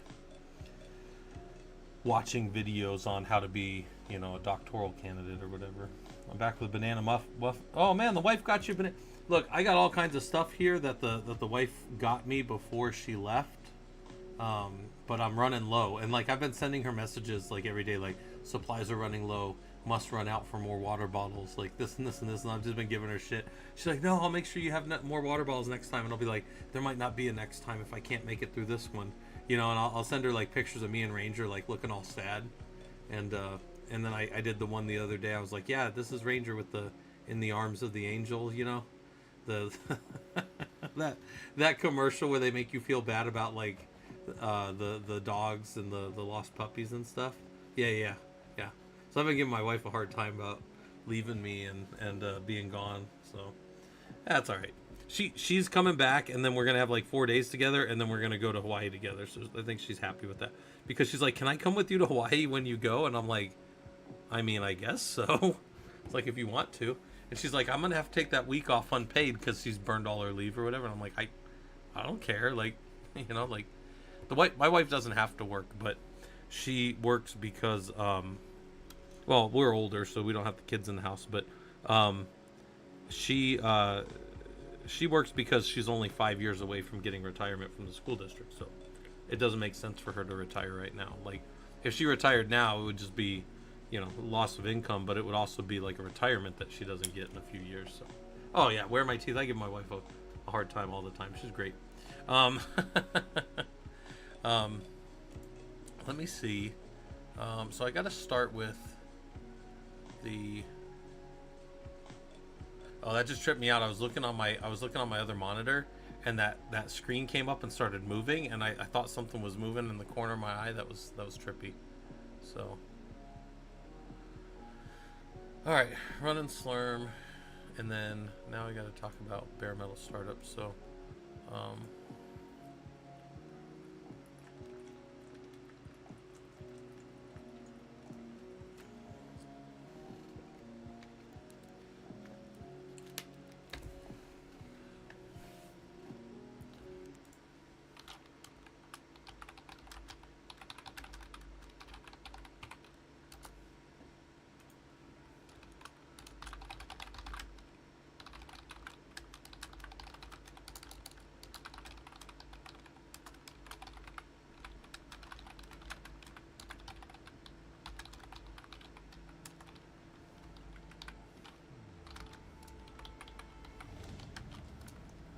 right.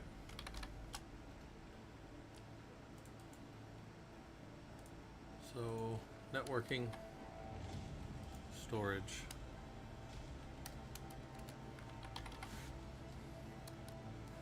So this is the order of cluster startup. We bring up our networking, then we bring up our storage.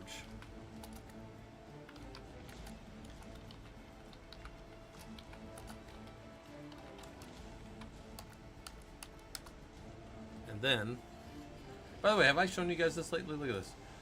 Did you guys know that you can come in here and say, draw me a diagram of a computer on a web page with a... I don't know, let's see if this does it. This might be terrible, but draw me a diagram of a computer with a web page. Yeah, that's not great. This is more like process flowcharty stuff, but if you have flowcharts or things that you want to turn into a system, if you have a system way of looking at something and you want it to be in a flowchart type thing. Somebody mentioned flowcharts the other day, and that's why I thought that I'd show this, because this is a pretty cool little thing that Excalidraw has. So, and it's free. You only get so many, like you can generate so many per day, and then once you put it in the system, then you can go and edit it how you like, because now it's your diagram. So that's a pretty cool little way to visualize things.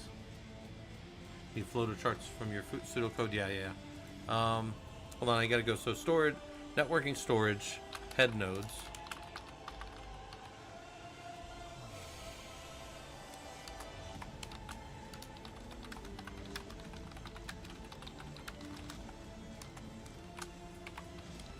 Start.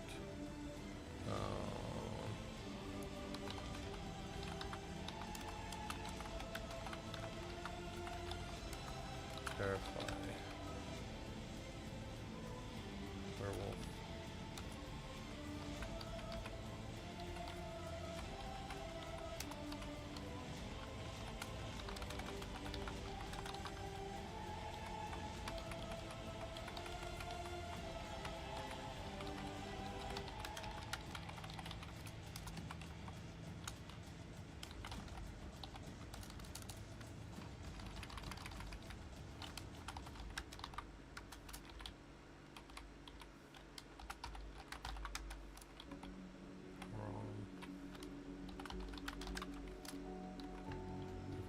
Devices are up. Pick a primary node, start coursing, start pacemaker, verify that werewolf has started. So I'm building these tasks over here. Power, start the CX.js.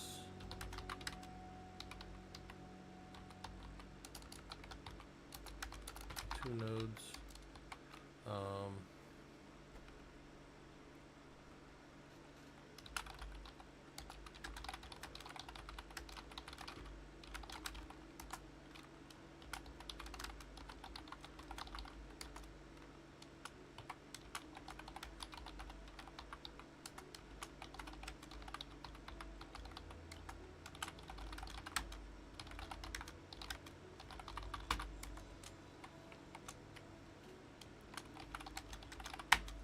Start up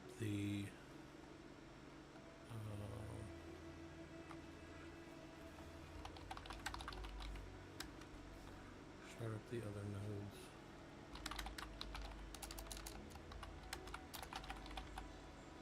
So I'm going to make all this smaller. Control A. Smaller, smaller, smaller, smaller, smaller.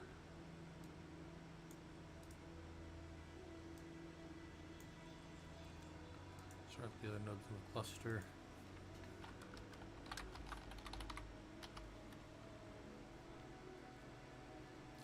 Alright.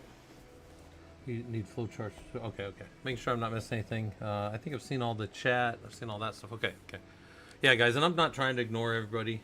Normally I hate dead air when I'm on, but we're just chilling, and I'm working on stuff while we kind of get more time in, more hanging out. I do appreciate everybody that kind of hangs out and works on stuff with me. I don't want this.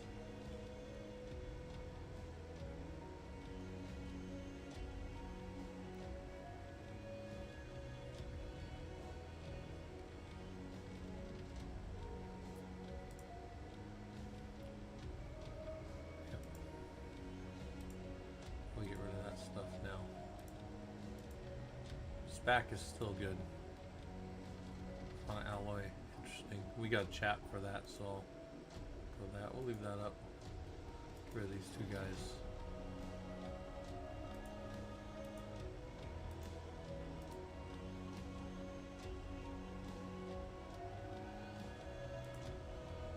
Get rid of werewolf overlays. We don't need those right now.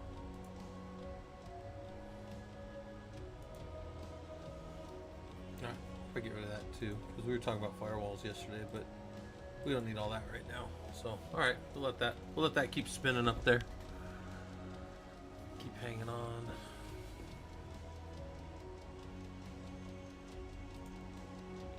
Alright.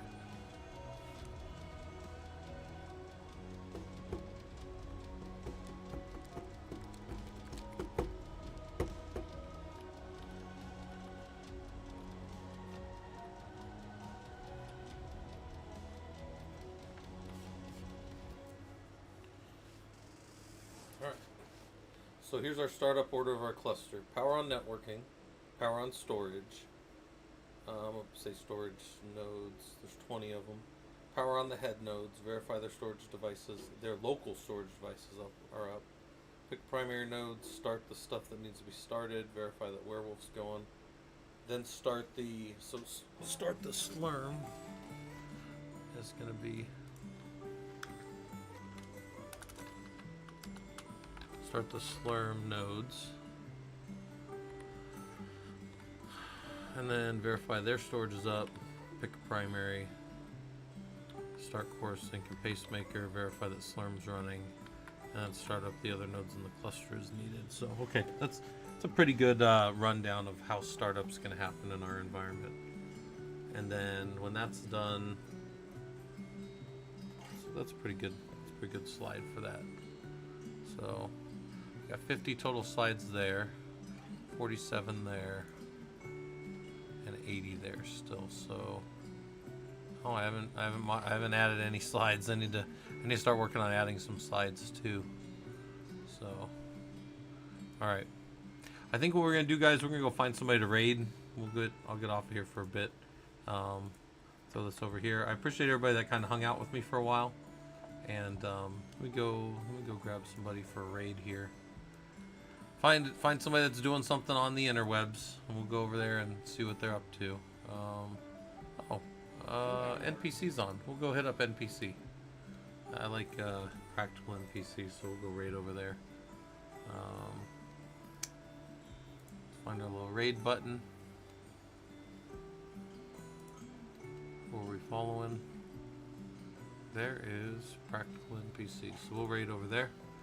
And our normal message for them is some type of do all the Linux, you know. So I'm gonna raid over there, and some of you guys will see later. I'm gonna try to record this stuff later on today, and I appreciate you guys coming by.